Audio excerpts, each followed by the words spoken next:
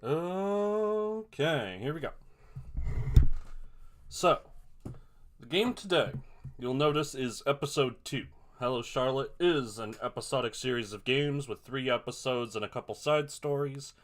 Well, while episodes 1 and 2 are both free games, it was episode 2 that was put on the itch.io bundle because you were allowed to put some free games on there. Or maybe it wasn't free at the time, I don't know. At any rate, I have, on my own time, played through episode 1. And it's very good and worth showing. If it were in the bundles, I'd be happy to show it. But I want to keep that channel pure, you know? So instead, I will be summarizing events of Hello Charlotte episode 1 as necessary as they come up in episode 2. Ugh, I'm all mucusy. Just a moment.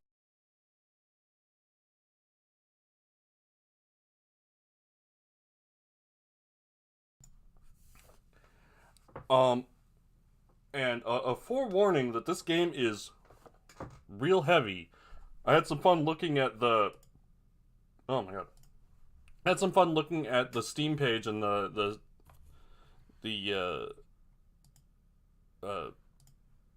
like viewer reviews, user reviews. That's the one. I can't get it up. And some of them were like, if you thought Omori was as bad as it could get, buckle up. Or, this game is for crazy people. I love it. Because this game has got a vibe. And its audio is not really coming through. Sorry if it gets real loud. It is quite quiet. If it gets real loud, I'll have to do emergency measures. So this is an RPG Maker game, and it's not really like an RPG. It's really more of a visual novel. And the first game, at least, was also more of a horror game. It had, like, horror tropes in it, like being chased by the scary bear. So let's get started. Ooh, that was a loud beep.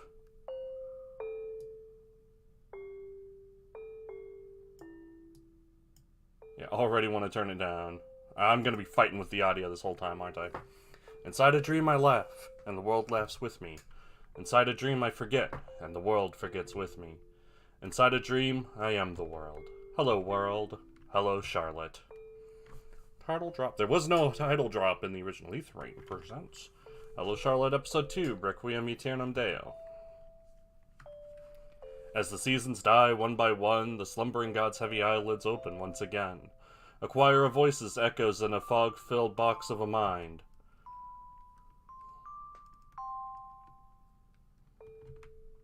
I must be dreaming. Since the Oracle became a part of me, my dreams always take place in here. Okay, let's get explaining. So, in episode 1, 12-year-old Charlotte, she's 15 now, 12-year-old Charlotte went on an adventure inside the TV and found in it many channels, at the end of which she found the Oracle, the god of the world who had created it, except they were dying because well, there's a lot to unpack there, but they were dying and asked to live inside Charlotte, and in exchange they would see her home. So, yeah, the Oracle is a godlike being who was dying / dead, and Charlotte said, "It's okay, you can live in me." Pitch black land where time does not exist. For these 3 years I've slept next to them in deafening silence. This time, it's different. The Oracle is awake.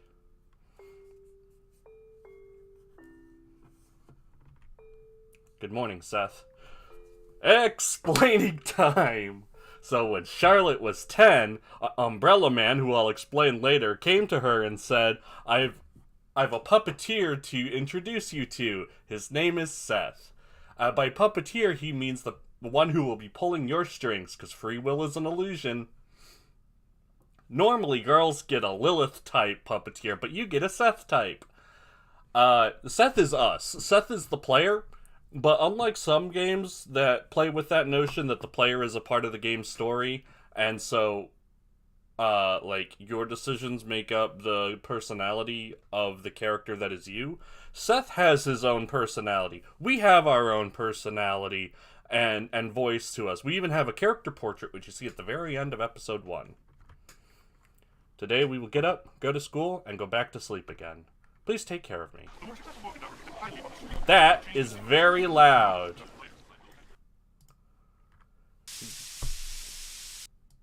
That's also very loud. I'm gonna be...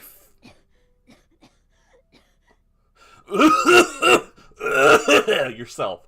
I'm gonna be fighting with the audio the whole time. So, you may notice that there's black stuff on her fingers. That's not the game being like, it's blood, but we don't want to show red blood. No, don't worry, it'll show red blood. That's ink, because it's implied. Oh, God, it's implied. So, in one of the TV World levels, one of its 8 areas, you go to a library. And in the library, you can read some books that are titled The Ink Princess, which said that the Ink Princess lived in a sea of ink. But one day, she decided that she wanted to explore other lands and see what's out there. She entered a sea of clear blue water, and her ink drifted from her, staining the water and killing all the fish. Then she stepped on land, and plants wilted at her touch. The villagers came and found her and said, "Can't you see you're poisoning everything?" And so she went to the land of paper, where she stained the paper irrevocably. She was put in a prison, a paper-white prison, until the Paper Princess came to find her. And then it ends. And Charlotte even mentions, hey, that seems like that story wasn't finished.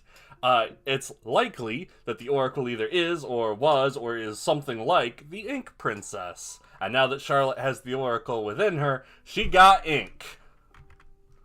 Is it morning already? So, this one's quick, don't worry. That's Magcat. Don't worry about Magcat. Magcat was a cat that Charlotte had that one day turned into a maggot. Or perhaps it was always a maggot pretending to be a cat. She loves Magcat. Meow. Meow. I feel a paw poke my face. Just a few more minutes. It sounded almost reprimanding. Magcat nuzzles against my cheek. Maggots on the cheek. Right, you must be hungry. Just wait a bit. Ugh. I look at my hand. It's covered in something dark. It's not blood. Weird. I guess we're not supposed to know it's ink yet. Whoopsie. Well. Oh, he's a good mad cat. Who is a good little bug cat? Little wormy. It's nothing. Don't worry. Umbrella Man was right. Over these years, my health really did become worse. Explaining time. Wow, this game's hitting me hard and fast, and my chair is squeaking. So, first I should explain Umbrella Man. Umbrella Man doesn't have an explanation. Umbrella Man came to Charlotte when she was 8 years old, and he gave her some yellow ribbons. And then he showed up again when she was 10, and gave her Seth. And then he just sort of shows up every now and then to sort of talk to her. He wears a skull mask on his face, and also he doesn't have a body. He just inhabits bodies that, like, Charlotte knows. Usually he inhabits her father's body. Her father is missing, by the way. But when he shows up, it's Umbrella Man. Anyway, at the end of episode 1, once Charlotte comes back with the Oracle now inside her, Umbrella Man is like, "You did a great thing, you know, but I'm surprised you're not dead. Having an Oracle inside a puppet that is a human body should normally destroy its organs, but you seem okay, but I do think it'll get worse." We still have a bit of time before school, Seth. Let's feed Magcat and greet everyone on our way.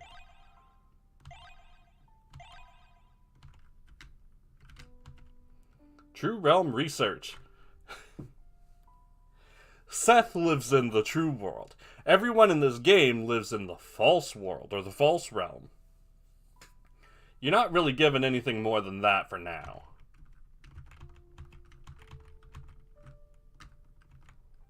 There's a drawing inside. Look at it. Happy birthday. That is not any character who is from episode 1.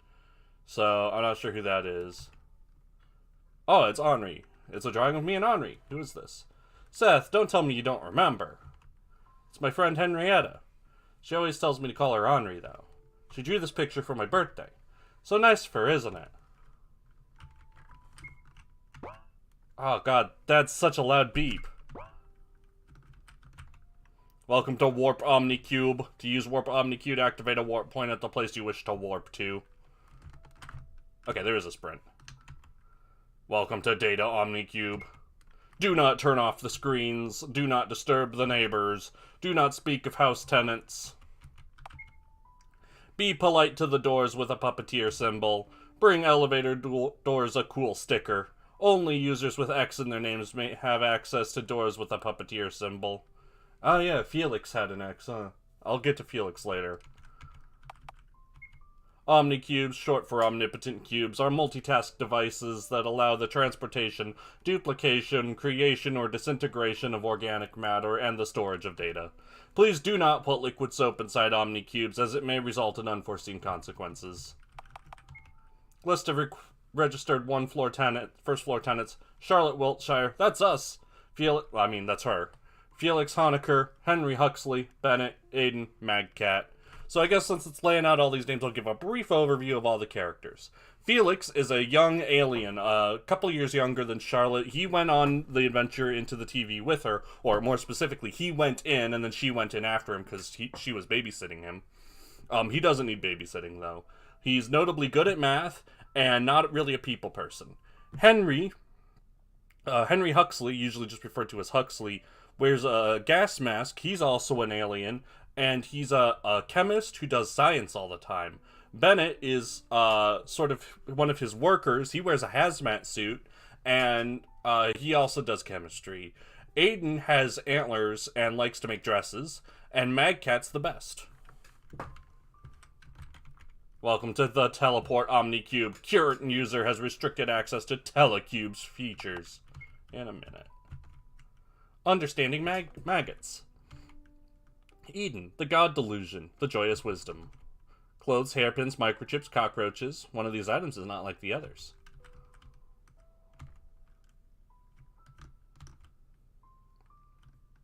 Oh, there's Felix.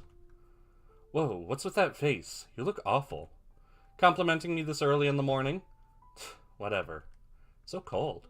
By the way, wasn't there a kitchen here before? Must be the house's structure changing again. Try the second door on the right. Felix got this plant for his birthday. He seems to like it more than any being in existence. It's called Venus Flytrap, Venus for short. The snake who ate its tail, player synthesizer. Chemicals are bubbling inside the flasks. One flew over the coal's nest. Simulacres at simulation, flatland. Hey, I know that one. Hey there, Felix. No getting self-aware. This is the TV room. Screen time is mandatory. I often remember my journey to the TV world. The channel isn't working. Oh, just a bit. Just a quick look, then. We have to hurry. Ah, that's loud! Today on Panopticon TV, truth about eco-food revealed. Who would have known the green labels were put on packages only to raise their price? Watch us at 7 p.m. to find out more. Switch the channel. Here it comes again. Ah! With brand new scientifically tested antibiotic technology, you don't have to store our milk products in the fridge. Without any life forms in your yogurt, it will never spoil. Best before, best forever! Life going too fast? Tired of the rush? We've got you covered. For just $9.99, 1 minute will last twice as long. Uh-oh. Slow-a-zone, just one pill to savor the moment. It's worth mentioning that in the first game, Charlotte claims that there are only ads on TV, but Bennett watches soap operas. I'm not sure who's lying. Psh, goes the static noise. Yeah, I heard it. Bennett's favorite show is supposed to be running soon. It's a soap opera.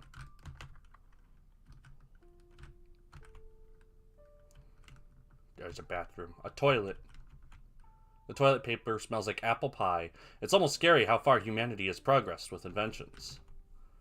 There's only a monthly supply of liquid soap inside. Take some? It's blueberry flavored. There's an acidic smell coming from the plastic bag in the bathtub. It's better not to touch it. It tastes arguably bad. God, the sound effects are so loud. Unfortunately, I don't think there's any way to change them. RPG Maker doesn't really have options for that. So since... Let's be a little thorough, you know? Rewind point is saving. And,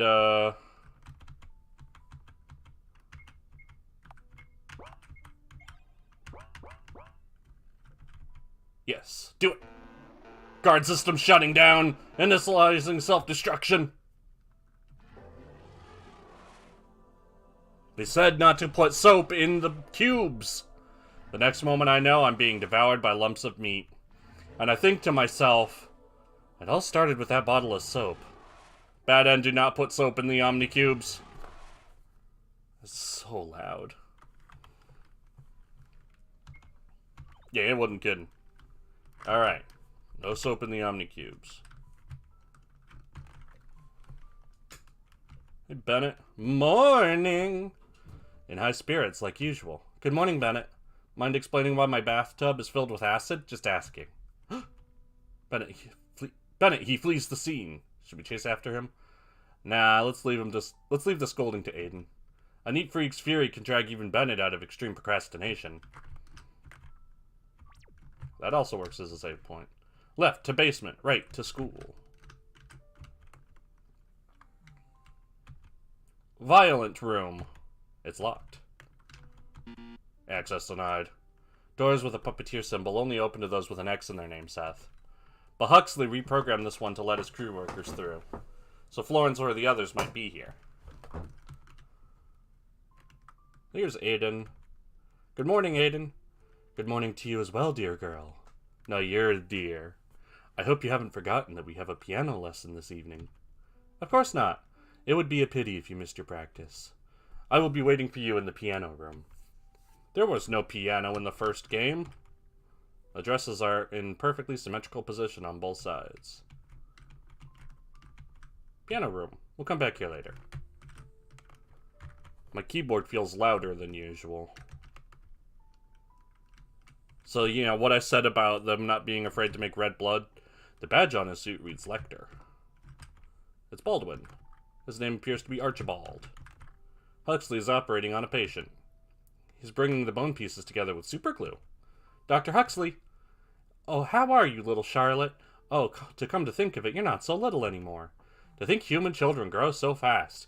Felix hasn't grown an inch in these years, but look at you. Pfft. Some things just don't change, do they? Aha. Dr. Huxley. Yes? How is he doing? Ah, Felix? Haven't you seen him upstairs? I thought you two got along rather well. Since my health started getting worse, we haven't spoken much. It's as if he's avoiding me.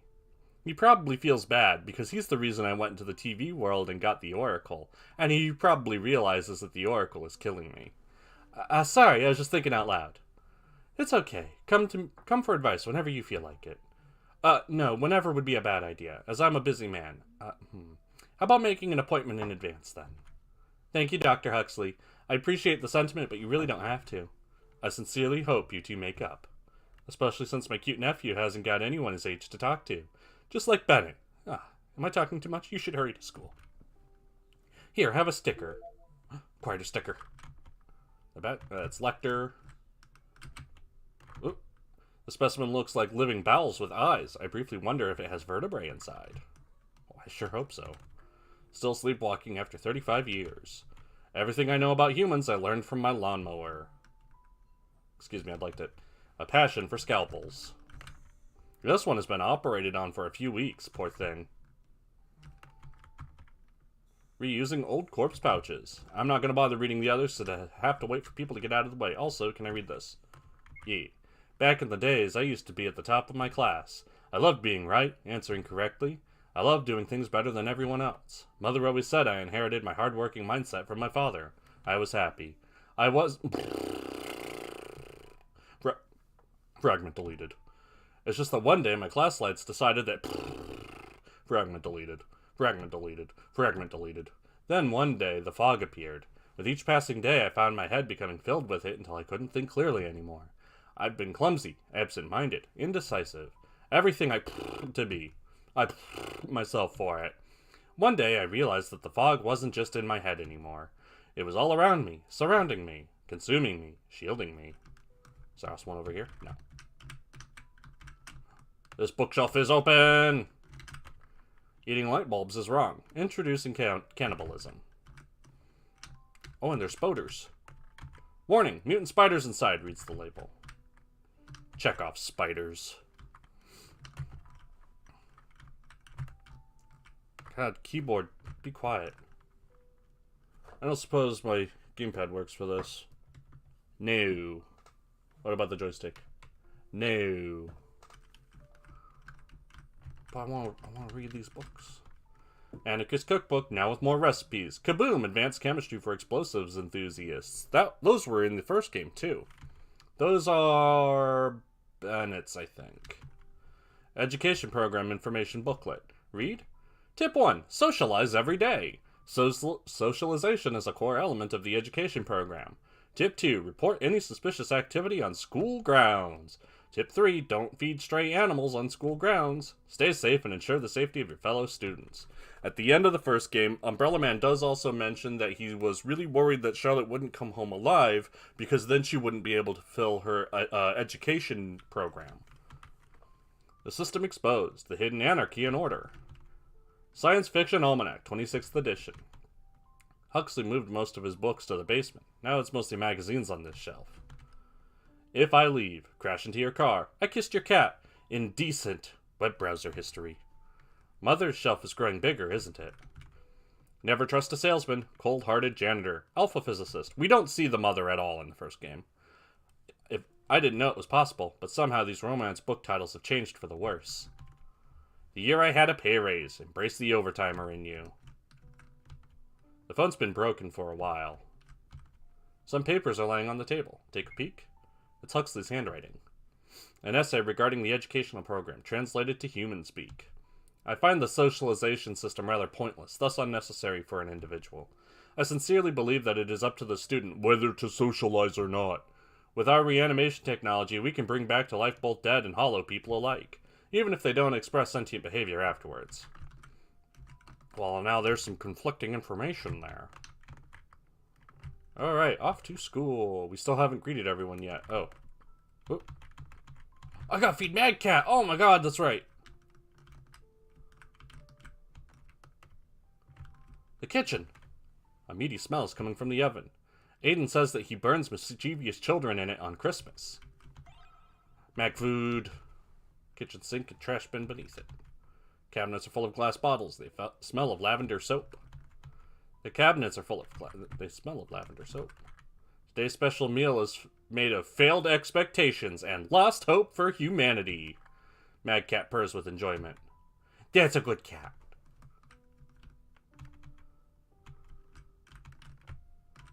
I guess I gotta talk to Mad Cat proper. Oh,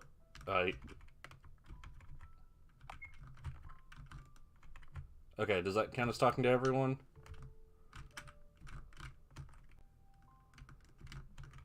No. Maybe talk to Felix again. You'll be late to school. Also, oh, there we go. Also, take these. Use them after socializing or you'll die on spot later. Real. Okay, how about now? No.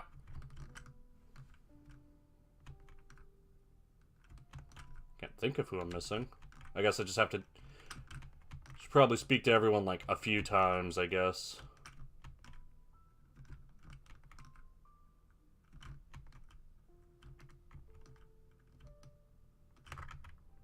What word if you'll be late, don't you understand?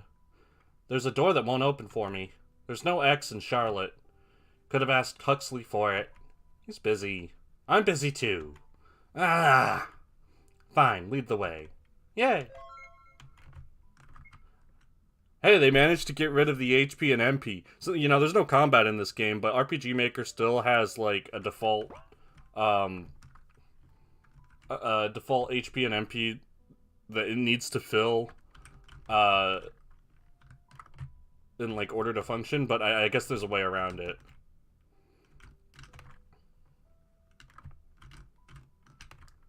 Hi, Florence. Florence was not in the first game. Oh, right on time. Can you hold some of this useless junk for me? I think I stole too many light bulbs, so Dr. Huxley might start suspecting me. Sure. I can help. Here you go. Pepper spray. Thanks for your cooperation. I guess nothing is Oop.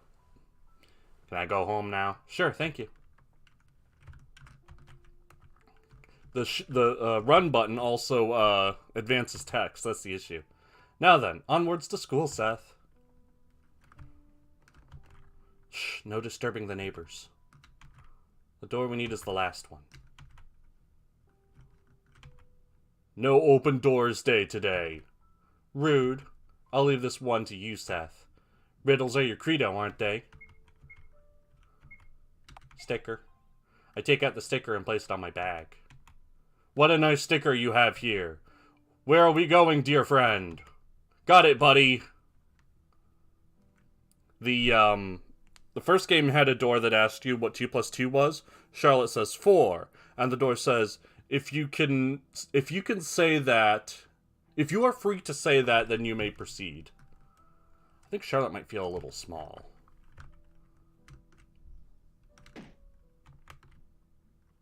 Let's beat some sense into this freak.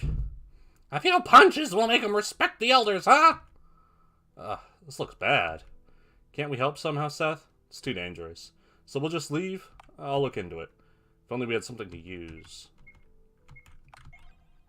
Right, we have pepper spray with us. Ha ha! Ha ha! So who's filthy now? Feel like apologizing yet? I have nothing to apologize for. Is that so? Why don't we cut off that tongue of his and see if he has nothing to say? Wouldn't it be too cruel to ruin such a pretty face? Then why don't we do something more fun? As I take a step closer, one of the students notices me. And who are you? I'm sorry to interrupt, but... Haven't your parents taught you? Violence is no good. Pepper spray isn't violence, kid. It's against the Geneva Convention.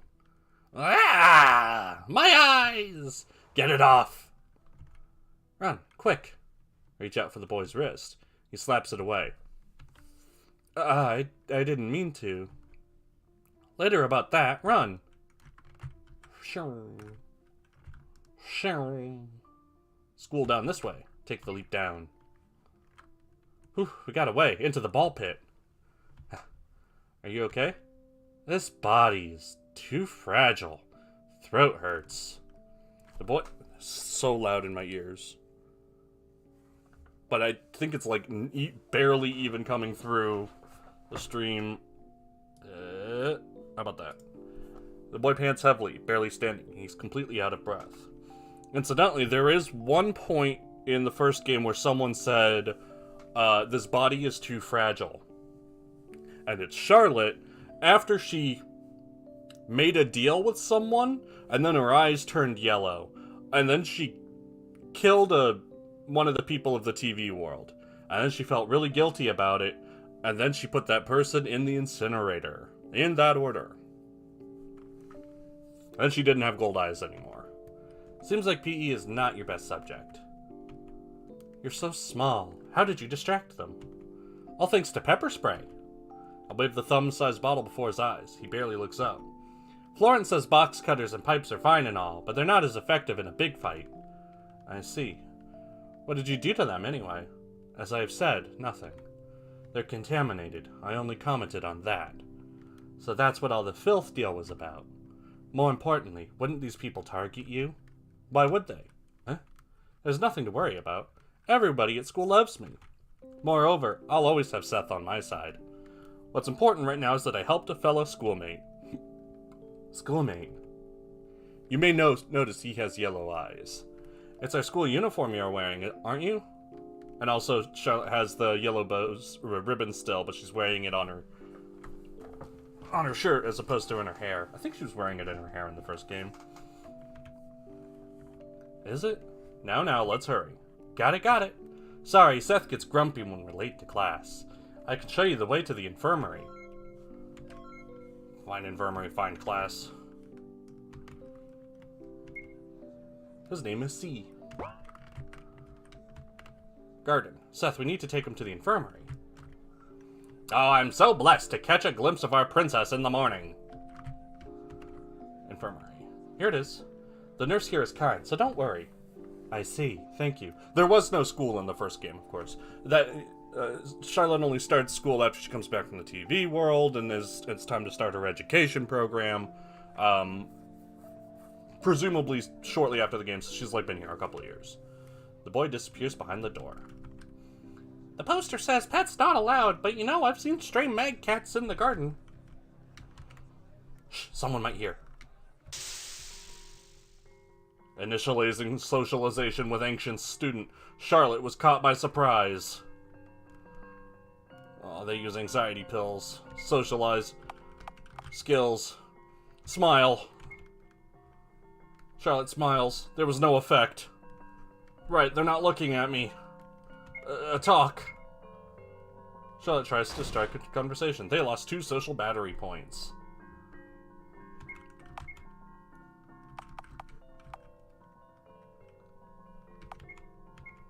Discuss. Asks about homework. No effect.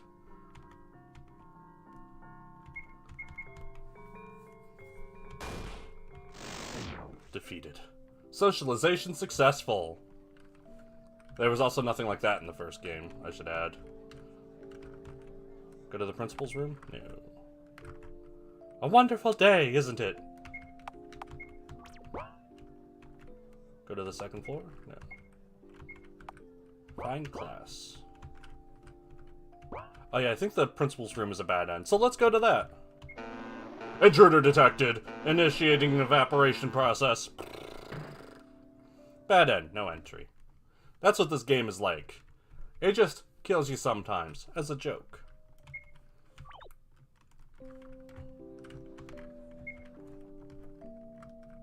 I don't remember this place. My class should be among these doors. Class 1A. A2. Oop. I guess that's the one.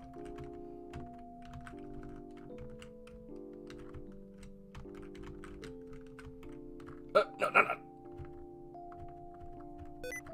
No, sticky keys! It's D3 you need to find. Oh, those keys are so sticky.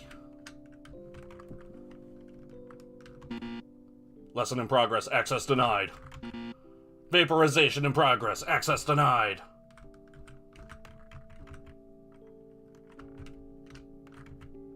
If only I could be of help. Anyone else want to talk to me? No? I'll leave you to your vaporization then. Quarantine access denied. Currently unavailable. Under construction. Currently held in second dimension. Ooh. U-phone and F-book users only. Only for cool kids. It's access denied. Gone with the wind. Access denied. I want to see what the rest of them say. Organ harvesting in process. Access denied. Oh, good. Hey, anyone want to give me the thing I need? I think I need a pass. A pass? Oh, I'm so sorry. I already gave it to the girl from F4.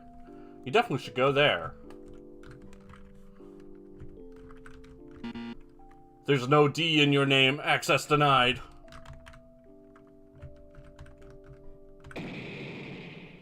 The student's head explodes into a million pieces. His brains are scattered all around the floor. That's messy. There weren't much brains to begin with.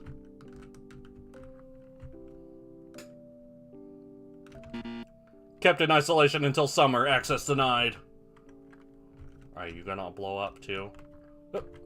Pass to 1A? I don't have one.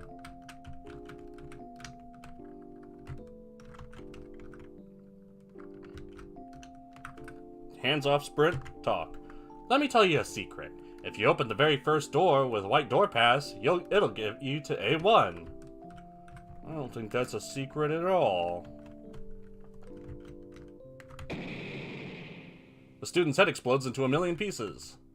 The student continues to browse the web on his phone despite losing his head. Hey, I don't like your social commentary. I don't like your tone, video game.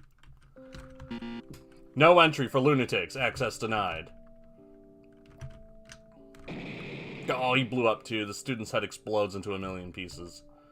No one seems to notice that his head exploded. I noticed.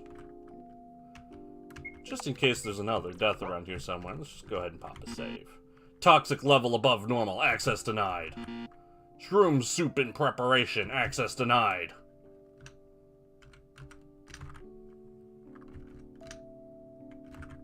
Why didn't you come sooner? I've already lost my pass on a bet. Why don't you go to C2 and beg for it? Infested with head crabs. Access denied. In this class, we appreciate Crocs. Access denied. Error 404. Access denied. Which was your favorite? I like the Crocs and the soup.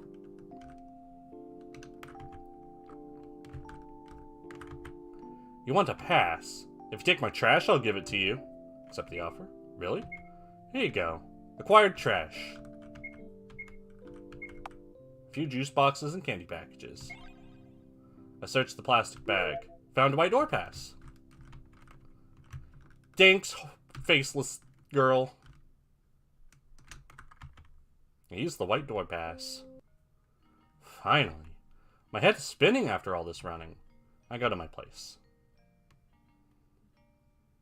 Someone taps my shoulder. Psst!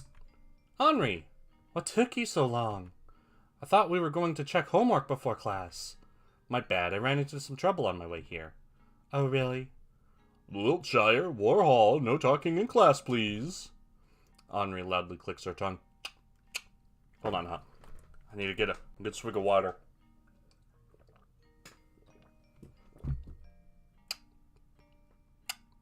There we go, that was probably loud enough.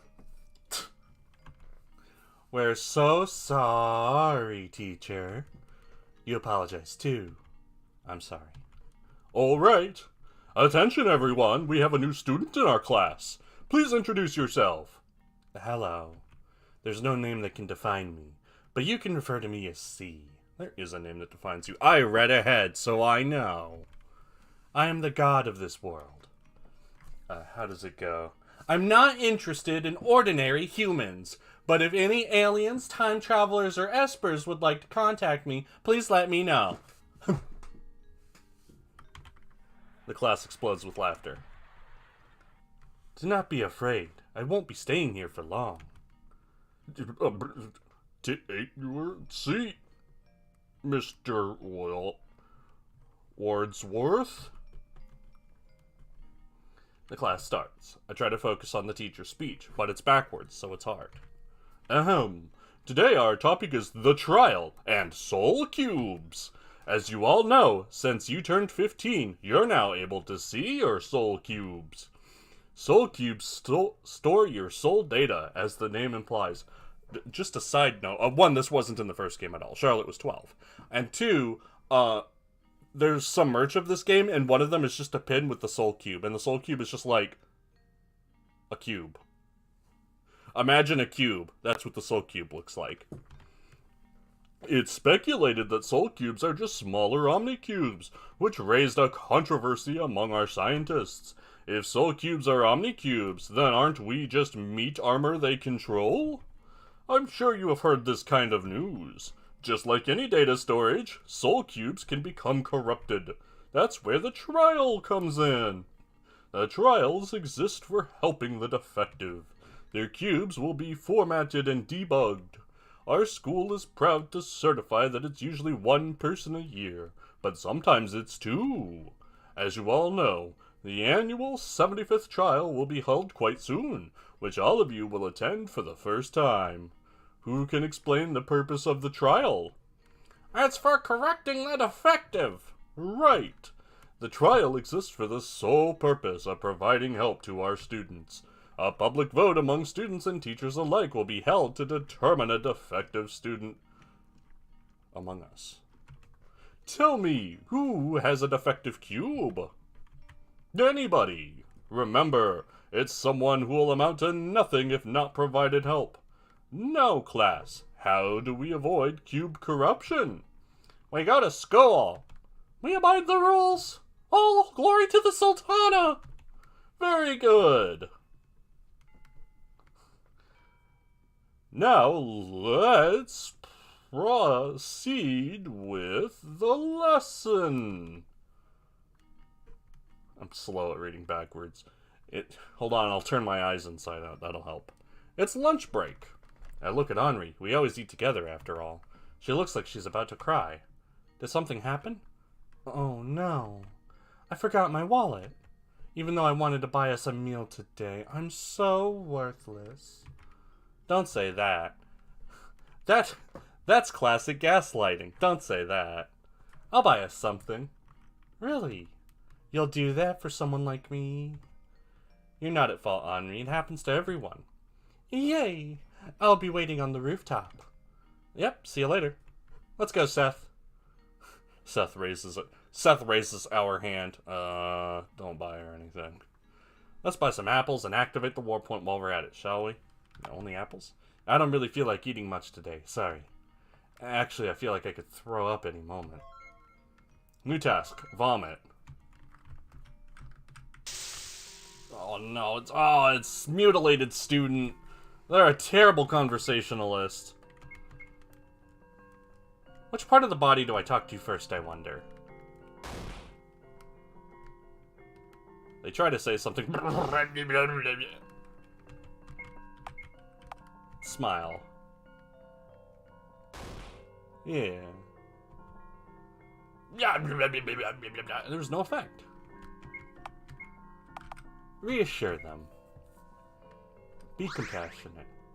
Oh, they healed. I didn't want that.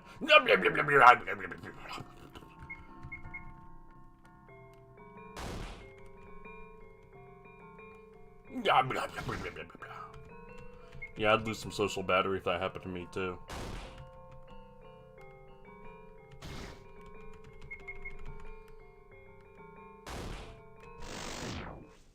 Do you think Aeternam key smashed a few times to try to get the right key smash? Or did they just let it rip and go with the first one?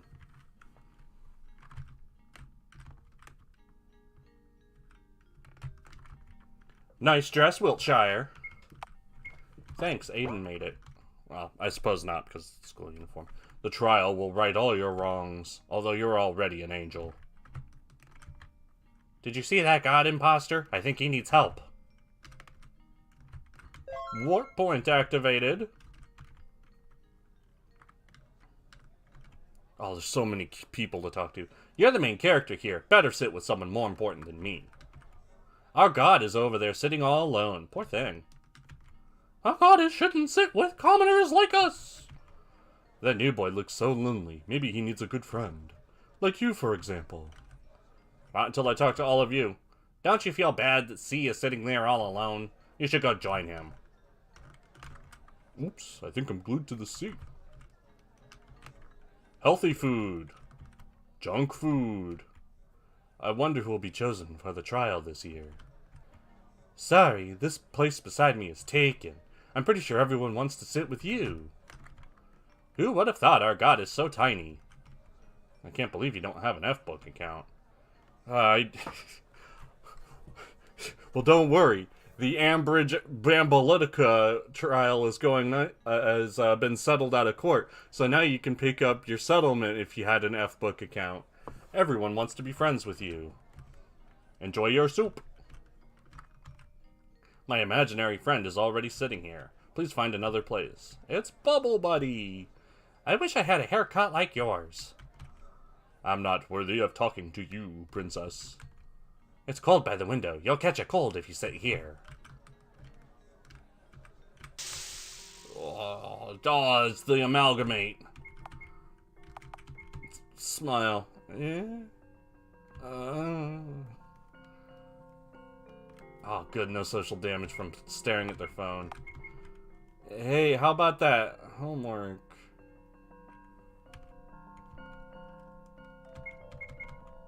Hi.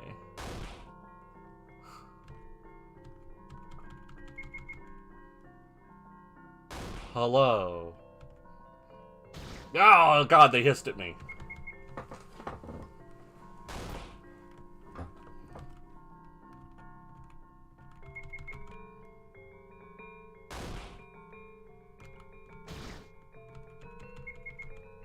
Ow. You don't get anything for that, by the way. I'm certain I saw your photos on a cat lover site. Who would have thought? The meal today is especially delicious, isn't it? You're cute. You look pretty today. Alright, C. C is poking at the canteen food. It's poking back. Hi again. Oh, hello. I thought this was supposed to be unrealistic. Mind if I join you? No, not at all. Henri's waiting for me, but talking for a moment wouldn't hurt, right? You seem a bit better. Yes, it could have been worse if it weren't for your intervention. The nurse patched me up a little. She said I'll recover soon. Although I still appear to have trouble with verbal communication. I see. Is it true that you are the god of this world? Ah, no wonder you're curious. That is the only thing I am sure of since my awakening in this form. In fact, I tried to get rid of this vessel immediately. But who would have known a human's preservation instinct was this strong? I couldn't put a scratch on myself. I was afraid of the pain. Curious, right? Not only that, I do not know the reason why I am here. Needless to say, it is not only a great inconvenience, but also a waste of time. I want to get rid of this body as soon as possible, but there is surveillance everywhere. Kind of ironic that the rules forbid self-harm, but not violence, isn't it? That's why I'm looking for the way out. Say, do you wish to aid me? When I return to my heavenly domain, I'll definitely... Look! She's about to jump! What, really? That Ailer? Everybody's gathering by the windows. Somebody gasps. Unknowingly, I find myself running outside. Oh, it's squishy.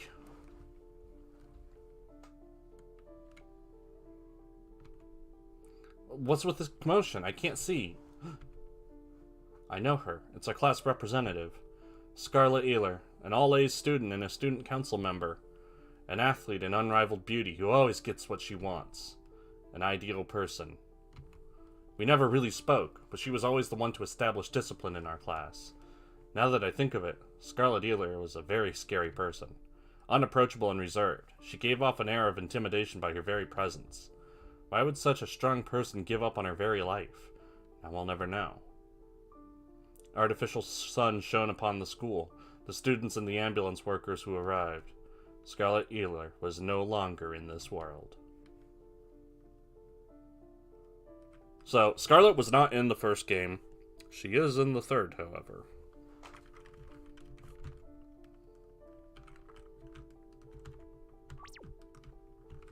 Huxley, Bennett, Violent Room.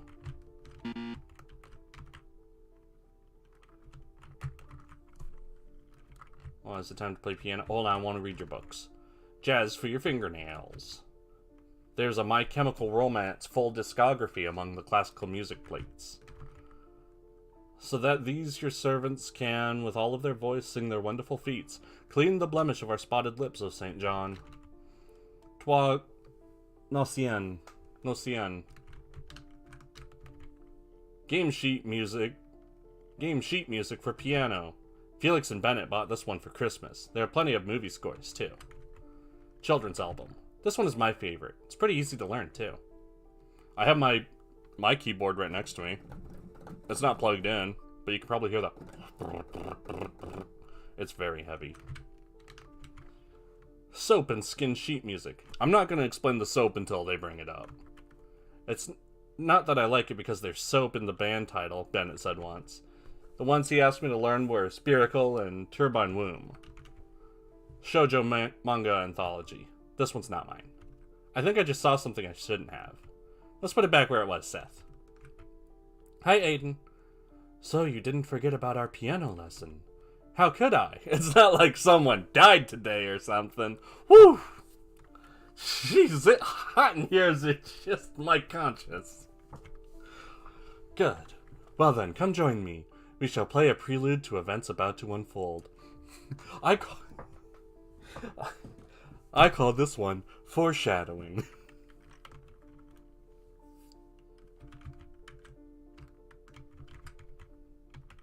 Play a prelude. Bing bong bong bing bing bong.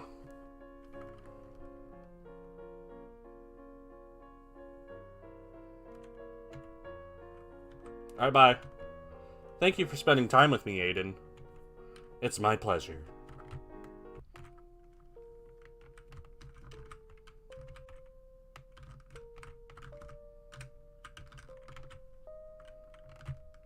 Anyone in here? Felix. Felix is deeply focused. He always takes things he does seriously.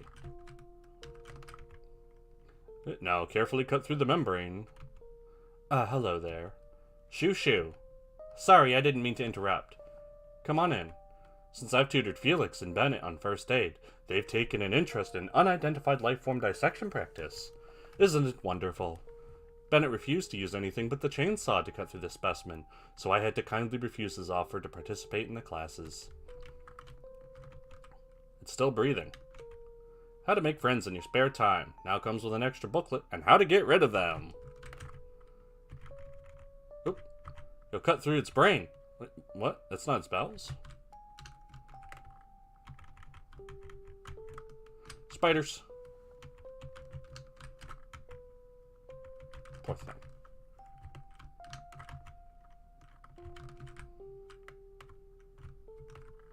Well, if I can't go in the violent room, what's the point? Alright. Alright, nothing there to talk to. Where's my kitty?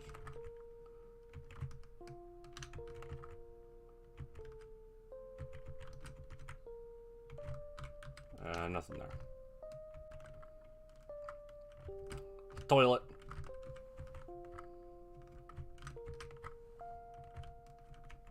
Plant.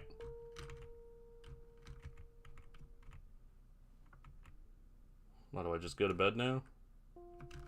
No, Bennett. Mad Cat is resting on Bennett's lap. Mad Cat, meow. Shh, Bennett is sleeping. Join in?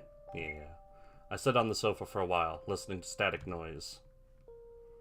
Is it going to be loud static noise? I got my hand on the volume. No, okay. Can't even talk to him again.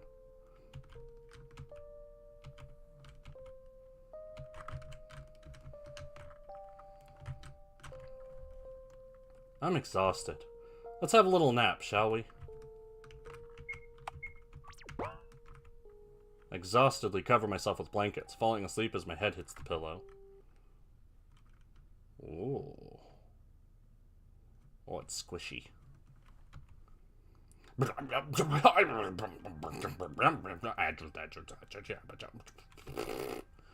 die, to sleep, to sleep, to sleep, to sleep, perchance to dream, the pings of time, to rub for in the pale cast of troubles, and arrows of outrageous fortune.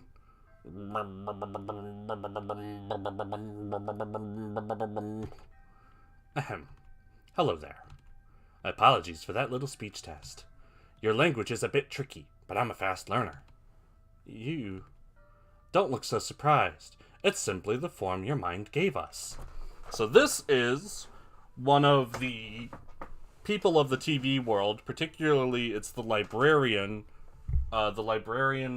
Frey, who was one of the nicer people in the TV world. He was just like, hey, you want help with some books? Also, he has 4 eyes. All of the males of his population have 4 eyes. The females have 3. And also the third eye is vertical. Seems like, despite your initial bravado, you're subconsciously afraid of us. So we took a more masculine form, although the concept of gender does not apply to us. Feel free to refer to us as Frey from now on, if you feel like it. After all, our appearance right now is one of the male Pythia. Oh, am I dreaming? Technically, you are. However, the fact that we'll meet the next time you go to sleep, and the next time after that remains. I slumber by day and wake up by night. I? Wasn't it us just a moment ago? Isn't it easier for you to talk to me this way? Yes, I suppose so. You look sullen.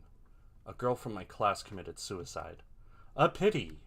Were you friends? We weren't. Acquaintances? Not really. A complete stranger then. Should it matter? Don't put it like that. We're classmates. So, the Oracle, I should mention, in the first game was unfailingly nice. Even though she had been mutilated and functionally killed by her people, when she found Charlotte and realized she wasn't coming to finish the job, she was not just polite, but extremely, like, helpful and just almost, not cheery, but nice. Really nice. A doormat. If this is that Oracle, they've changed. You are sorrowful now that she's gone, but you couldn't care less during her lifetime. Have you ever had a conversation? No, she was so unapproachable. An ideal person. What can a miserable person like me talk about with someone this perfect? Thinking that, you gave up completely. That's the same as being indifferent. No, it's not like that. You're exaggerating things. Only so that you'd be honest with yourself. Wouldn't anyone be sad if somebody died? I'm afraid I cannot understand that. If that person wasn't important to you up until this moment, why do you feel down? No, even worse. You feel obligated to feel sad. Deep inside, you know you have no reason to be. Why not be true to yourself? Is human empathy such a foreign concept to you? Empathy, huh? You humans have a rather twisted understanding of it. If death of some specimen you weren't involved with bothers you, then why not bawl out your eyes out whenever you see a piece of meat on your plate? That animal must have suffered a lot more than some misunderstood teenage girl just to make your supper delicious. No. It's not the same, you'll say. I didn't, but in the end it is. You're all animals. Yet your kind puts yourselves above all. My, what a plot twist. Who would have known that the concept of empathy applies only to your fellow humans? Ah, it truly never ceases to amaze me how you humans love to make a mountain out of a molehill. You'd never understand. How can you know the sadness of losing someone if you and Pythias were all connected? And united you stayed even when somebody died. For us, when somebody dies, the connection is lost forever. Do you really think it was always this way? That all Pythias willingly gave up their very egos for the sake of becoming one with everybody? Freya laughs. It echoes through the mind space. Stay in the fog if you wish to. Isn't it safer like that? Although I would love to converse more, it looks like it's time for you to open your eyes. All 2 of them. Who can it be at this hour? Ringing the really loud doorbell. It was loud in the first game, too. Open the door. Wise choice. Good evening. No, it can't be. Since when did you start to use doors, Umbrella Man? I figured it'd be nice to be polite once in a while. Especially since I'm using this vessel. Let's have some tea, shall we? Sure, come in. Now, what's with the suspicious look? I've merely come for a friendly chat. You see, I've received no orders from my employer recently, so I took this chance to have a small vacation. So you're slacking off. Don't put it in such an unsightly way. Believe me, even a workaholic like me can't let this opportunity pass by. After all, such a chance comes once in eternity. Umbrella Man chuckles at his own words. Wonderful, isn't it? I suppose it is. You always seem so busy. And believe me, I truly am. But enough about me. How's school? Well, I helped a classmate today. Oh, you needn't have. Why so? I'll spare you the details, but there's something I know for a fact. That boy was destined to die in that alleyway. That's just cruel. C is a good person. He doesn't deserve it. It's not about deserving, my dear. It's just that his sole existence threatens this world. I'd put it that way. As long as he exists, This route is doomed for a bad ending, no matter what you or your beloved puppeteer do. I hope I made myself clear. Anyway, I'm glad to see you in high spirits, despite your worsening condition. Is it that bad? It wouldn't be an exaggeration if I answered with a yes. The circles under your eyes have gotten darker, skin color more pale than ever. Have you been eating properly? I don't feel like it recently. My, you have a doctor living under one roof with you. Why don't you pay him a visit? Or are you afraid to admit your condition has been worsening even more? You're right. I really should. Yet you haven't done so.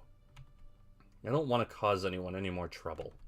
Ah, so that's the reason you're reluctant to take measures. I see. Oh, youth. I used to be young too once, you know. That sounds weird when you say it wearing a boy's face. Hush. This is merely a vessel, after all. Pay it no mind. Anyway, friendly chat aside, recently the number of abnormalities in this dimension has been increasing.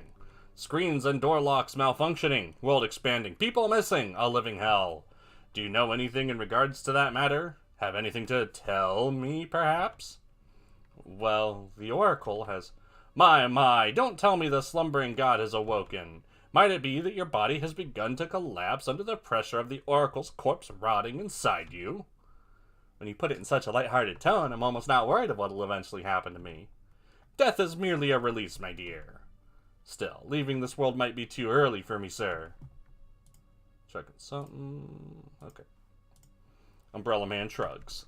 Well, it is your choice, as it was your choice to stop taking the pills. I don't need those anymore.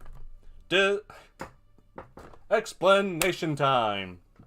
At the end of the game, Umbrella Man says to take your pills and go to bed. And then he gives them to Charlotte, and they are Abilify, which is a real drug. Usually when someone gets, when you see something like pills in a video game, it's just like, be goodinator. But no, Abilify is a real drug. It's an antipsychotic. So the game is setting a seed that some or all of this isn't real. We'll be seeing a lot of Charlotte being an unreliable narrator later, and have seen it previously in the first game. But it's not as simple as, oh, she just cray-cray. It's not that simple. Right, you don't. Just keep it in mind that the Oracle is no longer the divine being you met 3 years ago. For it's not but the rotting corpse of a god, no longer sentient nor self-aware, with your very mind giving it shape. A parasite of your mind. That's what my employer would say, anyway.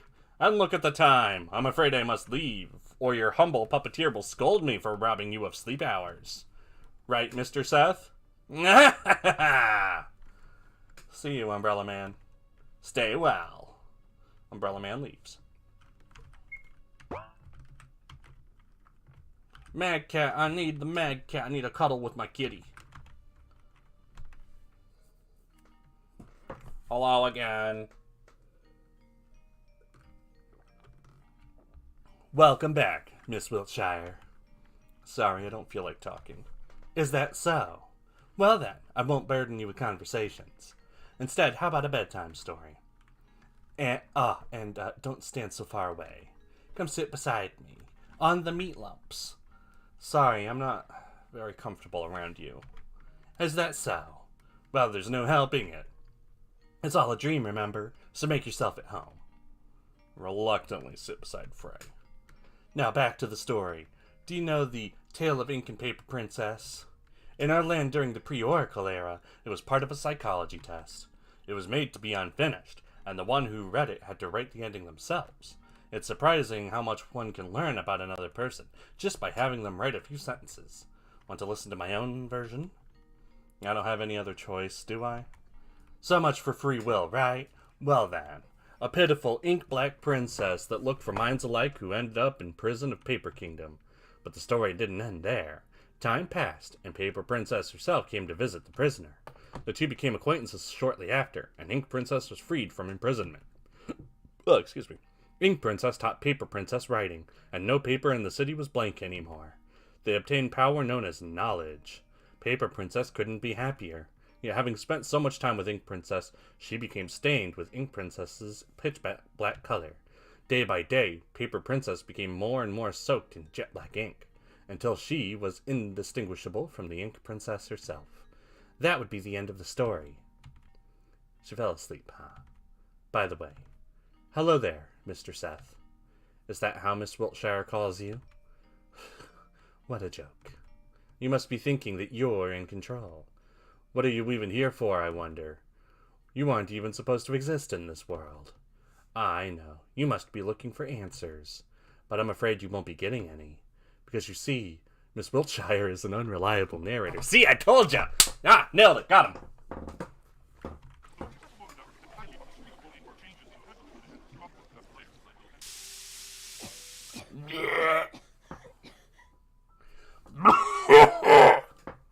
She said. It's getting worse. What time is it? Oh no. Henri hates when I'm late. Hurry, use the warp omnicube! Are you sure? Of course, silly.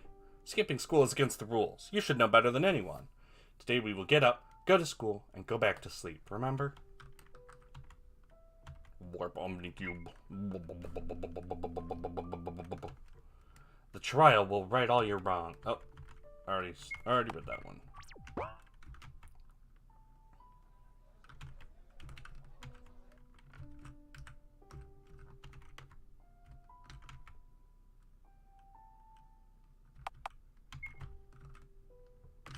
There we go. Henri! Henri doesn't even turn her head in my direction, which is fine, because we're looking at each other. Miss Warhol? I lightly tap her shoulder. Henri finally turns around. She's on the verge of tears. Charlotte Wiltshire? Yes? Why didn't you come to eat lunch with me yesterday? I waited and waited and waited, until everyone left, until the bell rang, but you never came. Henri begins tearing up again. Oh, I'm sorry. I guess I wasn't quite myself yesterday. I went home straight after that happened, you know. Henri locks me in a hug, hiding her face in my sweater. Her hold is so strong I can barely breathe. I thought you didn't want to spend time with me anymore. I thought that you hated me. I thought... I pat Henri's head. There's no way that could happen, right? Friends don't abandon each other. Yeah, you did the opposite, you liar. Please forgive me. I won't do that anymore. Do you promise? I promise. You'll have to swallow 1,000 needles if you break it. Our god is a loser.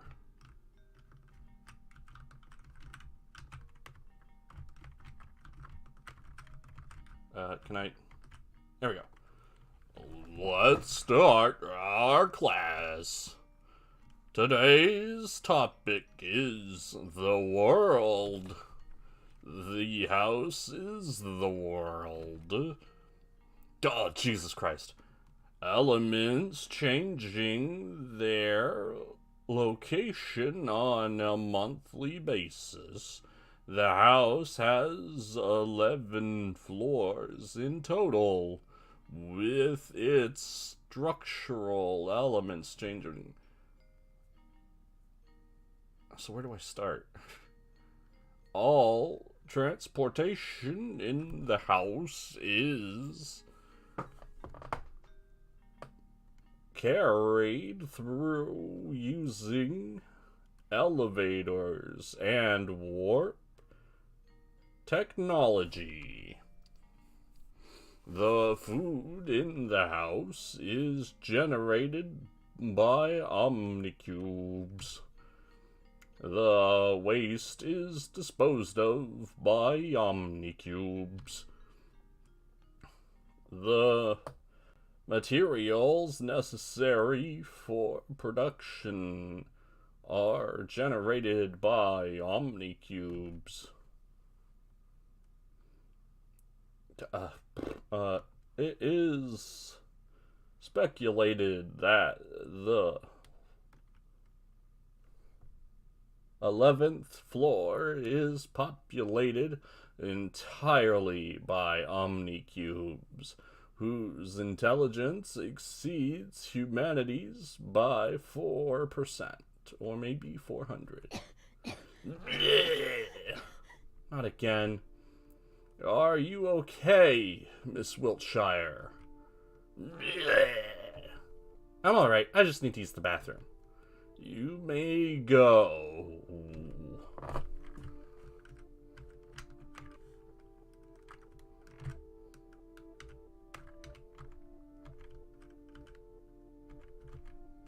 Is the bathroom on the 3rd floor?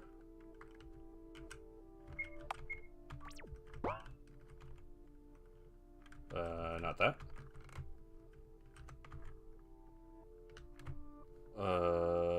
Not that. Ah, I see water closet. Okay. The tap doesn't work. I vomit into the sink. It becomes black from the ink. Bleh. Bleh. I notice C standing by the sink nearby. My head must have been spinning so much that I didn't notice him. I did. C washes his hands and face again and again, frantically pressing the soap dispenser button over and over. And carefully place a hand on his shoulder. It stiffens at the touch. Stop it. You'll get blisters on your hands. I can't. I've washed off most of the soup, but I still feel dirtied. Soup? My fellow student smashed my head into a warm soup. Oh, it must have felt horrible. Yes. In fact, everything I touch feels contaminated. I just can't shake off the feeling of disgust. I see. Suddenly conscious of myself, I remove my hand from C's shoulder. How about you? You don't look well. I've done better days, I have to admit. But I'll manage. Seth is there for me. Is that so? Oh, the lesson has ended. I left my bag there. See you later. I wave to C. He waves back a little uncertainty as if testing the new gesture. What's this? Washing internal organs in the sink is strictly prohibited. Don't worry. I took it out first. Socialization is the key to see another day. Comfort room. To provide a better experience without any interruptions, your body is perceived in 4th dimensional format in the comfort room. Talk without worrying about appearances. Chill without being anxious about being looked at. Is that gonna kill me? Oh, the triangles are here. That's 4th dimensional perception for you. Everyone's a pyramid. It's a bit disturbing to think I appear as a pyramid to these people. Let's not disturb anyone. It's painted by a famous artist. Ah, Pyramid Coon.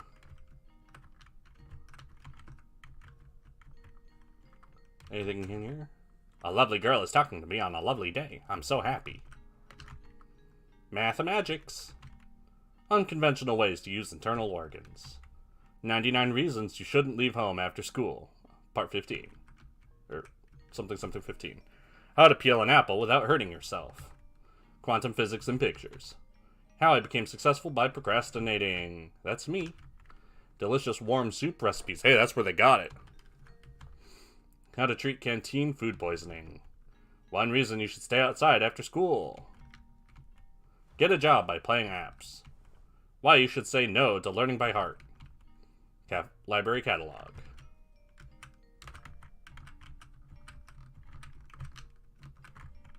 Okay, that's all that wants to talk to me. Let's talk to these people, though. I support you in anything you do. Good luck. Can I take a photo with you? I want it framed on my bedside. I wish I was as cute as you are. Am I worthy of talking to you?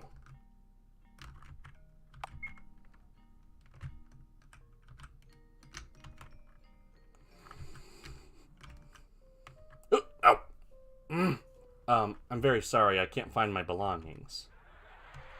Maybe someone accidentally took it. Excuse me, I'll go look for it. Teacher, can I go too? Why would you, Miss Warhol? Because I want to help, of course. 2 heads are better than 1. Okay, you can go. Henri runs with me with a happy grunt. I'll help, Charlie. Thank you, Henri. I appreciate it.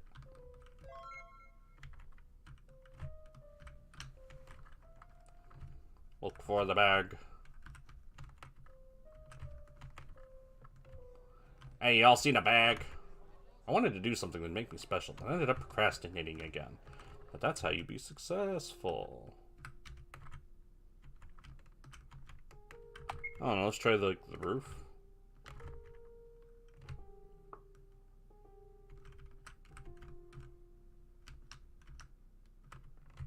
No go.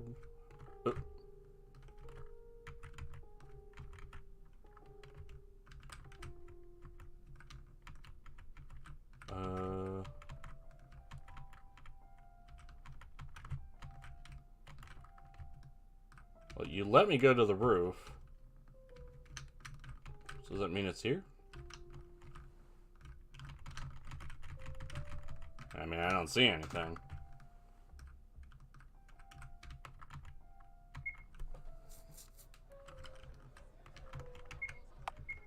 Does this still kill me?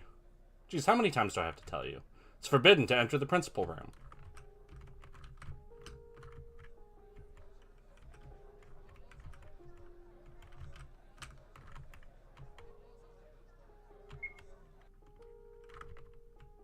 Charlie, are these yours? I don't know. All the pencils and pens are covered in mud. Look, it's yours too, right? This textbook cost a lot.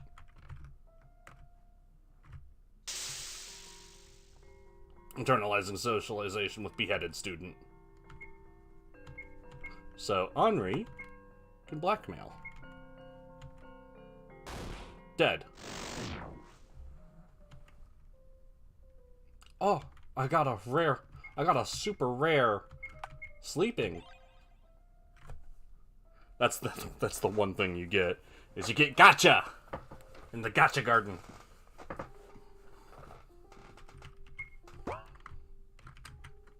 There's another textbook.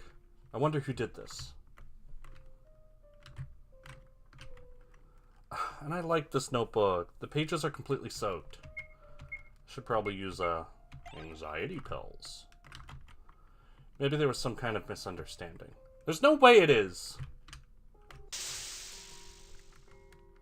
Damaged student. They've had better days. Especially not today. Did I do something wrong? Even the pages of my book of truth are torn out. Even though I worked so hard on keeping it tidy. Those bastards. How could they do this to you? I think it's some kind of mistake. There's no way it is. Like I said, it's okay. Unforgivable. Unforgivable. Unforgivable. Enough of this. I'll report it to the teacher. Henri leaves before I can protest any further. Looks like we found everything. I don't feel like going to class anymore. Let's go home, Seth. I'm home. Took you long. Hey, what happened?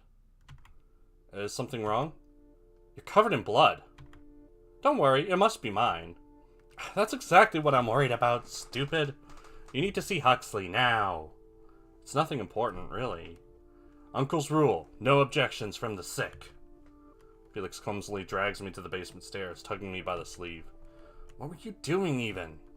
I talked to God today. Oh, no, this looks worse than I thought. May as well check your brain function, too. Should I start with the good or bad news? Just kidding, I was planning on telling you the good news first anyway. Well, good news is I know what this is. The bad news is it's nearly incurable. I see. So what exactly are these, Uncle? Heart wounds, as I like to call them. This kind of disease is quite common for those in their adolescent period, just like you are now. When you're stressed, anxious, or hurt by words and actions of others. These wounds inflicted upon you will manifest as scars on your body, mostly on your arms to be more specific. It's not lethal, but it'll cause you some minor inconveniences. The good side to this disease is that although your body will become vulnerable, your mind will receive less damage. Isn't that wonderful? I suppose so. There's nothing to laugh about. Now, don't be so harsh. Can't you see our little miss already has a weak immunity to her environment? Whatever. I'm getting back to work. Do forgive him. No, I'm not angry. It's just that I don't understand why he is. He must be worried about you, am I wrong? He shouldn't be. I don't deserve that. You must be thinking otherwise. Take care, little one, will you? Worry not. Seth will make sure of it. I'm sure he will. Good night, Dr. Huxley. Sorry for troubling you at this hour. It's nothing. Remember my clinic's motto. Healthy people are not welcome here. So then, feel free to visit when you're sick. For now, I'll get back to work. My social stamina has increased. Oh, it's still breathing. And the spiders are still spiders.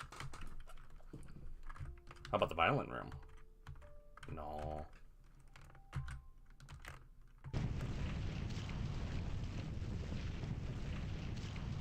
Do you hear that? It's not in here. Not in there. Ah, a hideous smell is coming from the kitchen. I tried the door handle, it's locked. Is anybody in here? Dear girl, I don't... No, I know who that is, it's Aiden. Dear girl, I don't think it's a good time to enter right now. Aiden, is that you? What happened? Mr. Bennett decided to take up cooking. And right now, his cooking is destroying everything in sight. Ah, I see. I won't hinder you. Charlotte's cooking destroyed everything in sight in events before Hello Charlotte 1.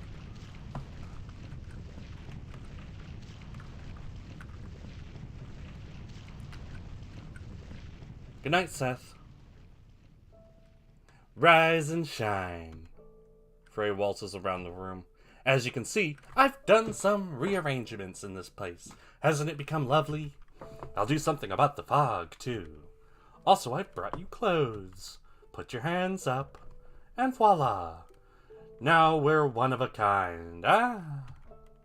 Frey. Yes? What are all these books doing here? Let's call it a mind library. You see, memories are stories from the past that we retell to ourselves. Once they're gone, you're no longer the person you used to be. But I'm drifting away from the point.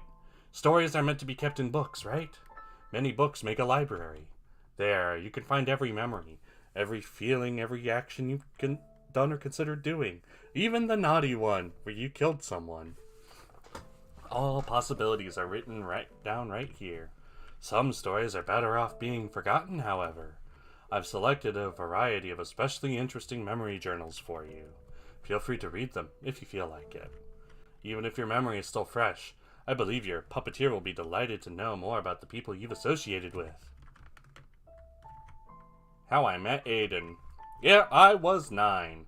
It was during Christmas when I hid under the sofa in order to catch Santa Claus with a rope and a bottle of chloroform. The one who came through the fireplace wasn't St. Nicholas, but a horned creature instead.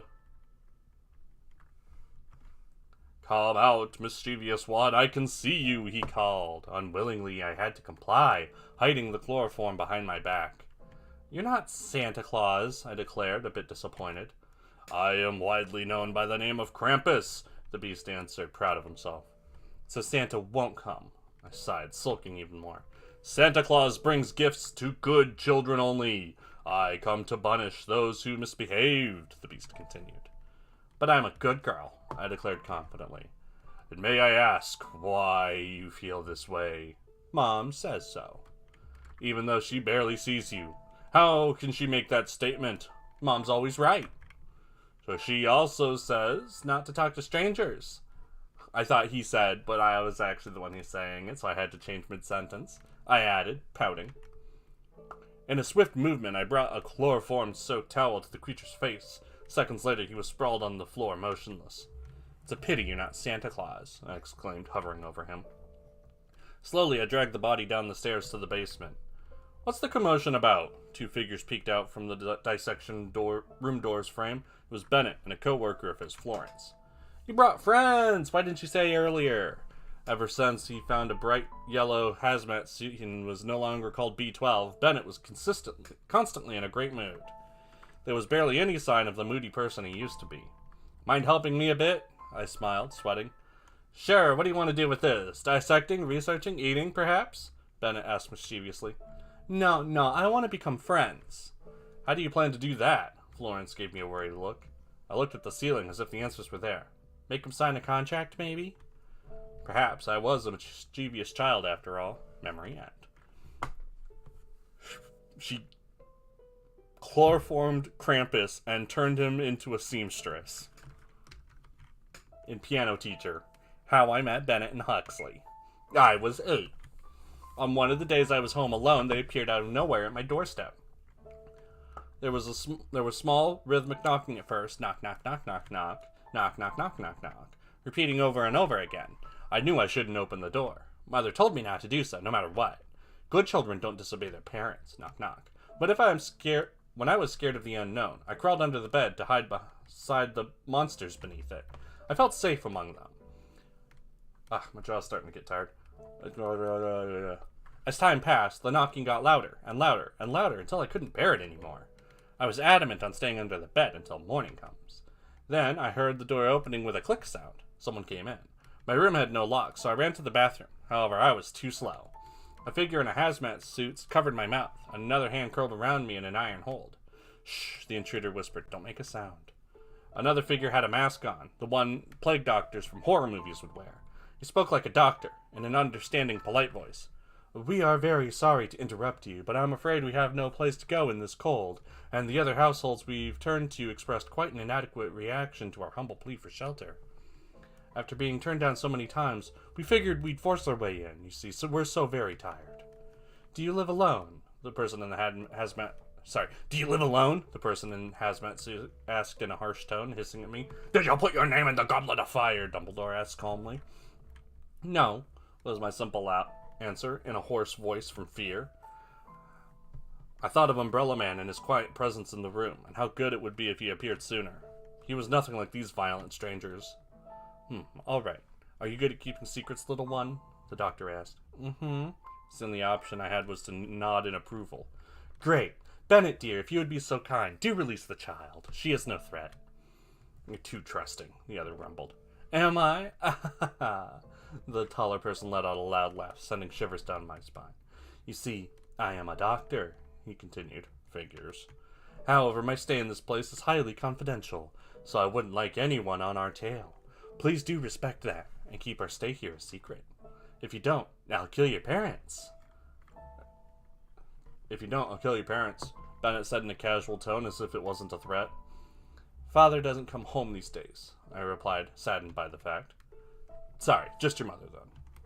That settles it, the doctor beamed. Now, little one, accompany us to the bathroom, for I am so awfully hungry I could eat a human. The smaller man elbowed him. Ouch. Sorry, that was a joke. A bad one, the doctor quickly backtracked. In the morning, I found the two peacefully sleeping in the bathtub, having eaten all of the soap and shampoo on the shelves. Aliens eat soap. It's a drug to them. Month supply of soap, and Charlotte's insistence that soap doesn't taste good. It's because the aliens eat it. Oh, look at them. They're cute. They're gonna have a soap hangover. The next day, they'd settled in the basement, and a week later, I was doing all kinds of errands for their research.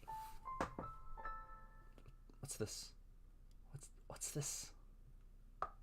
Collecting bugs, buying a year's supply of soap with the funds in my money jar, and helping them to carry out bags with unknown contents on a daily basis.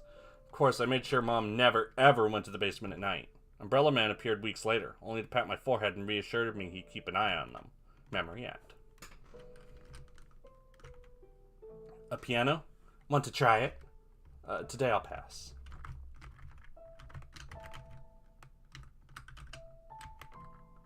Perhaps you would like to join me in reading, Miss Wiltshire. Frey chuckles. All right. I'm rereading an anthology of Greek myths. Have you read the story of Hades and Persephone? They say that Hades, the god of the underworld, captured the beautiful Persephone, the goddess of springtime. But I believe it was Persephone who captured Hades, and his heart and mind belonged to none other than her since the moment they met. Which was quite rare for a Greek god, considering. Even though the pomegranate seeds Persephone ate urged her to return to the underworld for half a year, she was allowed to live on the surface for the rest of the time. Just like you come back here only during the dream state. Or is this comparison too much of a stretch? I do tend to get carried away with words. Oh my, seems like someone's fallen asleep already. Sleep well, princess.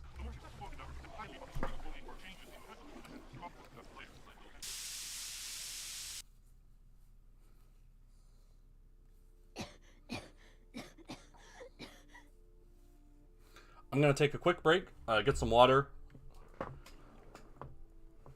make my jaw stop being sore from all the talking that I normally don't do. Be right back.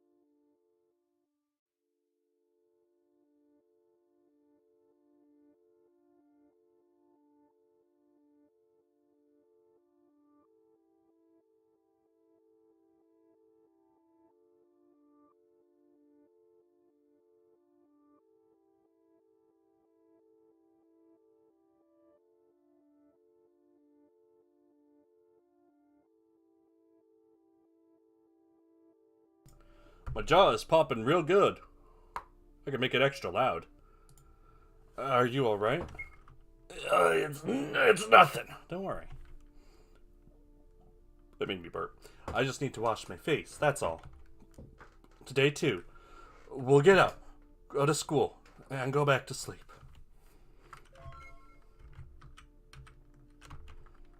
The bathroom was here? Bennett? Yeah! Well, Oh, it's just you. Hi. It's rare seeing you without the mask. It's easier to blend with the crowd in it, and safer considering the environment I work in. Does your face still hurt? A bit, not much. Not to the point of being unable to sleep anyway. Ever since Henry removed the eyes from my internal organs, I've been just fine. Apparently these orbs don't like when soap gets into them. You need to use the sink, right?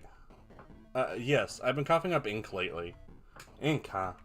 Maybe you should collect it. We could make a fortune on selling ballpoint pens. I like his teeth. I'm all for sharp teeth, boys.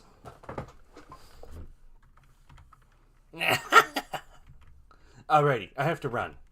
Gotta finish my business in the violent room before game of chairs starts. Bennett, seemingly satisfied with his financial proposal, leaves the bathroom. I wash my mouth and face until the ink stains become barely visible. And now that's better. Oh, right. There's something I want to get before we get to school. Visit Felix. Still a toilet. Some things never change.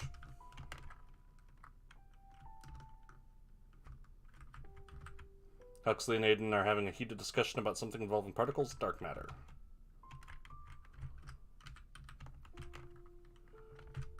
Good for them.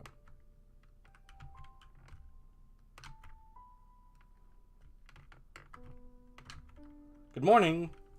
I know that look. Do you need something? Well, yes. Do you have a spare pair of gloves? Oh, what for? A friend. Well, not a mutual friend, but an unrequited friend. Don't tell me it's that god guy. Yes! He doesn't like germs, apparently. The god has mesophobia, huh? Why am I even surprised? Here you go.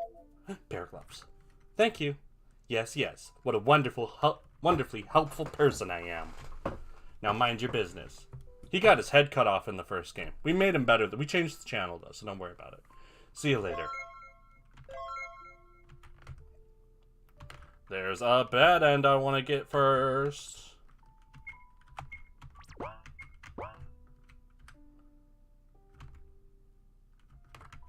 Violent room. A do not disturb sign is hanging on the door. It's open. Bennett seems occupied. I raise my voice. Bennett! Ah! Bennett suddenly turns around with the chainsaw still in his hands. Oh no! No, my spaghetti! Before I knew it, my insides spill on the floor. Man, don't startle me like that! No one ever reads warning signs these days, do they? Bad end, do not disturb. That's why you don't go into the room that says do not disturb. That'll happen to you, and you'll deserve it.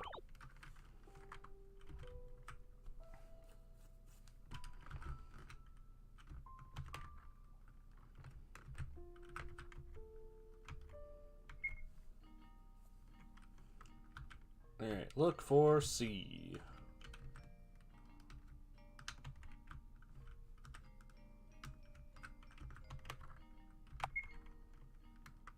Charlie! Henri? Henri practically throws herself at me. A wide smile is plastered on her face. Hey, how's it going? I've missed you! Hey, let's go feed the maggots before class. Stray ones, so the rumor was true? Yeah, they're in the garden. Come on, let's go buy them food. Although I forgot my wallet again. It's okay, I can buy it. Really? What a relief. Let's go. Alright, lead the way. Guess I'll have to find C later. I think it was on the second floor, right? It was like this one. Yeah. Healthy food.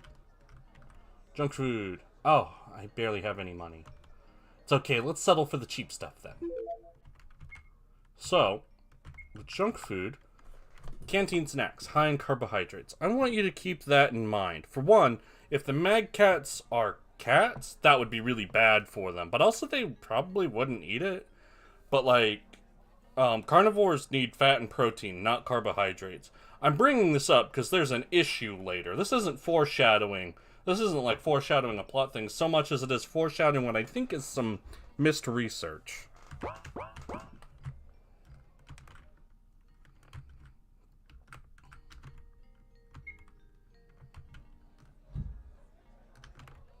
Garden. Go to the kitties. Meow. Meow. Ah. The maggots nuzzle against my hands. No need for formalities. I'm just a mere human. I bring out the snacks we bought. Today's special flavor is failure and impending doom. Maggots hastily eat with eagerness. Good cats. Let's visit them next time, too. Sure. Now then, let's go back and change for PE class, shall we? Sorry, there's something I have to do before the lessons start. But I'm here. What other business can you have? It won't take long, I promise. Is that so? Well, then go on. No, I won't wait for you. Oh, I despawned him. Oh, go to the floor. Access denied. Is it the second? I probably need to go to the third floor to the bathroom. That's probably where he is. Nope, it is not. If he is in here, I wouldn't know. C, where are you? Oh, there you are. C puts down the book he was reading when he sees me. Hi there. Hello. Busy? Sort of. I'm gathering information on this world. My memories are incredibly out of order, which is a great inconvenience. But all I could find were illustrated manuals for express weight loss and lists of ways to become a billionaire by clicking pop-up ads. There's also a collection of must-read classics that nobody will ever read. It hardly helped with the organization of my mindscape, but was an entertaining read anyway. Perhaps the school library isn't the place you should turn to. Yes, perhaps I should have taken the leaflets they were handing out on my way here. If you wanted knowledge on sales in supermarkets, then absolutely. Oh, why don't I give you my notes? I hastily bring out the Book of Truths from my bag. It's just my theories and observations, though. They're a bit silly. Here, you can have it. C reaches out, only to stop midway. His breathing hitches. Sorry. I can't accept it after all. Why so? It's because it's not clean, right? I'm really sorry. Don't worry about it. How about I tell you everything I know? That would be kind of you. Then it's a promise. There's something I can give you in return. You don't have to, really. I want to. Here. A notebook. I write stories, you see. Perhaps you'll find it interesting. You can throw it away after you read it. Don't worry, I'll keep it. I almost forgot. I brought you these. I hand the gloves to C. You said you didn't like touching things, did you? He looks dumbfounded for a moment. Are these for me? Do you see someone else here? Yeah, they're like in front of the bookshelves. No, it's just... Thank you. You really needn't have done so much for me. Don't say that. I'm happy to be of help to you. Sorry, I have to run. We have PE class today. See you, C. Was that the first floor that had the changing room? No, it's the second. My locker is the last one on the upper right. Something's off here, Seth. Can I die horribly in here?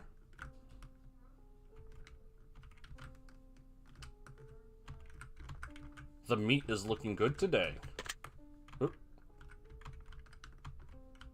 I didn't catch that.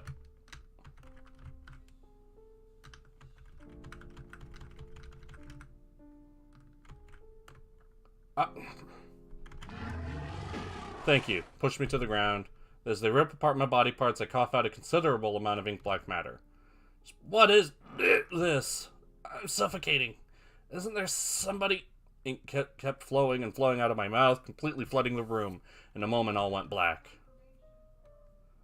Shire, wake up, sleepyhead. Man, the shift key! Frey? Finally awake, I see. Just look at this warped reality bubble.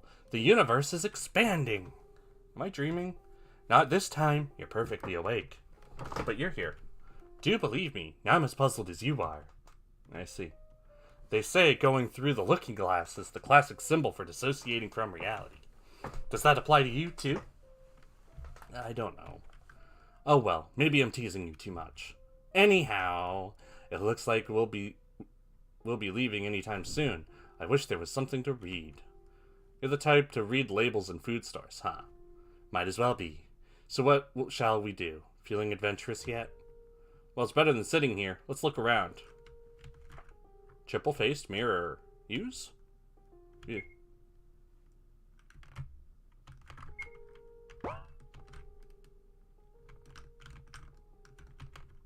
Double-faced mirror. Turn around. There's a red switch behind the mirror. Use. Sure.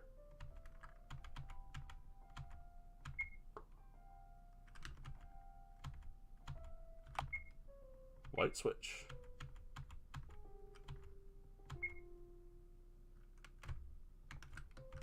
Well, I activated some switches. Oh, okay.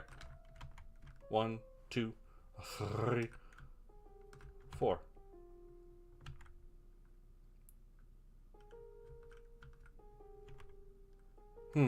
Isn't that Catel's intelligence test? Seems fairly easy. I've passed one before. Then I'll leave it to you.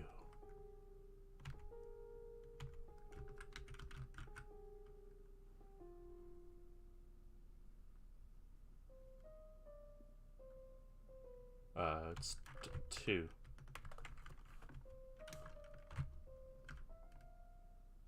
Oh, I get it. There were a lot of puzzles like this in the first game where it would, like, ask you a question, and then you have to remember the number of the answer. It'll be a password later. 1, 3, 5. 1, 2, 3, 4, 5.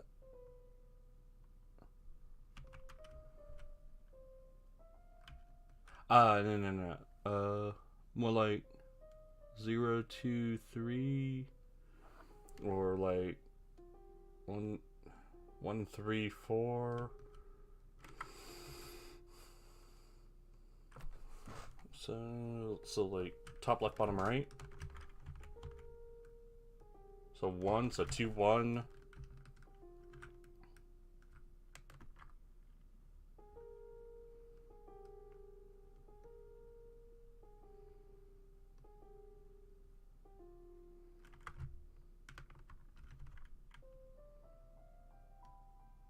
White on the right, right? So 5, 2, 1, 5.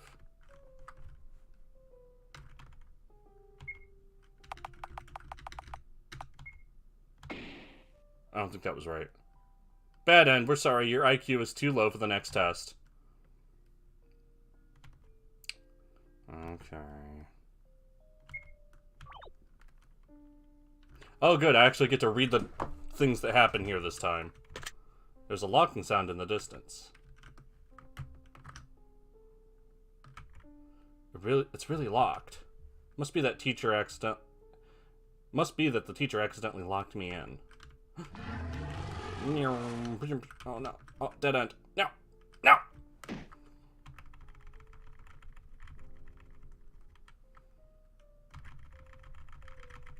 Alright, doing this again.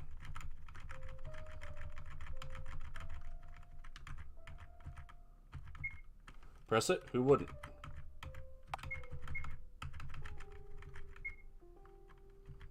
And turn around, hit, use,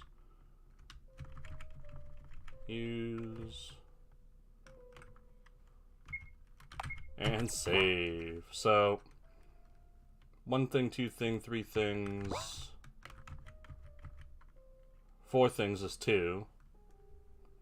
4 and 5 both have 5 things. 3 has 2 things. 1 has 3 things. So it's got to be 2.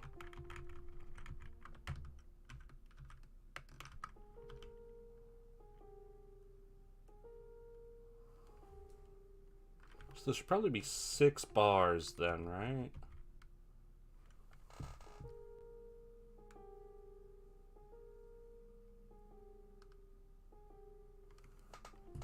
I don't know how it's not 1 if it's not 1. So 2, 1. 3 o'clock, 7 o'clock, 12 o'clock. So it changed 4 and then 5. So then it changes 6.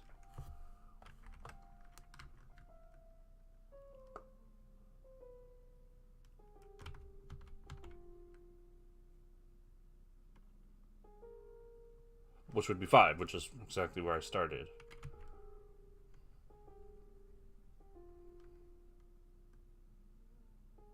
Alternatively, it mirrors the second one, but none of them do.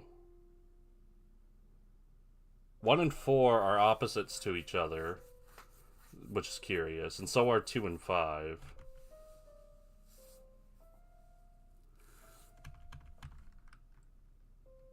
Let's try 2. So 2, 1, 2.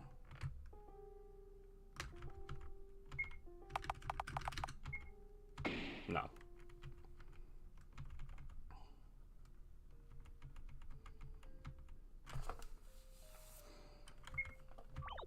The only one I'm really confident about is the first one.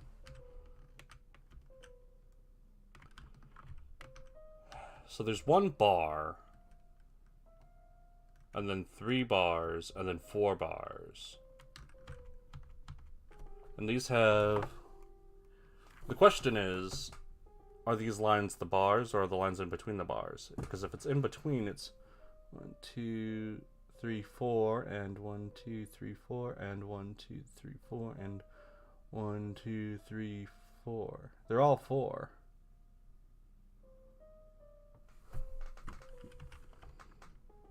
Same as this one. They're all the same number of lines. So it shifts 45 degrees, and then it shifts another 45 degrees.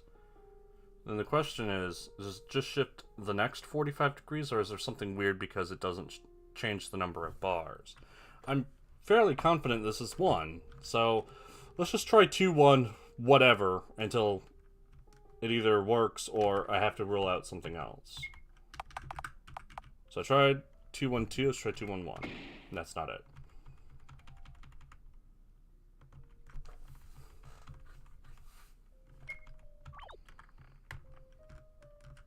I should probably save right in front of the button. Or I suppose like right here in case I can't go back. Try 2, 1, 3 and then 2, 1, 4. No.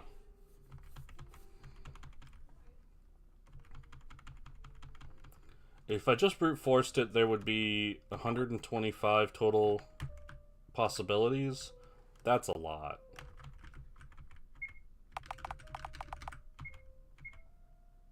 It is 2, 1, 4. I'm going to load and check what 4 was.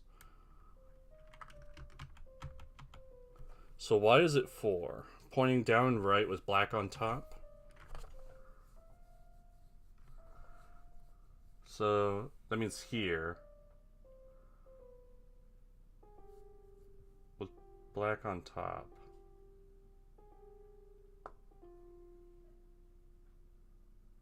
So that means this shifts this way.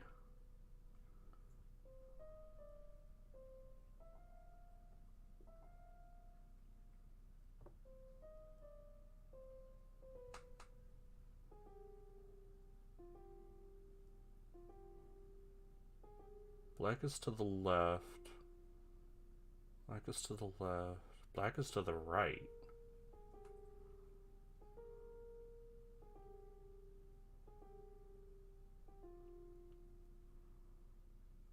Yeah, I don't get why it is. Because you see the little nub. Black is to the left, white is to the right. And then on this one, if you sort of turn your head, or you can just internalize it, white is to the right, black is to the left. But here, white is to the left, black is to the right. So then why is it black is to the left, white is to the right? Well, pointing down right. I was right, incidentally, when I did the...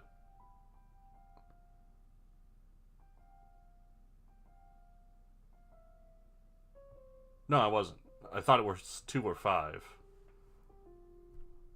My initial thought was 2 or 5, which aren't right at all. So it only moves 4 or maybe 5. You know, it's not super precise.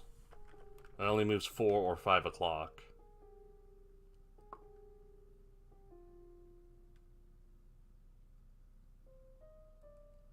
Or like 4. It moves 4:30. 4:30, huh? But no, this moves 3. And then this moves 4:30. I just don't see a pattern.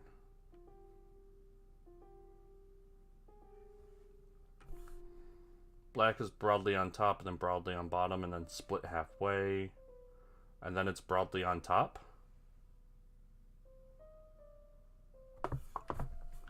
I don't understand why that one is 4.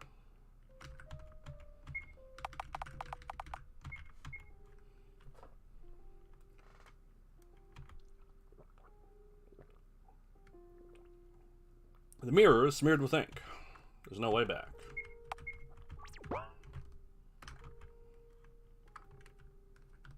One, 2, 3, 4, 5, 6. 91677. 49729. 17335. 51238. 75689. 15693. Alright, that doesn't make any sense to me. What's this say? Mirror to reflection room. Input number? Not yet. Oops. 15693. 7. 1, 2, 3, 4, 5, 6. I don't see any hints as to which one is like right. Oh, and I don't think I'm getting one.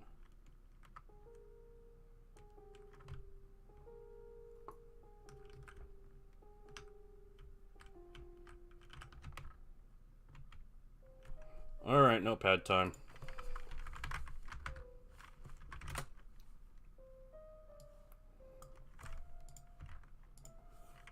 One, 5, 6, 9, 3 on mirror number 1. 3, 7, 4, 5, 5 on mirror number 2.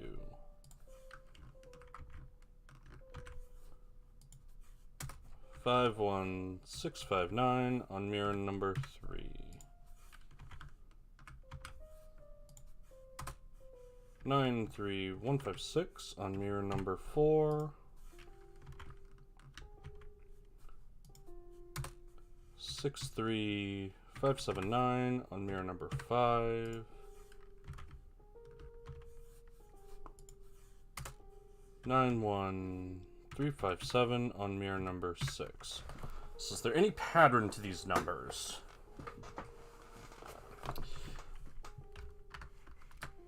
And this was bottom right. Well, let's write them all down before I try to analyze anything, because the numbers did seem very similar.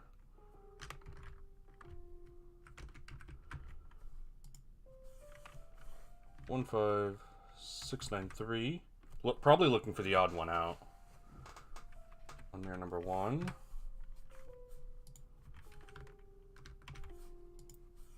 3, 4, 5, 7, 5. On mirror 2.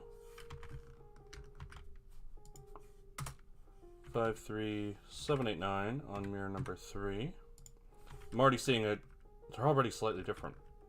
But more than one of them's different. But 15693 is the same on both of these. 96296. On mirror number 5, that's 96296 on mirror number 5. And then I have to go back because I typed while the game was on screen. That's not helpful. 789 on mirror number 4.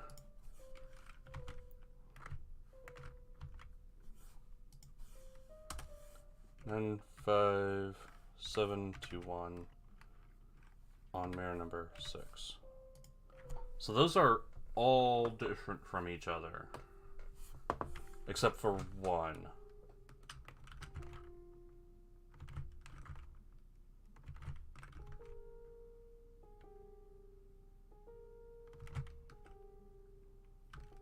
Right.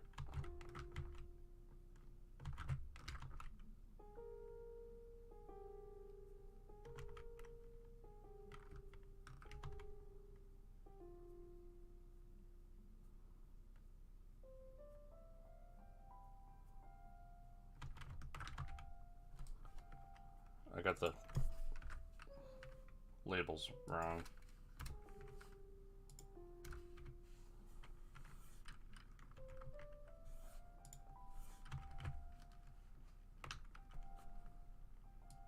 Gotta just do a little copy, cut and paste.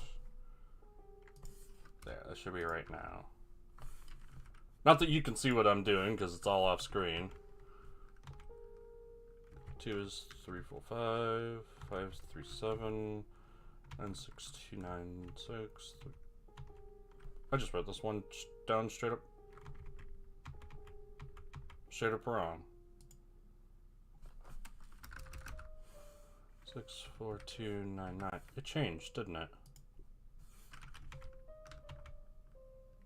9, 5, 7, 2, 1. Why did I write down what I did?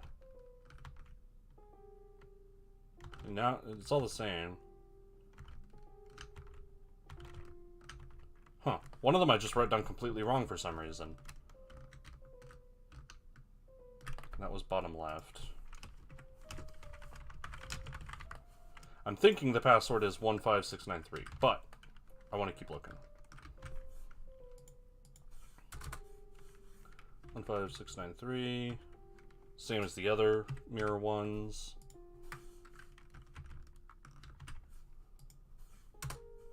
7, 5, 6, 8, 6, 8, 9, mirror 2. 5, 6, 8, 9, yeah. 5, 1, 2, 3, 8, mirror 3.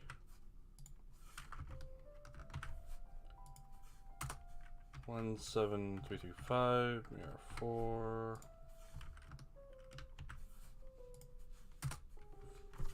4, 9, 7, 2, 9, mirror 5. 9, 1, 6, 7, 7, mirror 6. That was top left. And again, there are no matches. These ones aren't even close. There are no matches except for the first mirror. But I still want to get all the data. And again, the first mirror matches 15693, mirror 1. Because I wouldn't be surprised if it asks me a second question about this. 74445, mirror 2.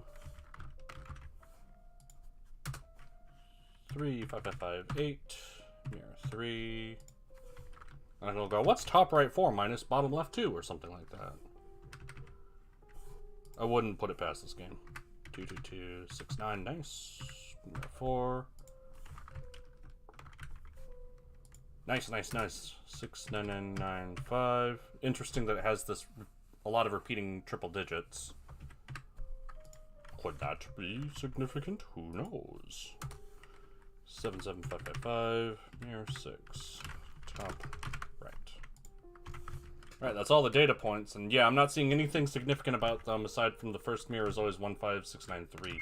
Let's save here in case it randomizes when you load.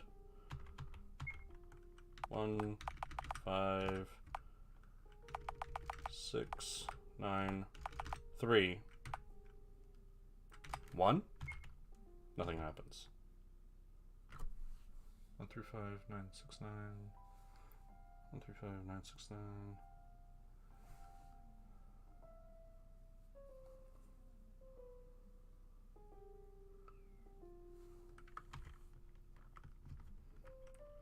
How about 1, 1, 5, 6, 9, 9, 3, as in 1 and then the number. Nothing happens.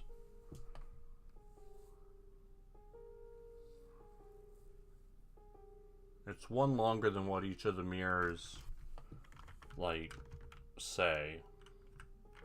What does that mean? Uh-oh.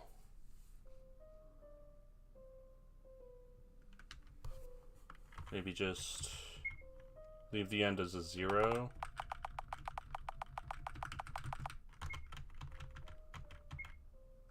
One, 5, 6, 9, 3, and then a 0, or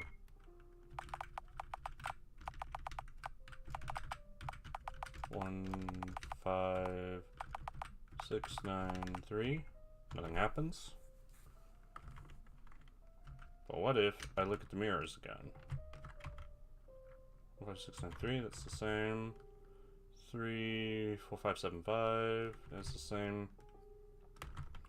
9, 5, 7, 2, 1. That's the same. 6, 4, 2, 9, 9. That's the same. So it appears that the numbers haven't changed just because I've like messed with them at all. The reflection room, huh? Mirrors. What if it's backwards?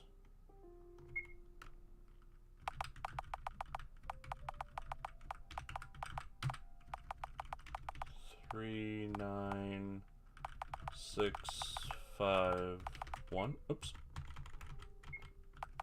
1. Nothing happens. Add another 1. Nothing happens.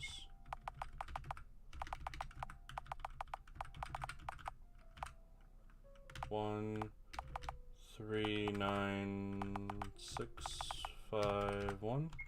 Nothing happens. So it's not 1 plus the thing backwards or the thing plus 1 backwards.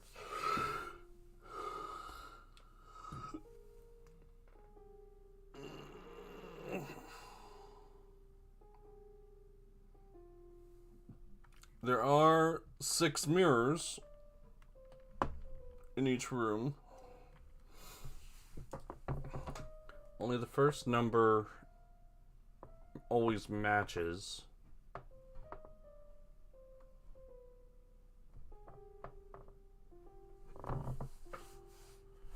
Reading top down, they read 135969, 135969, 175149, and 173267. Let's try those numbers.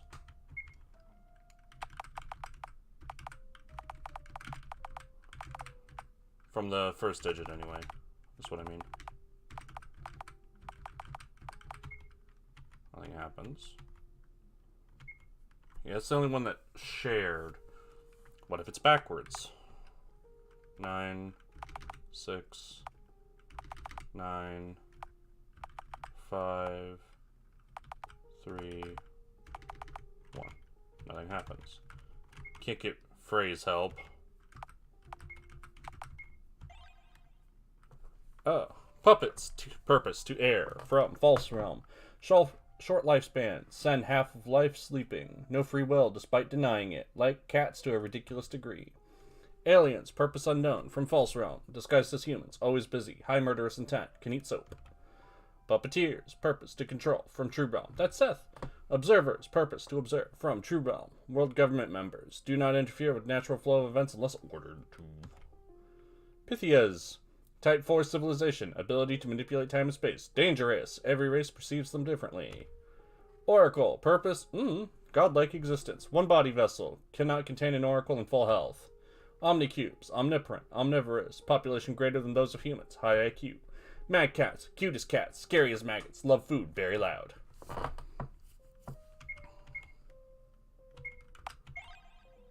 Open C's notebook. There's a text titled The Story of Two Gods. Read it. Long, long ago, long before the universe was created, there were two. One was born with the power to create, a gift. The other was not. He only watched new creations come into life each passing day. So creator and observer they became. These were the names they gave each other. Every single thing became real the very moment creator thought of it.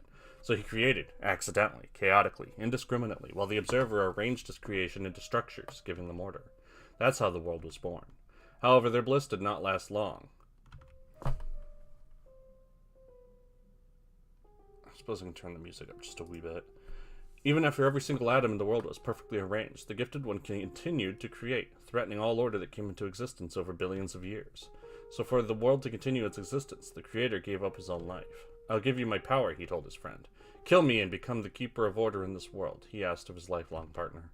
The observer refused. How could he destroy the most important existence in the world? Please, the creator begged. Save me before I become chaos in its pure form. The observer refused until the very last moment, until creator completely lost his mind, consumed by the growing chaos inside him. Unable to completely destroy him, the observer sealed the creator along with part of himself that cared for him deeply. That tiny fragment of him became this world's only god. The sealed world became the house, and the former creator's existence all scattered all over the place. That doesn't help me with the puzzle at all.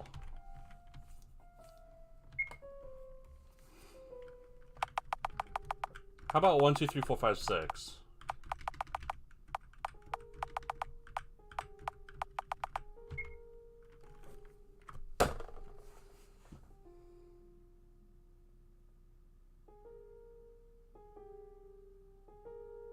I'm mad that it's right.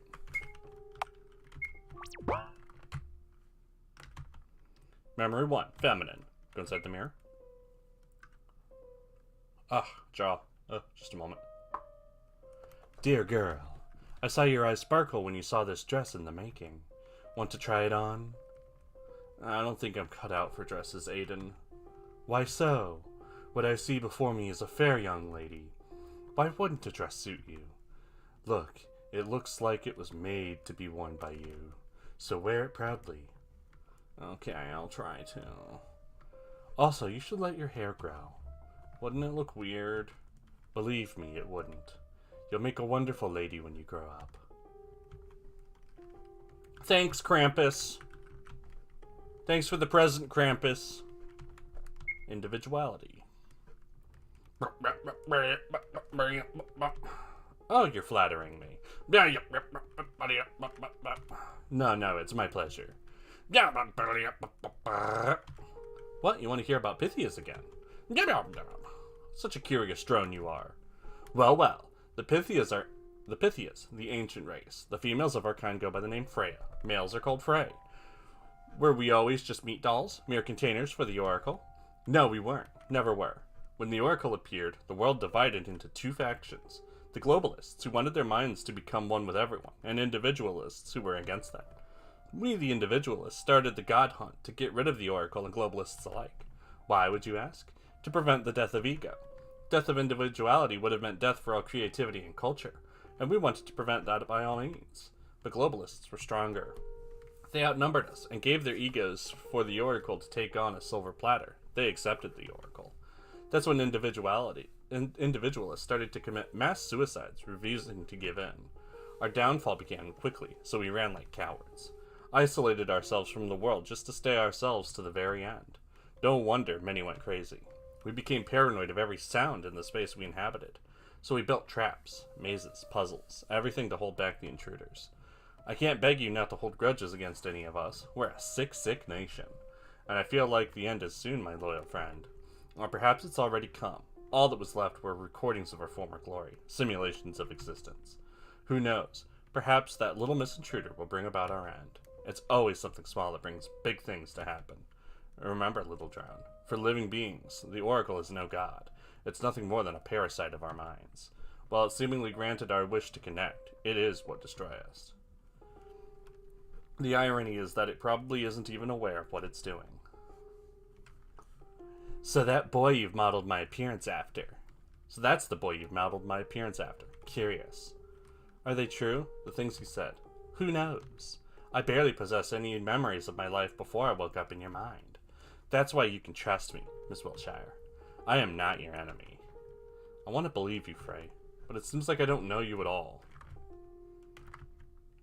Decomposition. We're back? Thanks, science. Charlotte? Hey! Wake up. Don't play dumb. Go back to sleep. She's decomposing. Oh no, this can't be happening. Wasn't the Oracle supposed to be dead? You know, Miss Wiltshire. Yes? I had a thought there, which also may have been your thought, but that's besides the point. Maybe Mr. Honecker started distancing himself from you because he became afraid of you. Felix is not a coward. Is that so? Then perhaps afraid is a strong word. He's just not sure it's you anymore. You turned into a lump of meat right before his eyes, when anyone have suspicions. Perhaps you're right. We can't go back to those days anymore. Frey says. It's all because you took pity on me. And now you're doomed to face the consequences. That's all there is. I guess I can't leave out the right.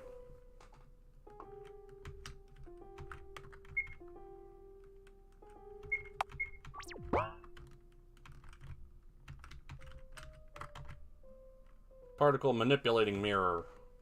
2 effects available, it says. Use or misuse. Transparency effect on. Thanks.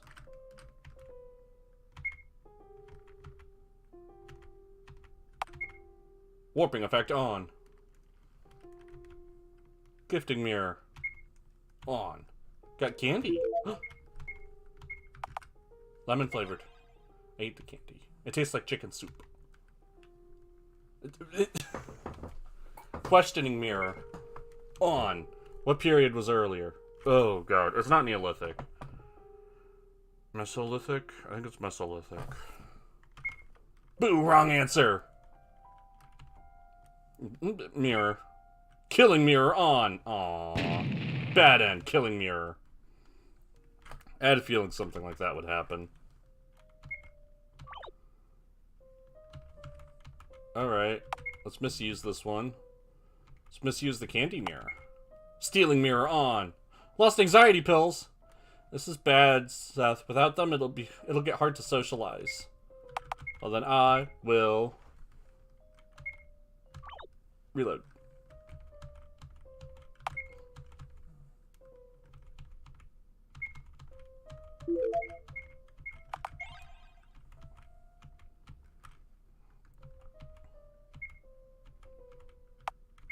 Correct. Well, that worked me over past the killing mirror.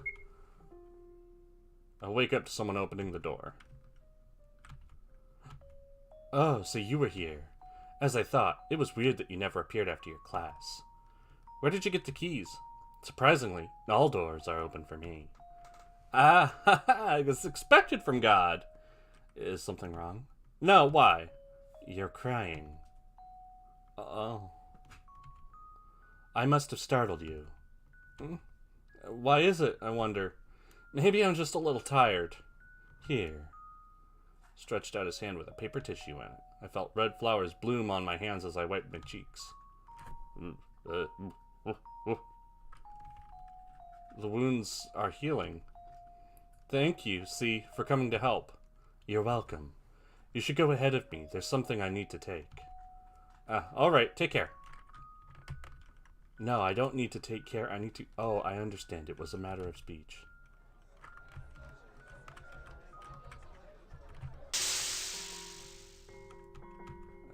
Run away.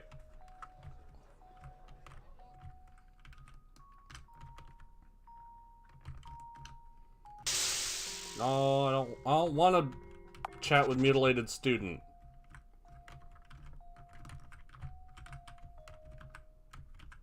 Oop. See, this is the closest to the teacher's desk. Nobody usually sat there, but when Scarlet Ealer got into our class, this place became hers. Do I have anything to do? No, I do not. Or poem?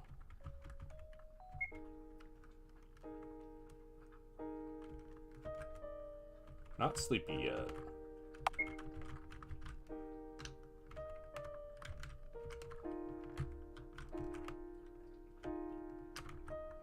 Ow, ow, ow!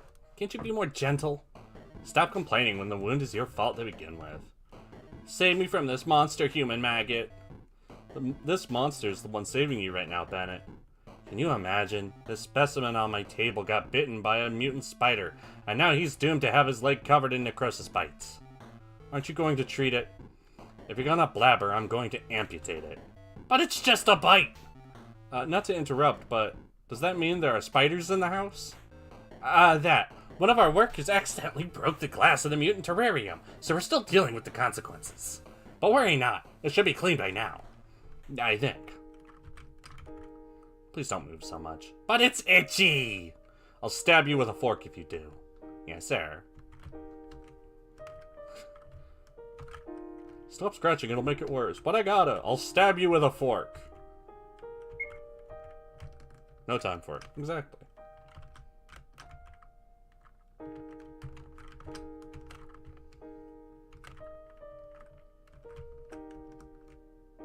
Does Mag Cat need feeding?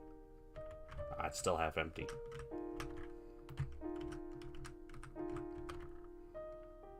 It's rare to see workers in the library. Hi! Hello, Florence. You look pretty today. Thanks. Thanks for helping me the other day. I brought something in return. Small cube. It's my Bennett blackmail logs. I extracted some memories from his brain while he was asleep. Man, he really should cut down on soap. It makes him so hyperactive he sleeps like a log afterwards. I've already made the spare copies of this, so perhaps one of these cubes will be useful to you. Thanks. Thank you, but won't you have trouble sleeping when Bennett finds out? He can come fight me anytime. Use the cube. The planet I was born on had two races living on it, humans and overmen. We looked the same, yet our roles in society were completely different. I was born as a designer baby in the laboratory of human resources. A B-type, born to live on nutritional soap as a lab rat for testing cosmetics. All for the sole purpose of a sticker saying, safe for skin, approved by leading dermatologists on a tiny tube of cream. That's a lot of Bennetts. B-types are good looking and have good stamina, but they're used in commercials, the movie industry, and medical tests. A-types are the smart ones. They were fated to participate in intelligence tests, and surprisingly, parapsychology. We had this Paul guy appearing on TV all the time, predicting match results and making weather forecasts. He died of overworking. C-types are the living stock. They're used for mass-producing meat products and candles. Pieces of clothing sometimes, but it's banned in most areas thanks to some activists. Then there are E-types, who are used as pets. D-types are the workforce. They're sent to the most dangerous places like nuclear stations, mine shafts, and such.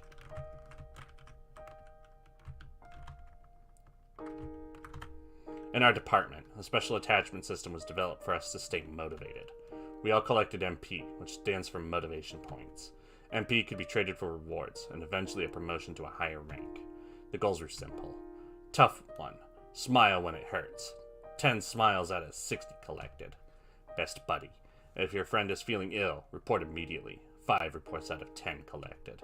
After somebody was reported, they never came back. I collected the most MP I could. I wanted to get out, be among A-types, and the promotion day came. When I moved to the other department, I didn't have to test cosmetics anymore. I was to become a test subject for medicine instead. To be purposely infected with a skin disease and have all kinds of treatments tested on me.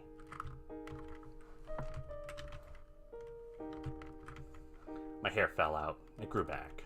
My bowels were full of ulcers after I took an experimental drug. They were restored. I vomited and vomited and vomited, all food turning sour in my mouth. It felt like my insides would come out through my esophagus. Rinse and repeat. Rinse and repeat. Over and over and over. And over and over and over and over and over and over and over and over and over and over and over and over and over.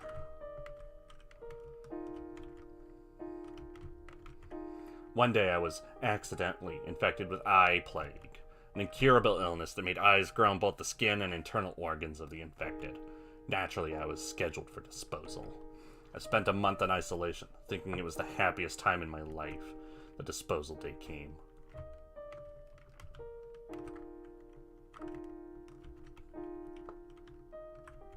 A person in a lab coat came in, looking too young to be an executioner. Hi there! Nice to meet you. I'm Henry Huxley. I know you're scheduled for disposal, which, by a lucky coincidence, is today. But it's been canceled just an hour ago. Just when I signed papers for your ownership. Sounds better than dying, doesn't it? I'd rather be dead, Mr. Huxley. Ha ha ha! Is that sarcasm I'm hearing? Ah, yes. They must have stopped giving you intellect suppressants, for they are not cheap. Would be such a waste to give them to a defective specimen, am I right? You know, I'm researching eye plague. Yes, the incurable eye plague, which I am going to cure. And you, my dear, are going to become the face of my success. You see, it's the first time a B-type got infected. You're too valuable of a material. And it's a fact that your specimen are most beautiful of all types, as you're constantly used in commercials. So it wouldn't be an exaggeration if I said that you were chosen for a pretty face. And timing. Timing was also crucial. Just recently I've realized that I have less than half a year to complete my thesis. And that is a little troubling. You madman. Yes, I am. Worry not. We'll become the stars of the modern time. Science bless us. The meeting marked the beginning of our alliance, and people started dying in the name of science.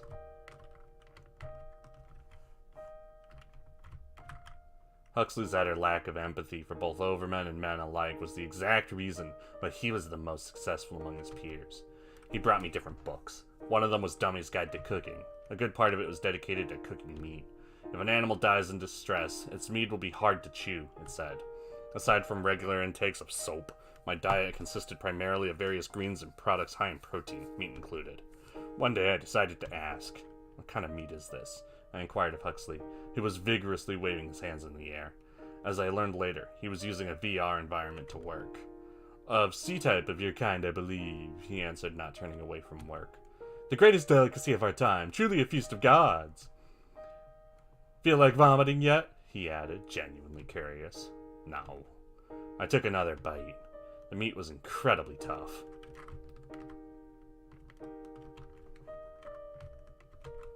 Huxley brought me books and taught me reading and writing.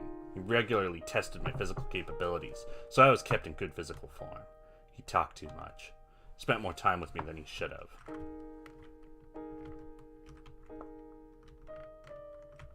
The day Henry Huxley cured eye plague was the day he told me to get into a body bag and declared me dead to the whole scientist society. What's happening? I asked. We're leaving, was his short answer. As it turned out, researching eye plague was just a facade. What Henry Huxley was actually testing were the capabilities of a human specimen, only to confirm that men and overmen were no different from each other all along. As we boarded his spaceship, he began quickly explaining that we are a threat to society, that he found a cure for eye plague long ago, and now he only used it as an excuse for doing other projects, that we needed to find a new home.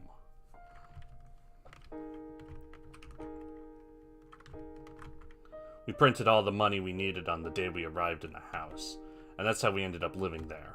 Memory end. Transfer home.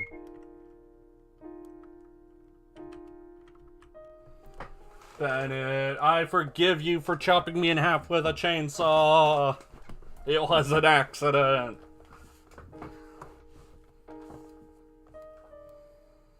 I don't forgive the 1, 2, 3, 4, 5, 6 puzzle, though. Do I feel dumb? I don't know if I feel dumb or not.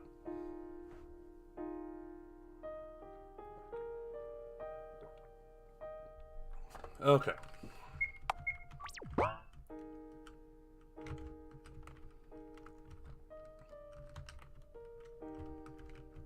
Anyone want to talk to me in the basement? Hello, Aiden. Been busy? Good day. There's a dress I made in collaboration with Henry. We call it dark matter dress, although the amount of actual dark matter in it is non-existent. Want to try it on? Sure. It takes any form you want it to take. Pretty handy, right? For now, it changes only the shape, but we're looking for a way to make it change its structure as well. A pair of extra hands or a particle bomb spawned from clothing wouldn't be so bad, right? I guess so. It's cool. You can have it. Thank you, Aiden. I'll cherish it.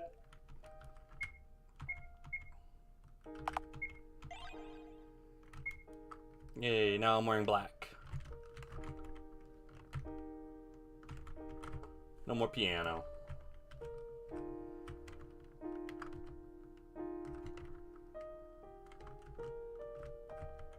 Dr. Huxley cuts the bodies on his table in half.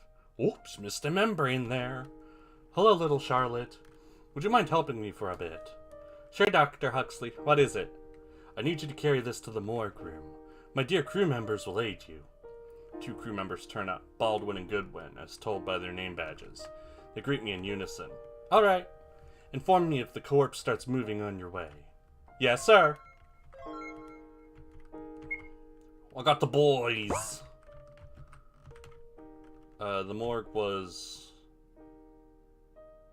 Where was the morgue? Yeah, that's right. All done.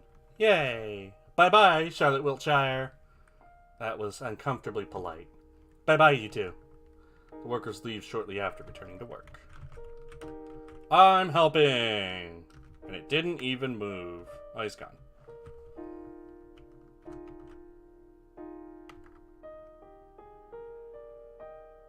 Baldwin and Goodwin. They don't have X's in their names. Hey!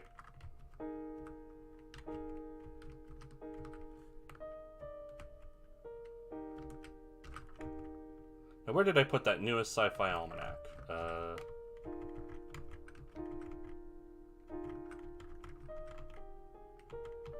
remember seeing it in here. Yeah, it's over here. You don't actually want help.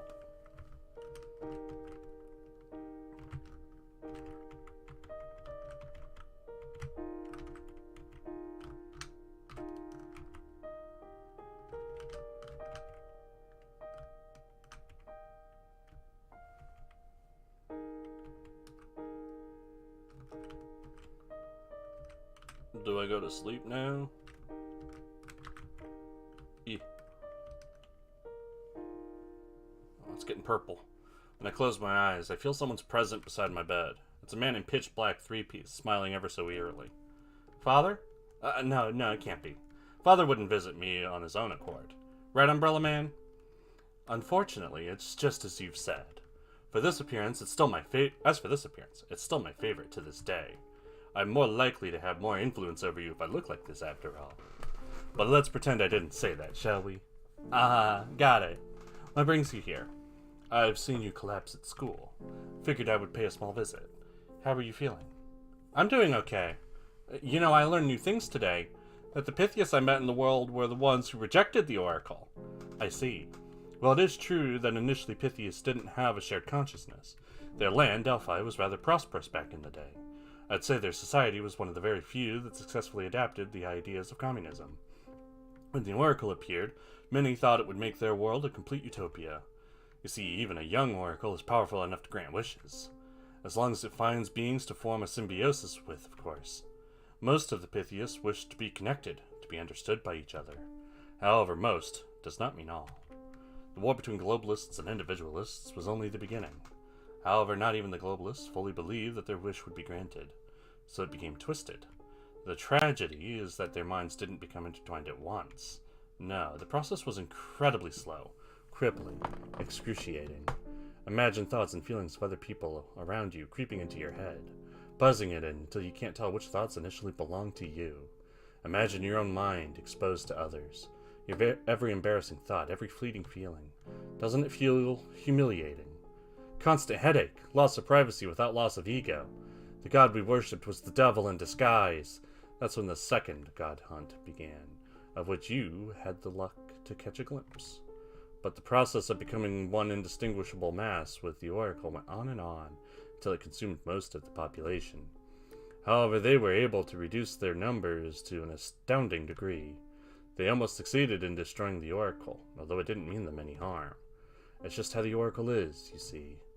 That's the failed expectations that made people violent. First, they welcomed it in their hearts, expecting to use it to make their world a utopia. But as soon as it disappointed them, they got rid of it. Personally, I find it extremely selfish.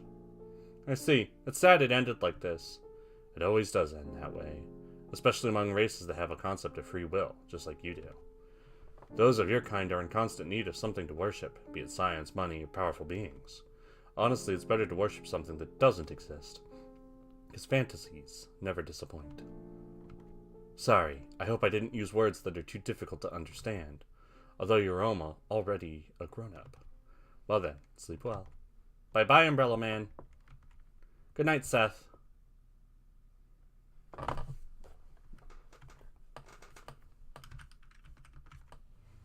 Playing the piano in 4 hands. Not anymore, I walked away. Wonderful, you're getting better. Say, Frey. I was thinking of the story you told me the other day. Why did the paper princess let herself become soaked in ink? Isn't it toxic? Why, yes, ink is poisonous. Then why? Because of love, of course. Oh my god, hiccups. That's the only reason? It's the sole reason, in fact. It seems there is a fundamental lacking in your understanding of love, Miss Wiltshire. You see, the final and sole goal of love is the loss of individuality, the ultimate death of ego. To love is to sacrifice your ego in order for two to become one. To mold your thoughts, beliefs, hobbies, and character traits into one. That is why Paper Princess became the same as Ink Princess. They became one of a kind. Unless you're willing to give up your ego for somebody else's sake, you can't claim that you've known love. No. I find the concept of loss of individuality rather fascinating, for it requires the greatest sacrifice of all for an individual. Oh my. Looks like it's about time you woke up. Oh, we're losing a lot of days, aren't we?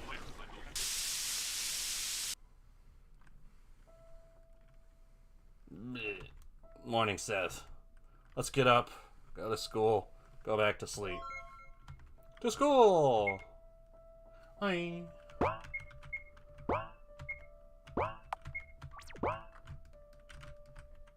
Okay, let's warp.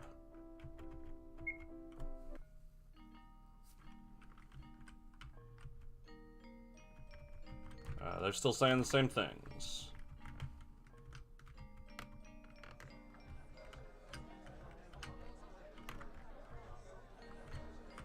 Still saying the same things.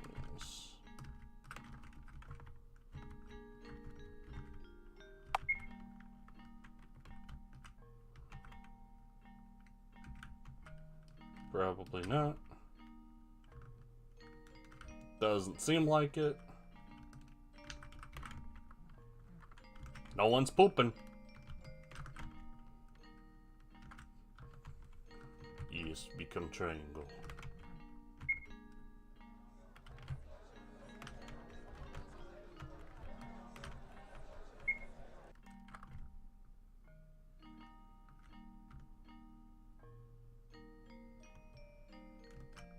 Is there anything back here?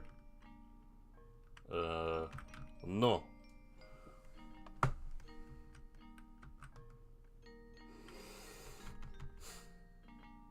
Nothing but flowers losing petals.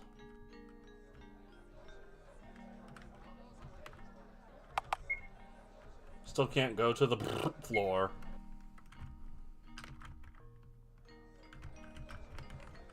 Oh yeah, it's probably this one, right? Yeah, that's class. Henri is absent today. I wonder if something happened. Let's start our class. Today's a drawing lesson. Oh, I like drawing. You're allowed to draw flowers, landscapes, political leaders. You're not allowed to draw what you want. Are we clear? The class nods. What should I draw, I wonder? Let's draw some flowers.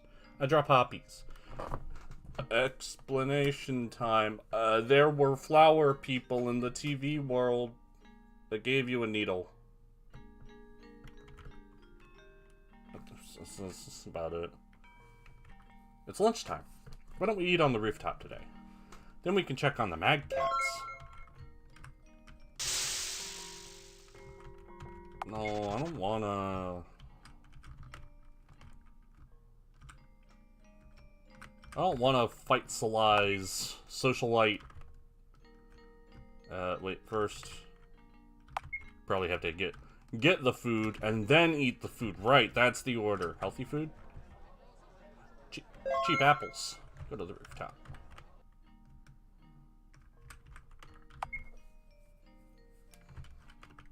I do like how it gives you key items that are your instructions to, like, circumvent the lack of that sort of thing in RPG Maker. That's really clever. It's C. C! The boy turns around, only to reveal a face covered in band-aids. No way. Have you gotten beat up again? As you can see. Well, I did refuse to take out trash during cleaning duties. It's unfair. Why do they pick on you? Well, they must be disappointed in me. That's why they're upset, furious. Because I'm a misophobic god stuck in a human body. How can they worship me if I'm powerless just like them? Still, remember, I won't be in this vessel forever. In fact, I'm looking for a way to get rid of it. But it's almost impossible in the house, let alone school grounds. But I think I finally found a way to go back. Who knows? Perhaps I'll return to my domain faster than one could imagine. So you're leaving soon. Everyone does leave, eventually. Anyway, do you feel like joining me for lunch? Sure. We sit on one of the benches. I tell C about the oracle inside me, about puppeteers and observers, Pythias and executioners. I tell him everything I know. He doesn't ridicule me. In turn, C reminisces about his past experiences and other worlds he's been to. You know, I remembered something today. A memory of another human vessel I used to have. It was in a land where half of mankind ascended and were blessed with a gift. The gift had left their planet and built a city in the skies. It was given the name of Ether. It was made of pure white, and those who lived there all had white hair. My gift was to cause cell apoptosis, so everything I touched directly withered the very next moment. That was how my mother died. Right after giving birth, she cradled me in her arms. That was a fatal mistake. Those with gifts are dangerous, as that were kept in isolation from civilians, myself included. So the only thing I ever interacted was a virtual parent and a few other devices. I was afraid to touch living beings. C closes his eyes, as if trying to remember something else. Sadly, as far as my current memory goes, I cannot remember further details. It must have been lonely. Loneliness is a human emotion. To a god, it's a virtue to experience it. I see. Well then, I plan on continuing my research. See you later then. Everything I touch dies. Hey, Dinkelberg, why don't you shake my wife's hand? We should go feed the mad cat, Seth. I bet they're waiting. Check on the kitties. Let me give a little warning. This one's not pretty. This one's real bad, in fact. I read ahead. I've seen this one. This is what we call in the business no bueno. Yeah. They're all dead. Someone puts a hand on my shoulder. I barely feel its presence. Pets aren't allowed here. You knew that, didn't you? So nobody is responsible for what may happen to them. I played with these mad cats. I gave them food. I tamed them, Frey. Yeah, I couldn't be there when they needed me the most. You're the Oracle, Frey. Can't you do anything? I was the Oracle, Miss Wiltshire. Everything that defined me as the Oracle has perished. I do not bear memories of my past, nor do I possess extraordinary powers. Therefore, I am the Oracle no more. It is you who defines me right now. However, it still greatly exhausts you. If you use even a pint of my energy consciously, your life systems will collapse, just like last time. And returning dead back to life is no laughing matter. As long as you reject me, we will eventually drain each other and perish. When we merge, however, we shall obtain great power. The question is, are you willing to give up your ego for the sake of someone or die an individual? Think about it. Frey walks up to the heap of small body and crouches beside them. Poor little things. Let's give them a proper burial, shall we? But Frey, you didn't even know them. New task, go to class.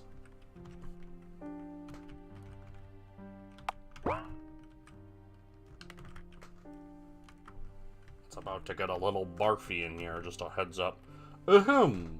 Before we start our lesson, there's an announcement I'd like to make.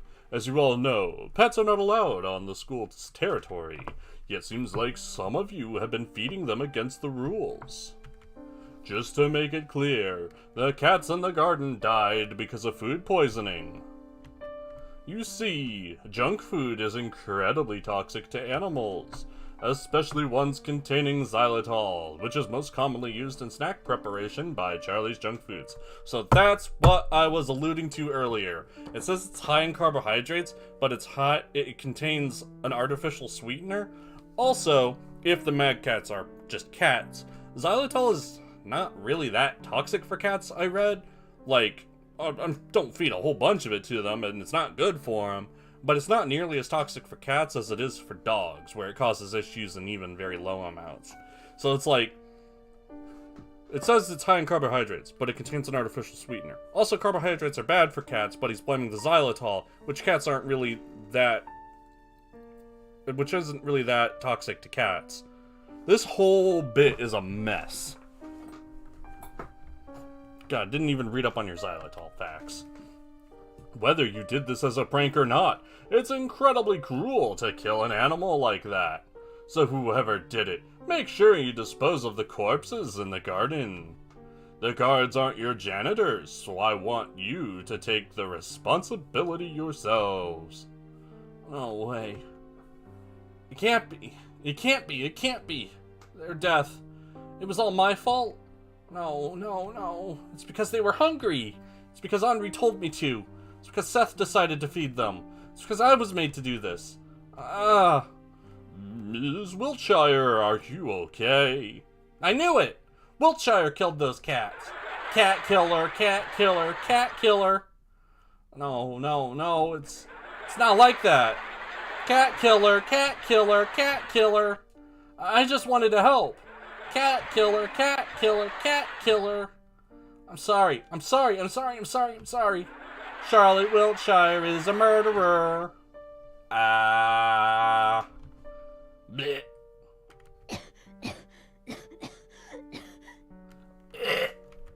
The ink kept flowing out, making me unable to catch my breath. I choked on my own words. It's all my fault. I wake up in tears and snot. C's face hovers above me. How are you feeling? I've been better, I have to admit. Why are you here? You don't remember? I carried you here. Oh, I've caused you trouble. Even though I know how much he hates dirty things, it's okay. As I thought, you became targeted because of me. But don't worry, I found a way out. Let's go. Where to? What's happening? I found a way out of the house. Trust me, it'll be okay. There'll be no guards, no classmates, no routine in the outside world. No one will raise a hand against you either. But what if we don't like it out there? We'll go back, right? Right, we will. Well then, I'm afraid we can't waste any more time. Let's go. The elevator goes to -1 floor if it's activated on this floor. That's the floor we need to get to. All the doors open for me, so going further won't be a problem. Be careful not to alarm the guards. The moment they find us, it's over. It's time for a stealth section, I think. This place looks deserted. Are you sure it's okay to wander around here? Don't worry about it. Let's look if we can find shelter here. Welcome! Oh, customer, you seem troubled. I can tell.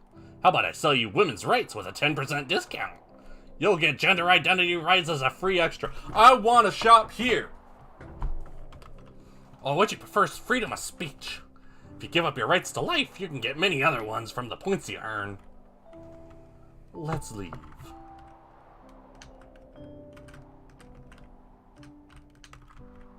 Welcome. We have everything you might ever need. Let's see. Anti-procrastination socks. I need those. Anxiety-easing protein milkshake. Need that too. No? And how about panic attack prevention band-aids? Nifty, right? And what do you think? How about I give you a membership card as an extra? Sorry, we don't have any money. Then why did you even enter the shop? Dumb teenagers. I don't get paid for wasting time on you. Get lost. I'll take the socks, eventually. See, I did a joke. Because, like, it's anti-procrastination. Something wrong. Well, it says religion on the center. No, it says... Oh. But no matter how I look at it, it's just a department store. Oh, silly customer. Did you really think there was supposed to be something else? The religion of modern age is capitalism, and banks are its churches. Anyway, do you need anything you don't need? I don't have any cash, sorry. Not a problem. The money altar is over here. The what? The altar, ATM. Don't tell me you haven't heard of it. Now I see. Sorry, we really don't need anything. Thank you for your service. Come again. I'll be praying for you at the local bank. I like these bugs. It's a pharmacy? No, you've got it all wrong. Welcome to the Shop of Knowledge. Did you know? Knowledge is produced to be sold. It doesn't matter if it's true or not. Do not worry. The music is playing. He has the air conditioning on. Fuck, His favorite lamp is on, that's the joke. It's like the dog in the car. AC is on, he has fresh water, and his favorite music is playing, and his favorite lamp is on. Nobody cares about that anymore. Everyone's starving, hungry for information. New, old, hidden, forgotten, second-hand knowledge. I've got it all in these pills. But you're minors, so I can't sell you any.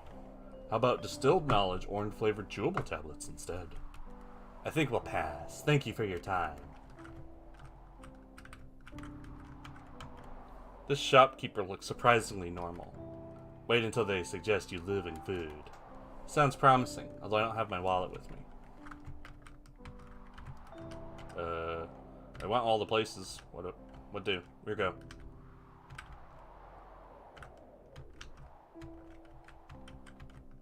Help. Help me. Oh, well, let's see what's ahead then. Shift key. What lies ahead is a maze. Suddenly, I feel weak in my knees. Blech. The next moment, I lose my balance in a coughing fit. Steve crouches beside me. Are you okay? No, I just remembered something. I'm gonna see if the game says it first. This maze reminded me of it. I see. It must be a painful memory. Can you stand?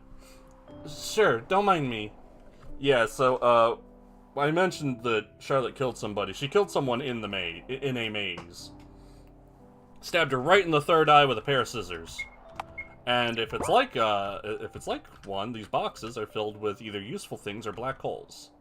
Art gotcha! One-time use cards inside. Play? Yes, please. Night gaming. Hooray!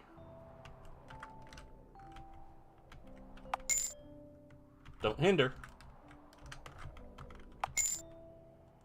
Young gods. Aww. Please don't hinder my sleep.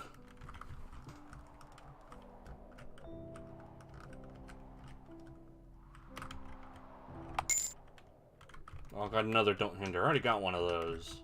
And ate it. Oh, another one. No, it's on nothing but don't hinders now. Night gaming. Again.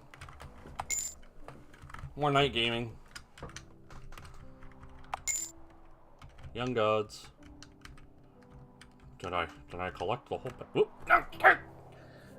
Well, he was assigned to me when I turned 10. I guess they're talking about Seth. I see. I was thinking that your puppeteer is a little unusual. Why so? You see, as far as I remember, there are 4 types of them. Adam, Eve, Seth, and Lilith. Adam is incredibly masculine. Eve is gentle and family-oriented. Seth is the wisest. Lilith is the most strict of them all. Usually it's either Eve or Lilith who gets assigned to girls. It's a wonder that a male puppeteer is watching over you. Seth is special in many ways, I guess.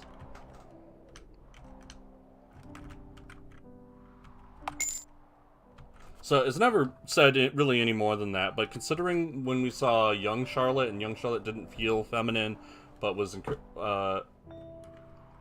like accepted as called. Charlotte's like lightly coded, but just like a bit, and it's hard to say. Could really go either way in that one.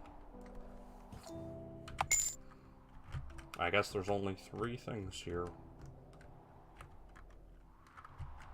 None of them even contained a black hole this time.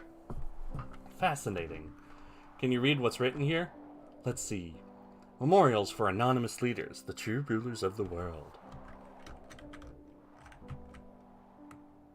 Handoff shift. What are the smaller cubes? I think they're soul offerings. Not only does a cube contain soul data, it also represents the ego of a person. Terrified to sprint. It seems like it's no place for us to stay, too. Oh, it's getting gross in here. All the unwanted, all the unneeded, all the excessive, all that amount to nothing are buried here in the forest of the defective. The smell is so strong that I cover my mouth and nose. C does the same. I wonder who these people were. They're all failures. And the victims of the trial, most likely. But the trials don't kill people. In a way, they don't. What do you mean? Haven't you heard? If your cube gets formatted, you'll become empty. What'll be left is an empty shell devoid of personality. A hollow human. You become no more than your puppeteer's mute self-insert. You'll keep doing quests, opening boxes and running around until you eventually collapse. Then you'll be buried here, as garbage of the society. Oh no, I'll become a video game protagonist. Will we end up here too? People are hanging on tree branches. That's a suicide spot. Nooses are bad. Shift keys are bad too! Is something wrong? I thought outside world would be a brighter place. Maybe we should go back after all. Go back to that place, so that we would be mixed with dirt again. If we stay together, we'll be okay. If we hide in the fog, we'll be okay. We'll be okay, see? So, let's go back? C lets out a bitter laugh. Then he looks at me. The world that's reflected in your eyes must be a wonderful place. It must be a very kind world full of color. But it's not the world that I see. To me, it's a bleak, disgusting place. Even the air here is unpleasant. Believe me, this contaminated land isn't a place we belong to. But where can we go? Isn't it obvious? I don't understand. I found a way to go back to my initial form. She brings out something. It's a pack of pills.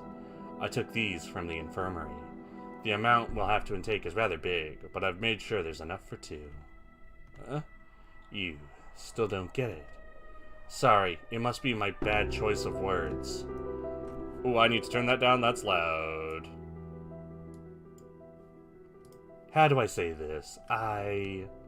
C stumbles on his words. They come out a bit shakily, but his smile is still present. I want to take you with me to my heavenly domain. We will get rid of our heavy bodies and rise above all earth dwellers. We will be the ones to purify this world. Will you accept, Charlotte Wiltshire? I want it to be your decision, not somebody else's. I don't want to hurt C, but wouldn't going with him mean I'll leave everyone behind? I'll leave it to you, Seth. If it's you, you'll surely know what to do. No. That's a fat L right there. When I take his hand, C will smile ever so brightly, so blindingly. It would be a genuine, soft smile filled with sincere gratitude. His hand would tremble in mine. He'd still be anxious, unsure, afraid. I'll tighten my grip a little to reassure him everything's okay. Fear is a human emotion, see? Soon enough it will disappear. We will abandon— I said refuse, right? We will abandon our earthly shells and ascend to your divine domain. We will become gods. Together we'll bring order to this world. All pollution, everything that's unfair, humiliating, unpleasant will be purified. All the dirty colors will be cleansed. We will become pure white. We will become happy. I don't take his hand. His eyes widen. I feel a growing lump in my throat. It's impossible to speak. I thought that you'd understand. See, please listen. Even if you're scared of this world, even if you hate it, even if it disgusts you, a deep breath. I want you to live.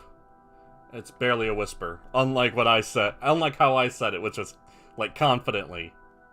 The words reach his ears. C's breathing becomes erratic. His knees give in. It's a panic attack. I watch him break down in front of me. My eyes feel dry. You're unfair, C. It's me who wants to cry the most. There's no place for us to go.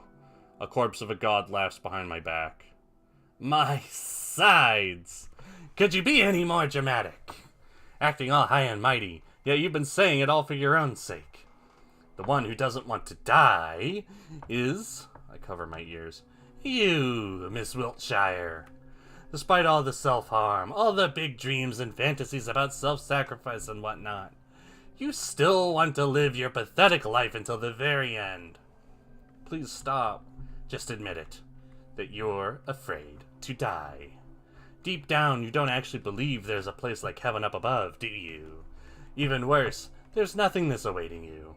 You'll die only to achieve complete solitude in an empty space of an afterlife. Not even your beloved Seth will be there for you.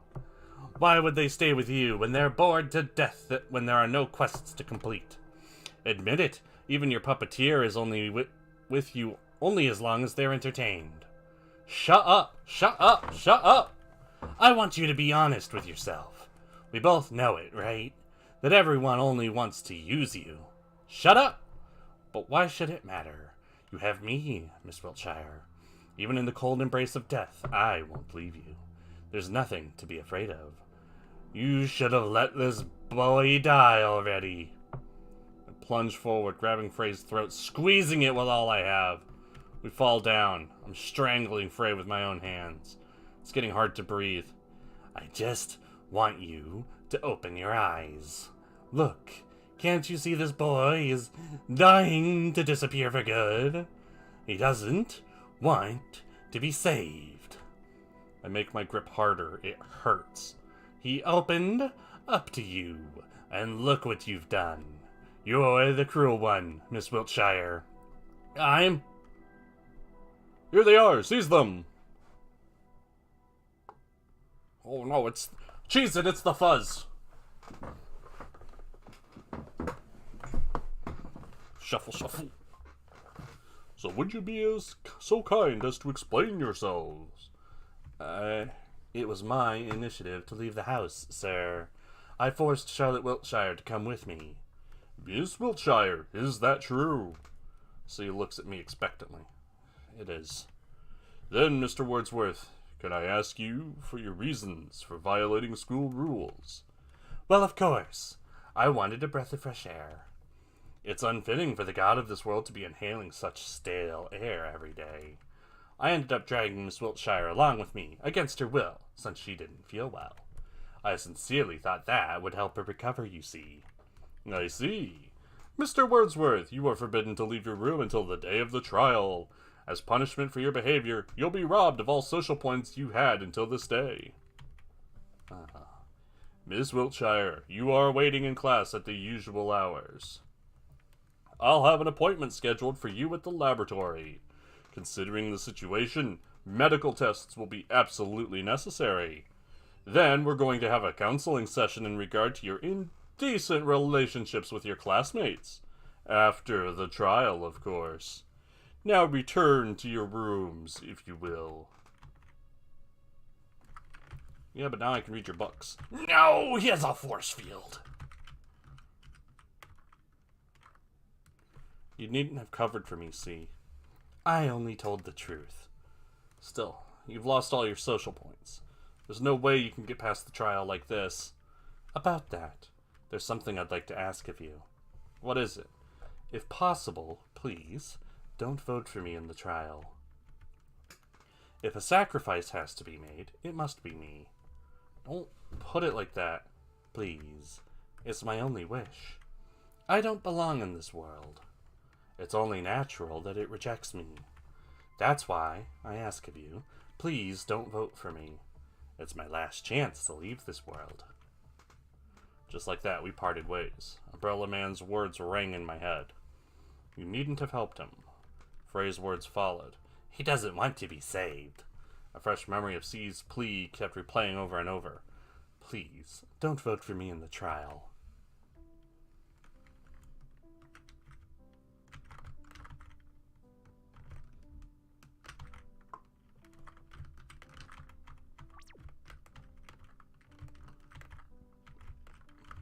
Violent room is still locked. Oh, excuse me. No one in here.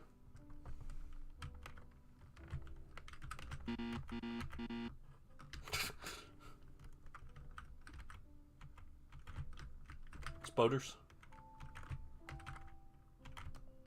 Alright, no changes there. Clickety clackety. Go with the keys.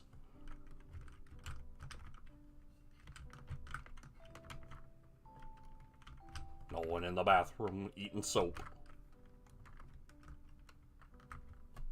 What is it, dear girl? Can't sleep? Yeah. I'll make tea. Which one would you like? There's oolong, honeybush, jasmine green, rooibos, good morning tea, gunpowder green, Earl Grey, Lady Grey, Christmas mix, Japanese lime. Japanese lime will do. All right, I'll add a spoon of honey to it. Sorry for interrupting your duties.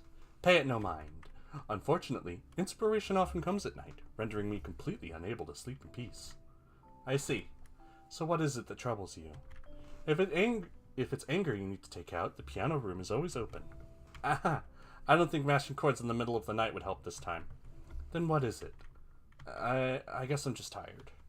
I want to rest for a while, but whenever I close my eyes, the slumbering god haunts my dreams. And when I wake up, new troubles only keep piling up. I see. Why don't you spend more time in the dressing room? I might have a few dresses you haven't tried on yet. I'm short on feedback, especially since Felix refuses to help lately. You see, he has a slender build, and you've been so busy at school lately. I get it. I got it. Thank you, Aiden. I'll try to visit more often.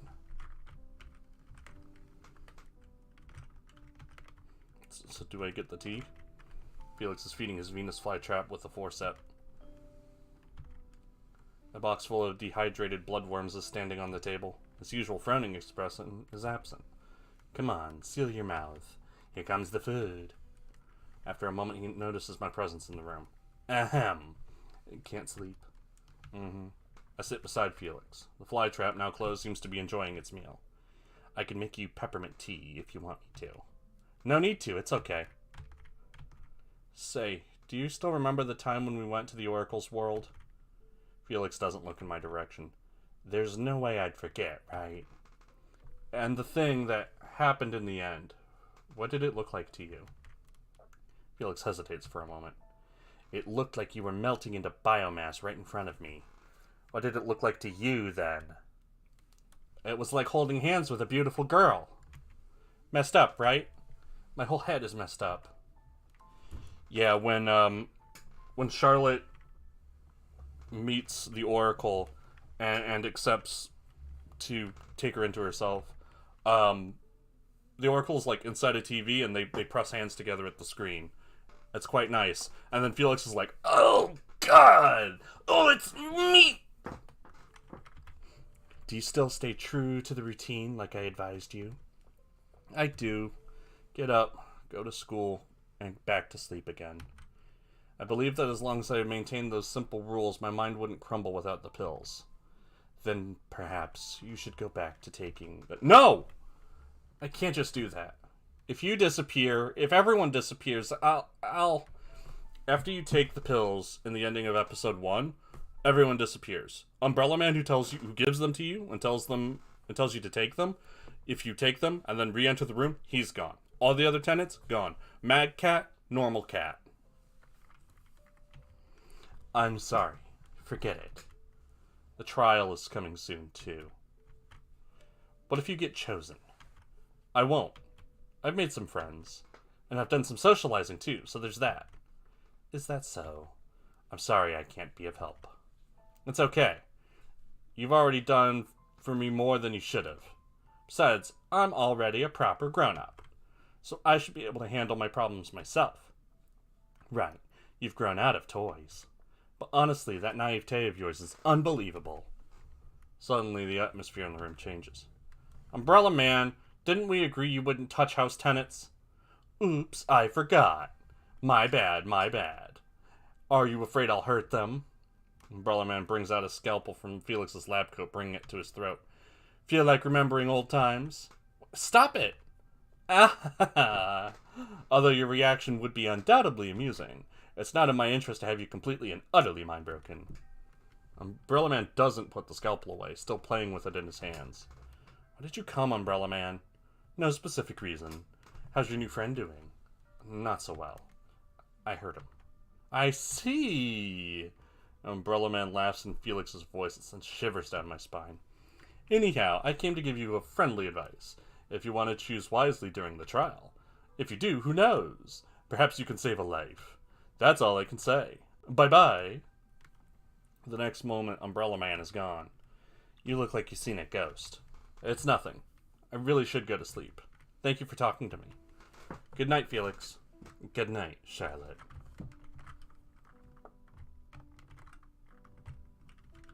No TV at night. None of the loud pshh. Let's go to sleep, Seth. Good night, Seth. What do you want now, Frey? Frey closes a memory book he is reading when he sees me. Long time no see, Miss Wiltshire. Look, don't make such a sour face. I want to make up with you.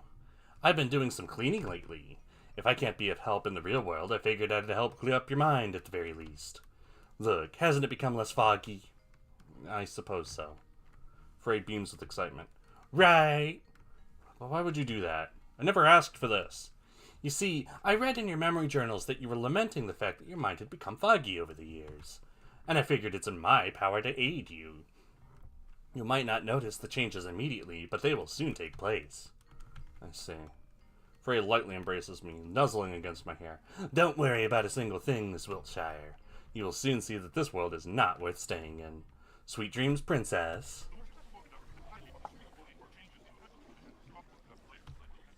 Oh, the jaw clicking.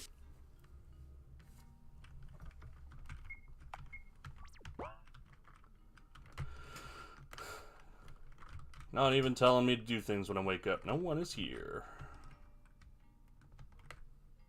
No one is here. Is that going to be a running theme?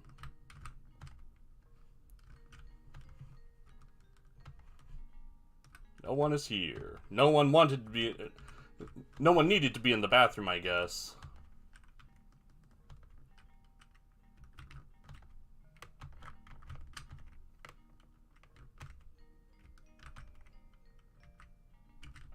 Everyone's gone.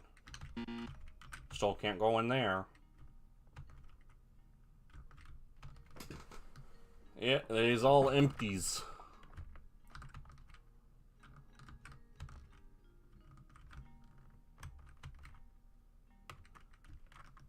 There's music playing right now, but it's like not showing up on the audio capture because, oh, the audio in this game. I'll turn it way up. Now you should be able to hear it. I know I'm going to turn it down because otherwise it'll probably scream at you.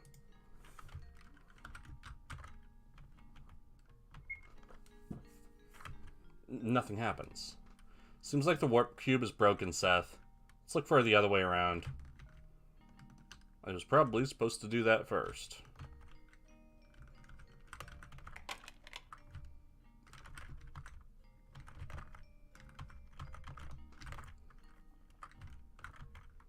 We're closed for maintenance. Thank you for using our services. Don't come again. Let's try using the warp cube again, Seth. It's organic, so maybe it changed its mind.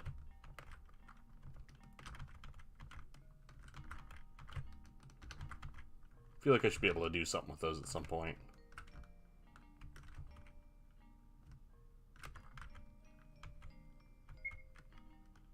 Well, now it works.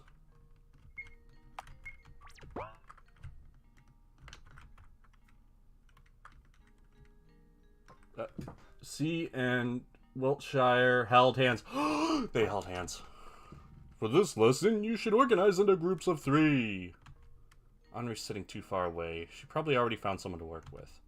Seth, find us a group. New task, find a group. We already have enough people. Sorry. Didn't you hear? We have enough people. As much as we'd like to have you with us, we're full. 1, 2, 3, 1, 2, 3, 1, 2, 3, 1, 2, 3. There are, 1, 2, 3, 4, 5, there's 13 people, which means there's never going to be everyone, taken. Whoops, we're full. Seems like you haven't got enough people. Well, yes. Psst, are we really worthy of being in Wiltshire's group? Everyone, is there someone without a group yet? Oh, I can join you.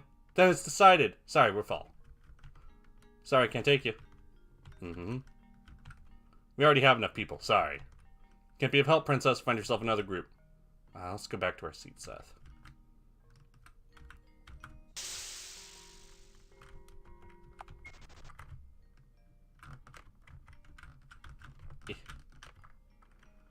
Miss Wiltshire, will you be working alone? Yes. Excuse me, I'll work with Wiltshire. Isn't that wonderful? Henri joins our desks together. Let's work together, Charlie. Right. Well then, let's start our lesson. Henri's so hungry. I could have guessed. Buy us something, okay? I'll be waiting on the rooftop like usual. You'll get the junk food. No, I don't wanna. Are your friends doing well? Yeah.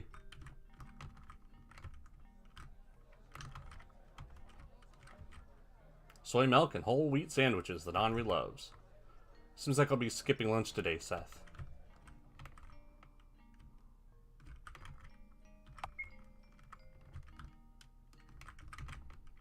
Oh, you gotta eat, girl. Henri chews on the bread I brought her. You know, Charlie, there are rumors about you and Vincent going around in school. What kind of relationship do you have with him? Relationship sounds way too heavy, Henri. I'm not sure he wants to talk to me after what happened. After what happened? It can't be. It's just as I thought. He was after your body! What did you two... I mean, that's one way of putting it if you're talking about C. But more like... corpse? What did you two do exactly? Nothing much, aside from ascending to the heavens. And oh, don't tell her that. She's gonna get the wrong idea. You're gonna get the wrong idea, Henri. It was much worse. Oh my god, what? That bastard. C didn't do anything bad, Henri. There's no reason to... Shut up! You might be a little dense in the head, but let me tell you. Boys who act all mysterious only want to use you. You may hide it as however long you want, but I know you're quite well endowed. Wasn't it a seek... I'll cover Henri's mouth with my hands. Stop it.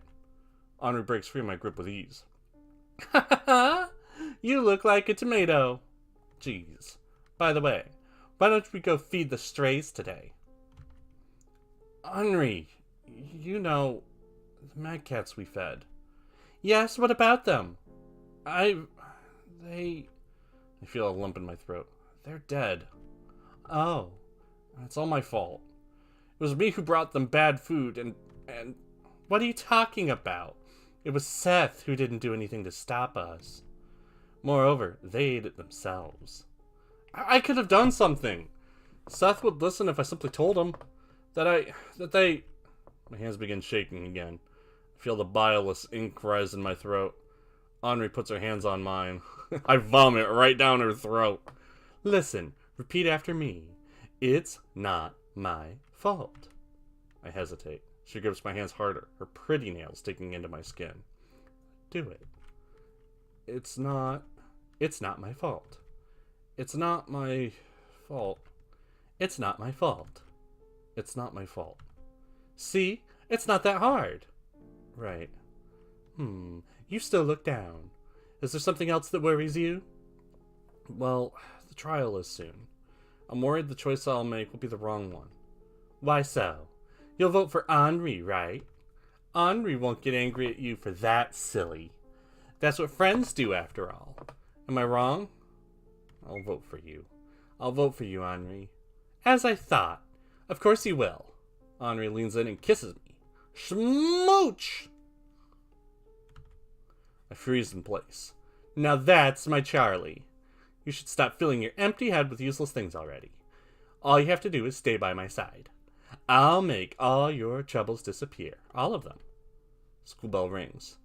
Go back to class. Henri will join you later. Okay, until later then. Bye-bye. As I went back, I wondered if Henri was always this forceful. Instead of feeling happy at our lunch together like usual, I felt incredibly humiliated.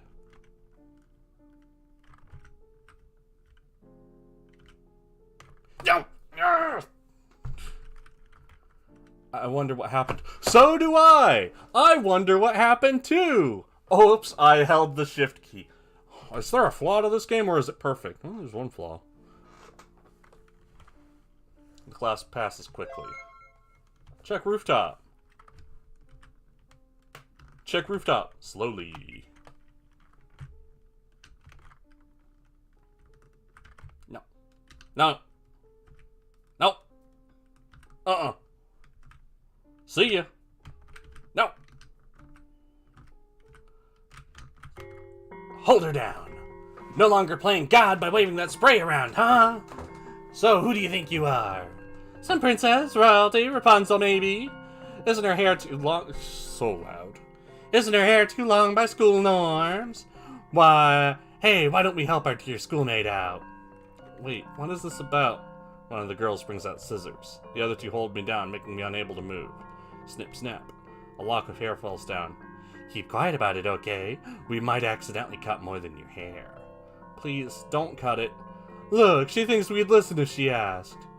Would be such a pity if our little princess got bald all of a sudden, right? Snip, snap, snip, snap. Snip, snip, snap, snip, snip, snap, snap, snip, snap. As new locks of hair fell down, I felt myself incredibly humiliated. What am I being punished for? Why does it feel so humiliating? Was everyone always like this? A familiar figure appears before me. Shouldn't you call for help, Miss Wiltshire? I don't want to trouble anyone. Who was the one to teach you that? Was it your mother? Be a good girl. Good always wins in the end. If you'll be kind, others will be kind to you. Violence is bad. All your life, you're manipulated by others. All because you care too much about opinions. Because you want to be loved by everyone. Snip, snap, snip, snap. And when things don't go your way, you find excuses. Snip, snap, snip, snap. Don't you have any pride? There are things worse than getting beaten up. Going through such humiliation when all you have to do is take my hand, and everything that's unfair will perish. It doesn't matter if it's just me who'll get hurt, Frey. No. We both know... Red block. OBS, you hold in there. Hold. Yellow, red. It's going. It's going. Internet. Stay with me. Survive. Survive. We both know that's a cheap lie. In fact, you want somebody to save you. Very much so, but dare not ask of it. Because you deem yourself unworthy. No response, huh? Frey sighs. So where are your so-called friends when you need them the most? Friends can't always be there for me. Is that so? Just so you know, even if your friends abandoned you, even if your mother abandons you, even if the whole world abandons you. Red block, OBS, internet, come on. Stay in the green. I'll always be by your side. Please keep that in mind. Snip, snap, snip, snip, snap. She's gotten silent. Oh, our princess seems to have learned manners. Hey, is she even alive? Beats me. Oh, someone's coming. The OBS KBPS keeps going down. What if it's teacher? Run quick. They leave me lying among the remnants of my once long hair. There's a taste of ink in my mouth. I feel ill. Footsteps, more footsteps. The ones who hover above me are all familiar faces. Far off places. The very next moment my head hits the concrete. Before anything goes to black, I hear voices. Man, how disgusting. Hey, stop it. She might still be conscious. Who cares? Just get her out of here. So, Miss Will... So, Miss Will...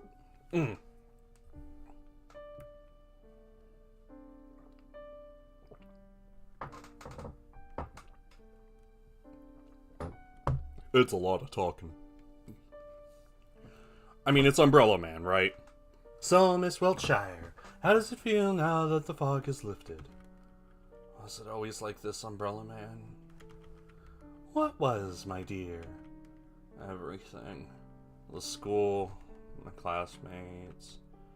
I won't answer the questions you can answer yourself. You're a cruel person. It's just that I'm not cut out to be a babysitter, my dear. But honestly, you should reevaluate your relationship choices. Have you always considered that your wonderful lady friend is not as good as you imagine her to be? Henri is not a bad person. And she would never, ever manipulate people for her own selfish reasons. Nor would she write insults in the class blackboard, right? Ah!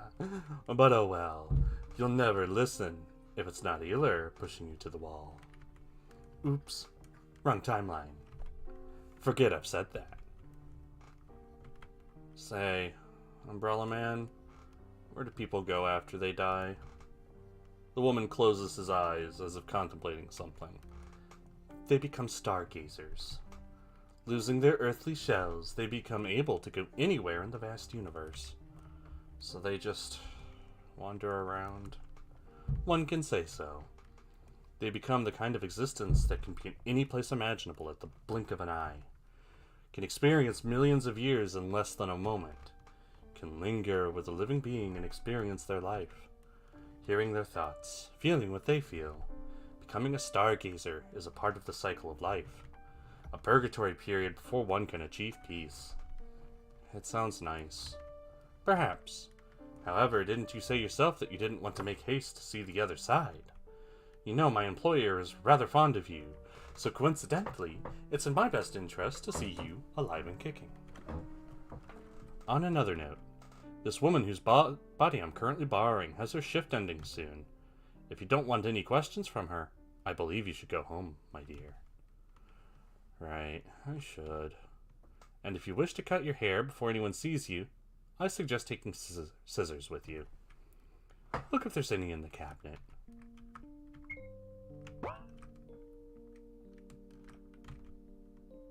Pair of scissors. Let's go home, Seth. Let's go to the bathroom, Seth. I can't let anyone see me like this. One thing I want to try. Nope. Go to the bathroom first.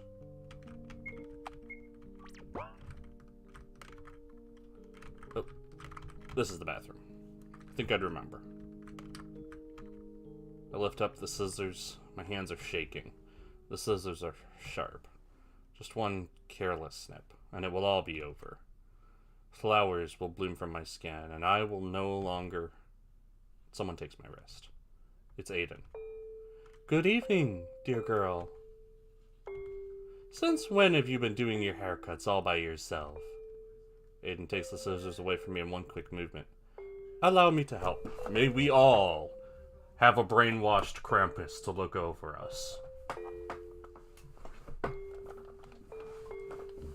Playing Christmas music.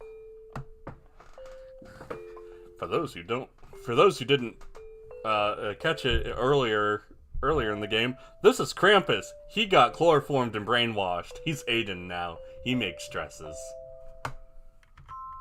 Do you have any image of what you want your new haircut to be like? I don't know. That's alright. I'll do something about it. Snip snap, snip snap. I know this sound all too well, but somehow, right now it's comforting. And done. I look into the mirror. A stranger is reflected in it. It's a corpse I've burned in the incinerator. It's beautiful, Aiden. Thank you. I'm glad I could be of help. I'll be taking the scissors, okay? Okay. Aiden pats my head before leaving. If you ever need to talk about your troubles, I'm always here for you, alright? Alright. The next moment, Aiden is gone. Hey, Seth, how about we visit Dr. Huxley, too? Yep, now she's changed in the menu. Didn't want to make an extra character portrait for messed up hair Charlotte. But yeah, that's what the Freyas, the female Pythias, look like. And notably, the Pythia that Charlotte killed, well, after talking to someone with yellow eyes, had white hair, where most of them have black hair.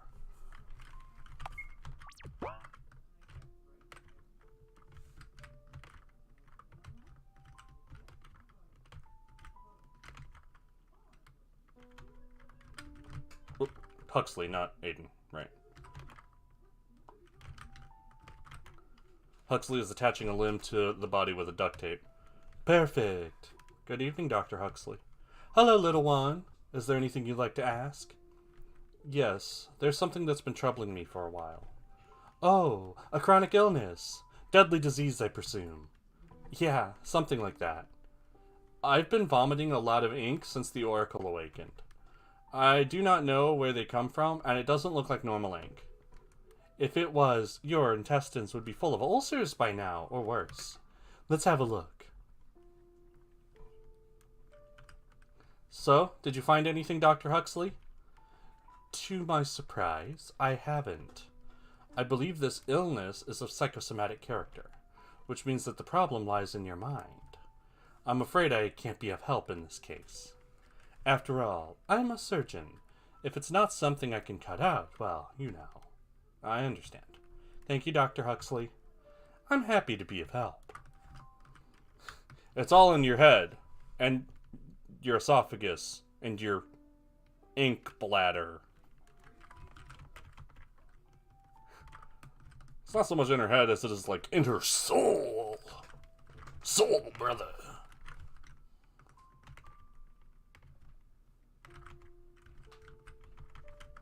Not time for sleep yet. Who wants to talk? Oh, now it's time for sleep. Sleep. Sleep.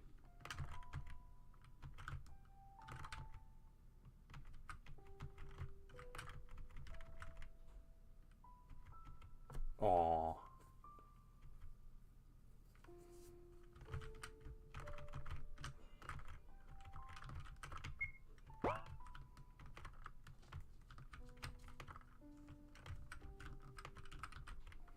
Bennett and Felix are sleeping soundly with the TV still on. The boys. They must have competed in fighting games so much that they fell asleep.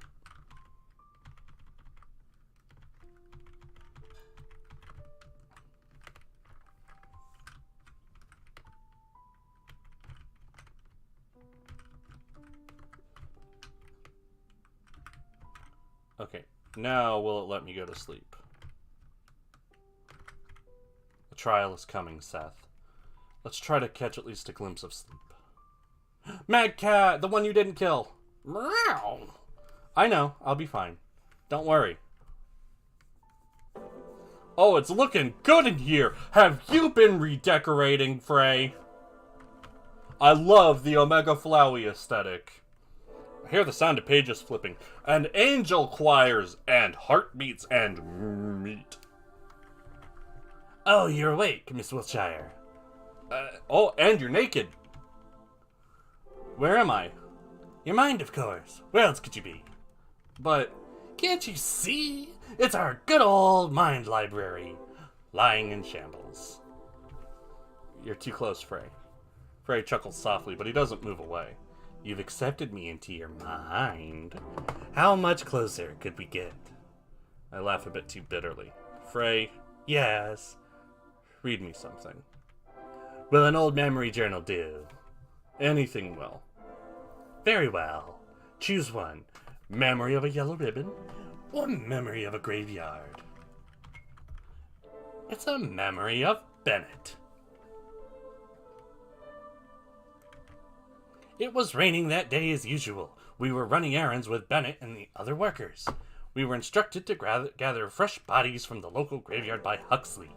We were the smallest of the group, and carrying a single plastic bag weighing around 60 kilograms had us sweating and groaning all the time. Bennett went on rambling about the shows he saw on TV as we dragged the cadaver down the hill. He couldn't quite read well yet, but excelled in spoken language, so watching television became a hobby of his.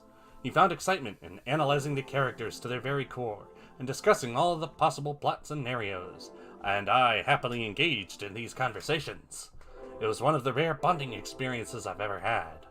Memory end. Say, what kind of dreams did you have before I appeared? I dreamed of Mother. Not always. Sometimes. It's just the dreams that I remember more vividly. What were they like? In one of these dreams, we were walking together on a street at night. It was raining. Then she fell to the ground, and I dragged her away from the sidewalk. I took off my coat and covered her. I knew I had to do something, but couldn't do a thing without her permission. So I kept asking, should I call for help? Should I call a taxi? Should I call an ambulance? But she kept answering with, I don't know, over and over again. So we just sat there, unmoving. People passed by us. I cradled her in my arms. It felt like body parts were missing under the coat, but I couldn't bring myself to check.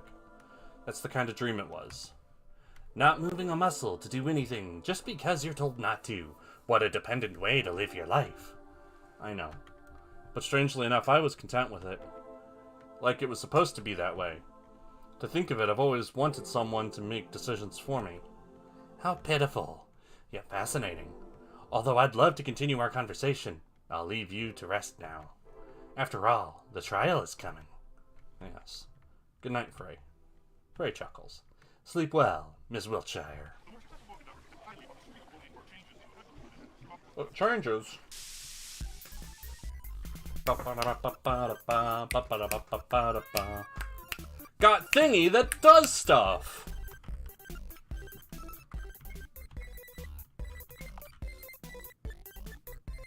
Use me to try again. Yeah. Kill yourself? Nah. Aww.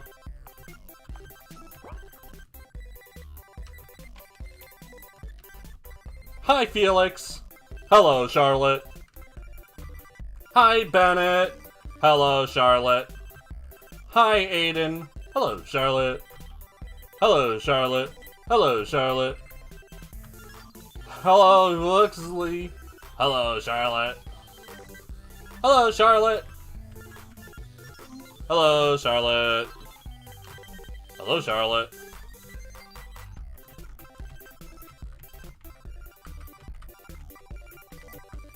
We're getting trialed today. Stranger behind the monitor, no time to sleep. There's some useless garbage inside. Looky it. Die in a pit. It's a drawing of me and Henri. Who is this? Seth, don't tell me you don't remember. It's my friend Henrietta. She always tells me to call her Henri, though. She drew this picture for my birthday. So nice of her, isn't it? Inside you're empty.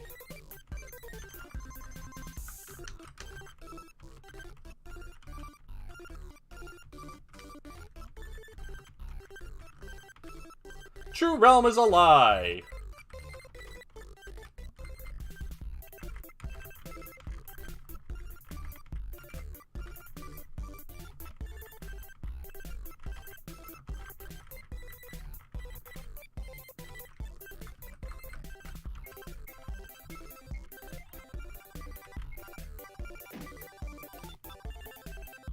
You died.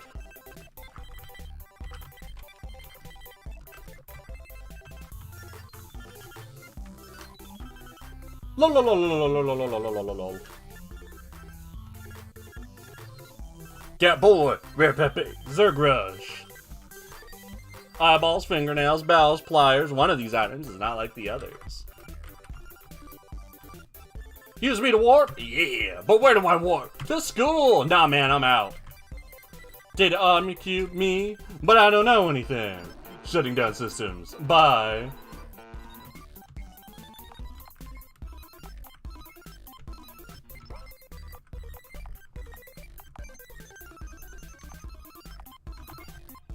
Memory cube is available only for home use.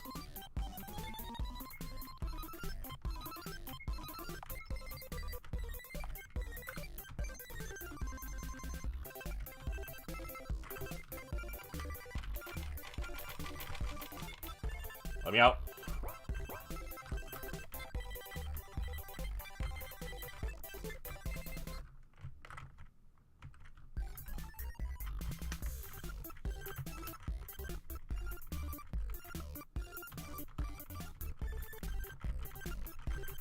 Let me out.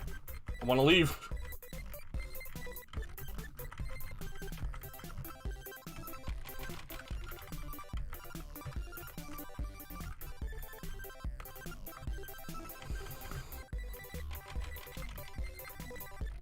Get me out of this crazy place.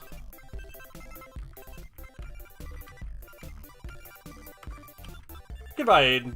Goodbye, Bennett. Goodbye, Huxley. Goodbye, Magcat. Goodbye, everyone. I'll miss you all. Now that's a quality nightmare.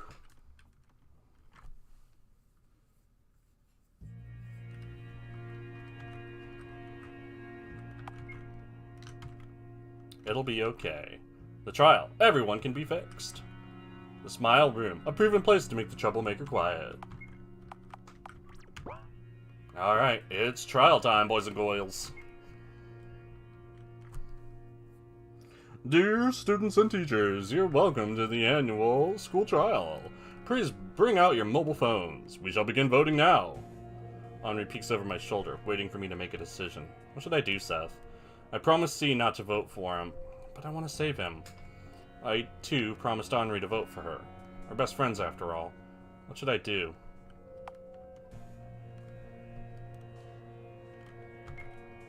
It's decided. I choose C's name from the list. Henri looks at me in shock and disbelief. Why, Charlie? Why did you choose him? Didn't we make a promise? I'm sorry, but he doesn't have anyone to vote for him. How could you? You traitor! I trusted you! Attention, please! Everyone, finish voting now!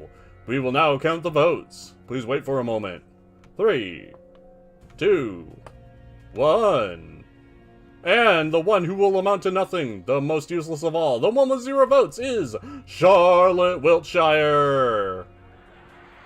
The audience explodes. Serves her right! Why am I not surprised? I look at Henri. Serves you right, you traitor. Why do you even look so surprised? You gave your voice to your crush, yet you're devastated I didn't give my voice to you? Look, even that loser didn't want to vote for you. How does that feel? But why, Henri? Why, she asks. Even though I've done so much for you, you never appreciated me. No one wants to be friends with a lunatic like you. You know, I honestly tried to be your friend, but I give up. Henri, what is... I don't understand. It's me who doesn't understand you, no matter how hard I try. You know, I'm tired of playing along. When will you get tired of lying?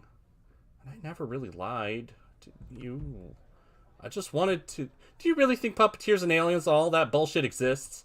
You honestly believed your classmate was a god? You really are a perfect match for each other. Magcats, oracles, Pythias, observers, omnicubes, and whatever. Every day you kept making up a new lie. I'm tired. So tired of keeping up with it. Everyone in the class tried teaching you a lesson, but no matter what you do, you never got a clue. What lesson? I'm afraid I don't understand. I don't understand. My bag thrown away, books scattered on the ground, dead bodies in the garden, the fake letter, everything, every single little thing, it all started to fall into place. It seems she's so happy she can't believe her luck. Now, chatting with friends can wait. If you would be so kind, please proceed to the smile room. We're all awaiting your glorious transformation. Let's go, Seth. Everyone's waiting. Look at Henri for the last time. Go die! Henri doesn't care anymore. Henri, you're crying. Don't look at me! Go die already! I'm sorry I couldn't be a good friend. It's all my fault it came to this. No, they don't want to laugh at me. As I proceed to the smile room, everyone in the hall is laughing. Just die, Wiltshire, you weirdo. About time you got your brains fixed. I pass by C. He looks lost, devastated. So very small and human. His words are barely audible in this noise. I'm sorry. I give him my widest smile. I'm so glad, C. I'm so glad I'll be the one to save you. He looks at me in shock. The guards push me further. The next moment, he disappears in the raging crowd. It must be the last time we see each other, I think to myself. You know, C, when we first met, I saw myself in you. It's sad I won't be here to hear more of your stories. I really was fond of them. I wonder if we'll meet again somewhere.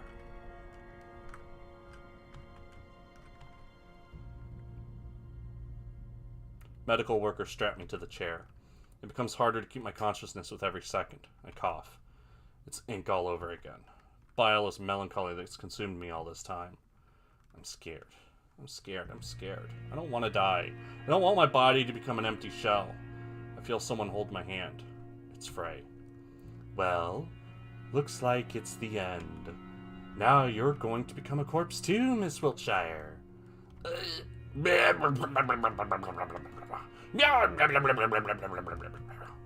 Frey, I've been a walking corpse for a long time.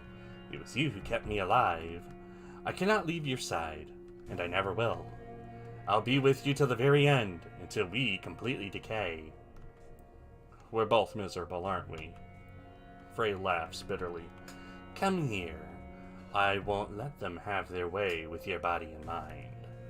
I reach out and embrace the dead god. It's time to become meat!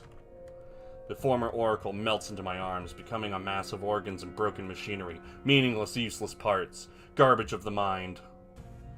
I'm no longer breathing. The dead god leans in, kissing me goodbye. Good night, my princess. Now we can finally rest. As I sunk deeper into oblivion, a fragment of memory came into mind. The Ink Princess wasn't kept in paper prison for long. The Paper Princess befriended the Ink Princess, and they became the dearest of friends. Thus, the Ink Princess became the happiest person in the world. That is my ending for this story. Isn't it too cliche? How about the Paper Princess dying from intoxication after touching the Ink Princess? Or Paper Princess uses an Ink Princess for ink production until it drains her completely? That's even more cliche. Then what do you suggest, a sugar-coated fantasy? Not every story has to have a cruel ending. I want Ink Princess to be happy. Even if she's the plague itself, a parasite. Even so. Even if she doesn't deserve it. Even so. It's not her fault she was born this way. That's just how she is.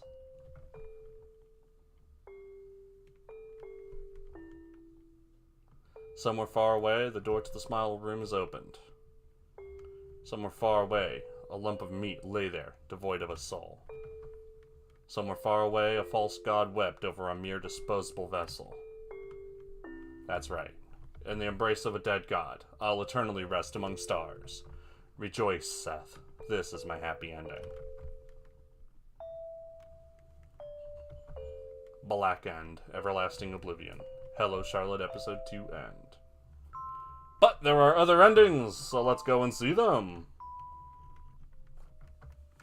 The other endings are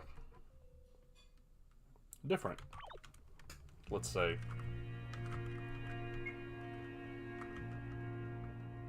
A skip.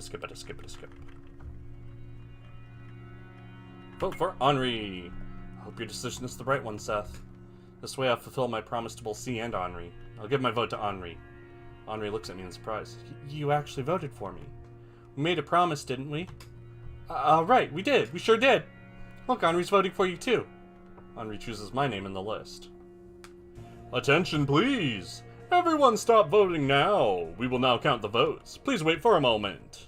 A 3, a 2, 1. And the one who will amount to nothing, the most useless of all, the one with 0 votes, is Vincent Wordsworth. Not only has he never socialized, he didn't even attend class. That's a lie. He lost all his points because he ran away from the house. Such a worthless being can never become useful to society. He's destined to amount to nothing. Therefore, his soul data is corrupted. Am I right, everyone? The audience roars with a yes. What a loser. It's all because I've abandoned him. Everyone's clapping and laughing. Loser god, loser god, loser god. It feels like a mass psychosis. It shouldn't be like this. Henri touches my shoulder. She's smiling, just like everyone else. Says I'm right. It's great we didn't get chosen, right? I don't know what to reply with. The guards start making their way to C. I see Umbrella Man among the crowd. His yellow eyes stand out among all. What a good day, isn't it? Umbrella Man! Your employer, he... Excuse me, what? The god of this world, he's... Oh, are you talking about that gray-haired boy?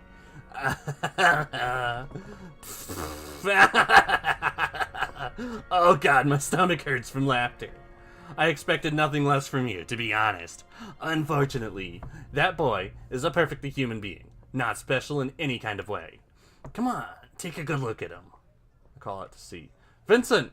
He hears my voice and turns around. I stare at him. What stares back at me is the abyss itself. Then for a brief moment, I finally see his face. The face of a small scared boy. He disappears behind the doors. I feel my feet move forward on their own. Where are you going? I have to save him.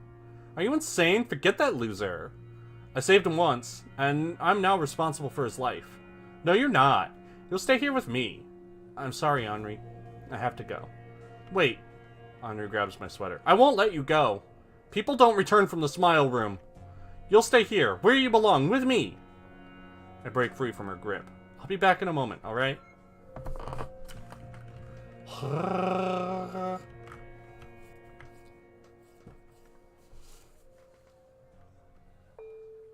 You're not a loser, God, see?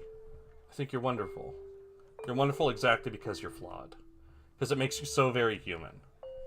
We're flawed. We're born to make errors. We hurt each other because we are essentially egoistic.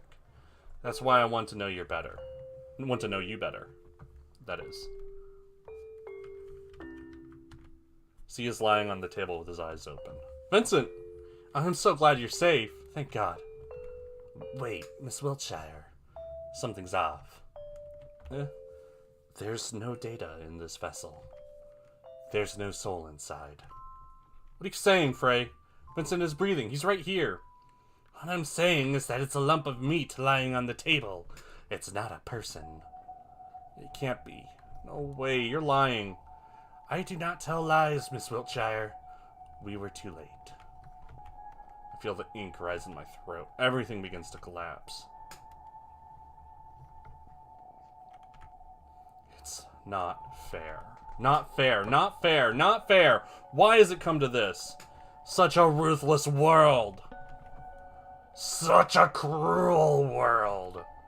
Such a world shouldn't exist at all.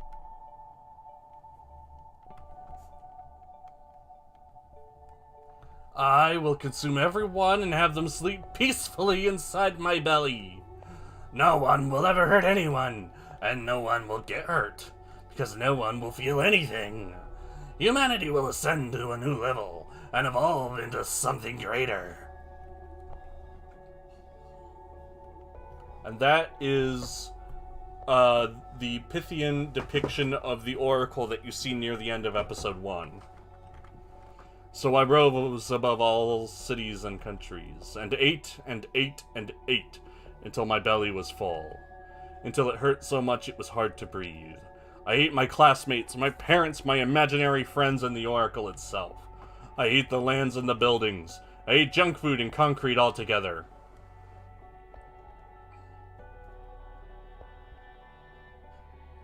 Everyone was gone, and my body eventually collapsed from the burden of consuming everything in sight. I became a black hole that sucked everything in, destroying it all. There was no one but me left, yet I was with everyone at the same time, for I became the world itself. Holding an empty shell of a false god, I cried. Liar! You liar! Vincent, you liar! You said your earthly shell would wither and you'd become a god again. Yet no matter where I look, I can't find you. And there's nowhere left to look because I ate it all. I cried and cried and cried until my voice became hoarse. I'm sorry, everyone. I couldn't save anyone or anything. I'm sorry, Henri. You protected me. You got angry in my place. Yet I thought only about myself. I'm sorry, Vincent. All this time I wanted to be saved myself, so I sought salvation in you. I wanted you to become my hero, but it doesn't matter now.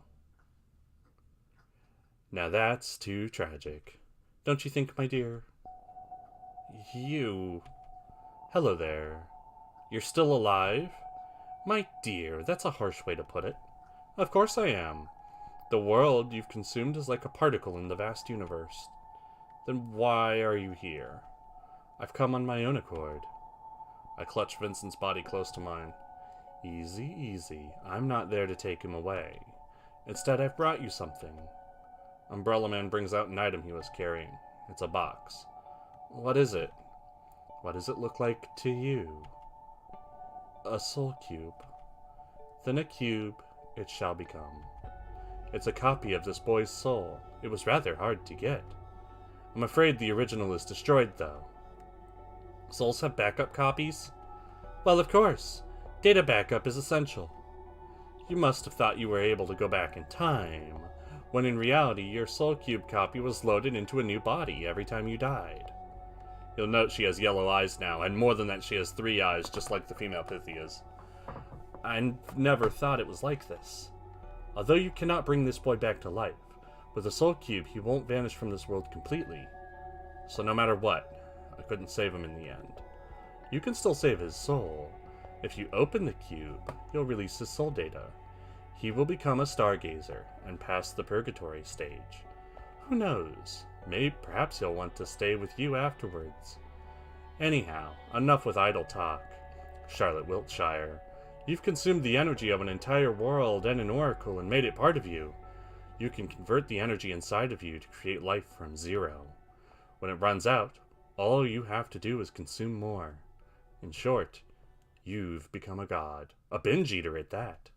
That is a fact. If you don't mind, may I ask what you plan to do now? I'm tired, Umbrella Man. I want to rest. Is that all? You now have the power to consume worlds. I never asked for it. Then do you plan to leave this domain? I will remain here. I don't want to eat anymore, Umbrella Man. Oh well. There are alternative versions of yourself who still struggle in countless parallel worlds. So are people you care about. Will you abandon them too? No. I want to look over them. I still want to protect everyone. Umbrella Man, you know everything in this world. You exist outside of time, in past, present, and future alike. Would you help me watch over my world while I rest? Right now it may seem hopeless, but perhaps there's a chance for a better ending. Is that an employment offer, Miss Wiltshire? Yes. I want to hire you. Would you accept? My loyalty comes with a price, my dear. In return, you shall lose your name. This world will forget your human existence, and your name shall become an empty sound. Your alternative incarnations shall never learn about you, and your name will be erased from all soul archives. You will go by many names, but none of them will define you, for I will eat it. Would you pay this price? Yes, I accept, Umbrella Man. So fast! You really don't value yourself at all. A contract between a name eater and a world eater. How thrilling! Ah, ha, ha, ha, ha. I suppose hiding my true nature is meaningless now. After all, it was you who invented the concept of observers and puppeteers alike. Such things as episodes with me talking to your puppeteer were no more than visions of a delusional great skiller. I laugh a little. It sounds a little hysterical. Have I said something funny, my dear? No, it's just... You've always said your employer cared about my well-being. Now I realize who that was all along. I couldn't help myself. Oh, the irony, am I right? The moment you hired me was destined to happen all along. By the way, Umbrella Man, that's how I called you since I was a child, right? Why, yes, I've grown accustomed to this distasteful nickname. Do you have a real name? I go by many names. People give them to me themselves. For example, you can call me Charles. The man laughed mischievously. I laughed with him. Now then, I shall give you some privacy. You still have things to do before you slumber, don't you? Just like that, Charles disappears. I look at the soul cube in my hands. It's small and gray, fragile. I smile to myself. You know, Vincent, I never noticed how fragile you were. You feared germs, the people, and human life itself, so you decided you didn't belong to this world.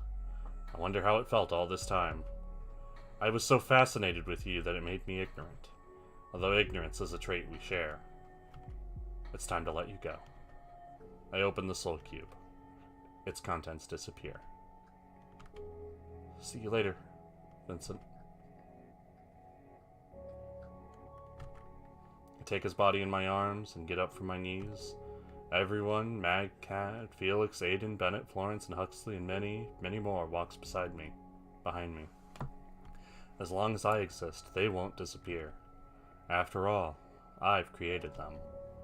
We walk for a long time. In a field of ink and paper, meat and machinery, soap and bugs, the god of this world lies beside me.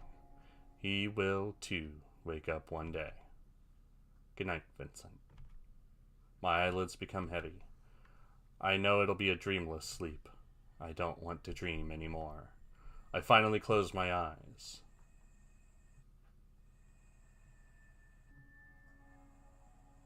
Rejoice, Seth, faithful friend of mine. I became the god of my dollhouse world, and will observe its people till the end of time. Charles will eat my name, and will watch over me in every single timeline that exists. The world will forget my existence, but you won't. And that's the only thing that's important. Gray End. Eternal rest for a god.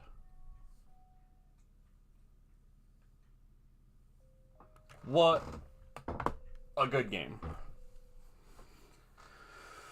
Ooh, so the other ending that I'm not going to bother getting, where you vote for no one, is both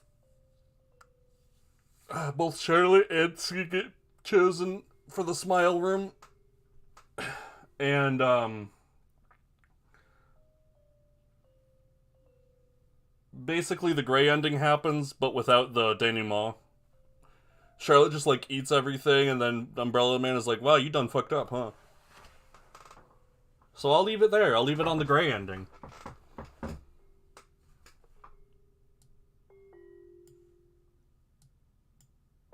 Audio output up. Ooh, what to talk about with this game? This game is much wordier and less gamey than the first one. Episode 1 is a lot more like an RPG Maker horror game. Especially like I guess you could call it the second segment of the game, when you're in the TV world and you're in the teddy bear realm. And the teddy bears disembowel you if they touch you.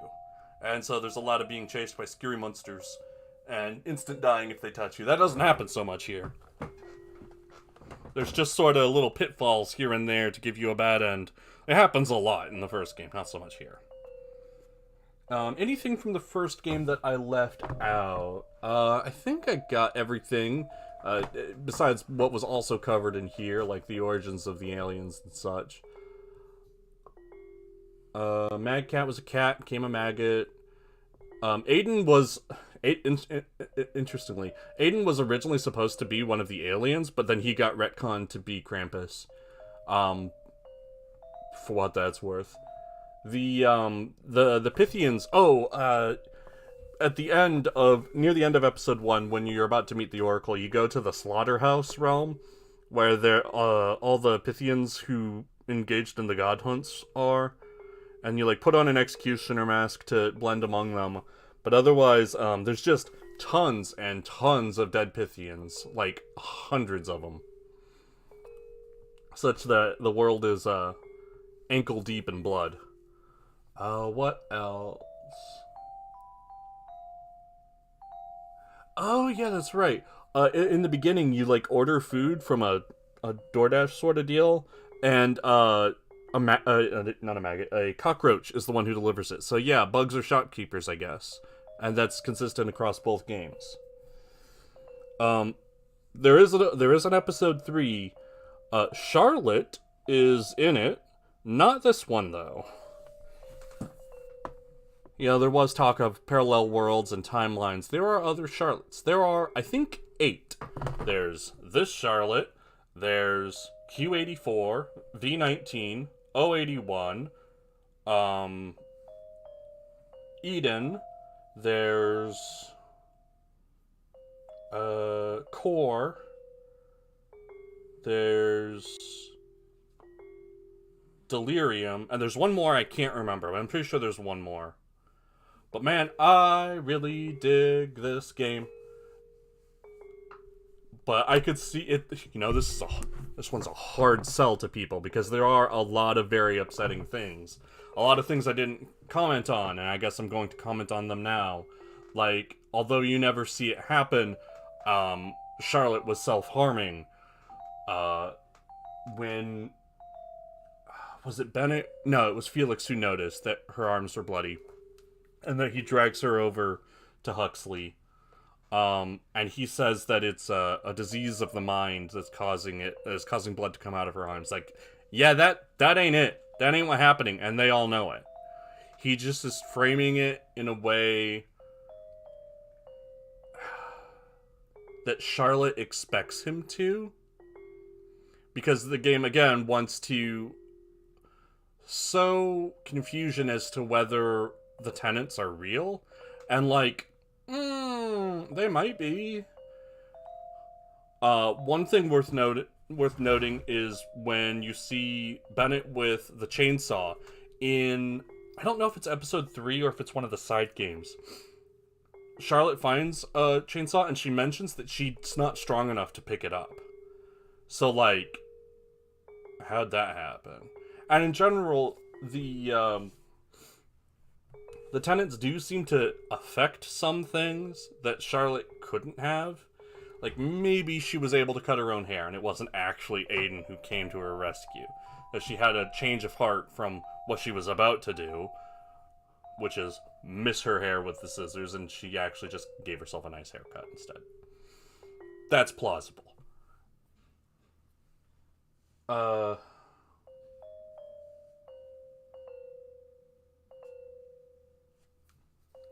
What would be impossible for just Charlotte? They couldn't be explained away with unreliable narrator.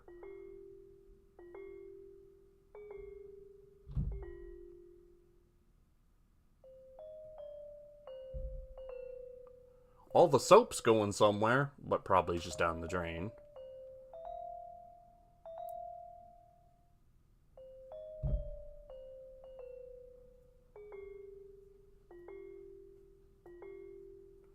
But, like, one thing that's for sure, changing topics for a moment, one thing that's for sure is the world is still definitely weird as heck. Like, the smile room would not go away if she took her pills. Like, Henri says that the tenets that she talks about and some of the other more extra-dimensional stuff, she believes in the black ending that it's stuff that Charlotte is making up. But then she goes like, they'll take you to the smile room, so that's still real. So might we assume that most or everything in the school is real? Because there's certainly some strange going-ons there. Then there's the issue that, like, cats probably wouldn't eat something that is high in carbohydrates. Even if they were hungry, they'd probably just turn their noses up at it. Cats are picky eaters, you know. But is that a case of unreliable narrator? Is that a case of insufficient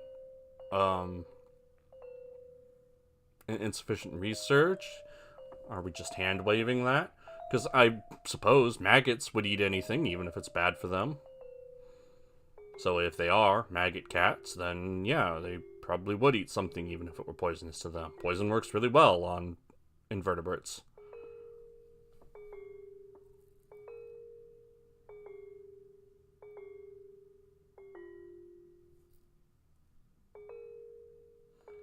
What else to talk about? I think you can get other memory cubes besides the Bennett one I found. I think you can find one for every tenant, but I'm not sure. And I don't care enough to, like, go and look for them. But it was really cool seeing what you do see about him, about his home planet, since he is an alien of these two castes of otherwise identical people, separated by, I don't know, something. Separated by some policy from ages past, or maybe they're different, like a captured slave race, something like that. But also, more importantly, it seems that even the Overmen don't know about this. That it isn't just an open secret. They know about it, and they don't let the humans know about it. They don't know themselves. It took the very talented Dr. Huxley to be able to figure it out. Dr. Huxley, who had incidentally cured some incurable plague and was just using it as a bargaining chip to try to find out some secrets of the world, didn't himself know for sure that humans and overmen were the same. He just sort of suspected it.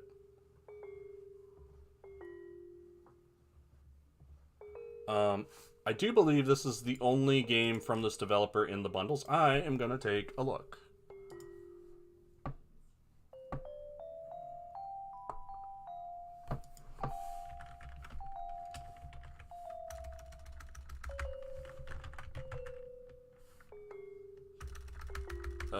Yeah, it seems that way.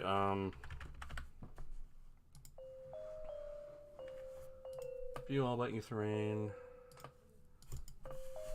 Rainer. No. Tomorrow won't come. Nope.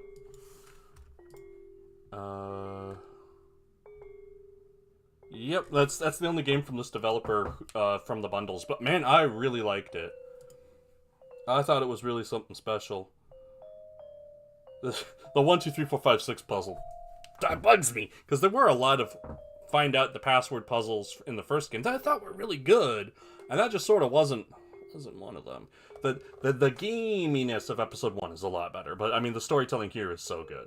Not that it was bad in the first game. Also, the music was better in the first game, although I do bet that it's largely like royalty-free music. I don't think Aetherrain or anyone that she works with did the music, or besides maybe some really simple stuff. But the music choice, at the very least in the first game, was super good. So that's it for today. Let's see, for tomorrow is Alchemist's Castle, which is... It's a platformer, it's a Metroidvania of some sort. I remember there being a gimmick when I looked at the page, and I don't remember what it is. Anyway, my jaw hurts from talking too much, so I'm done. Till next time. I'm going to stop saying see us all next time because I realized I inadvertently lifted that from Dank Paws and I feel bad about it. So,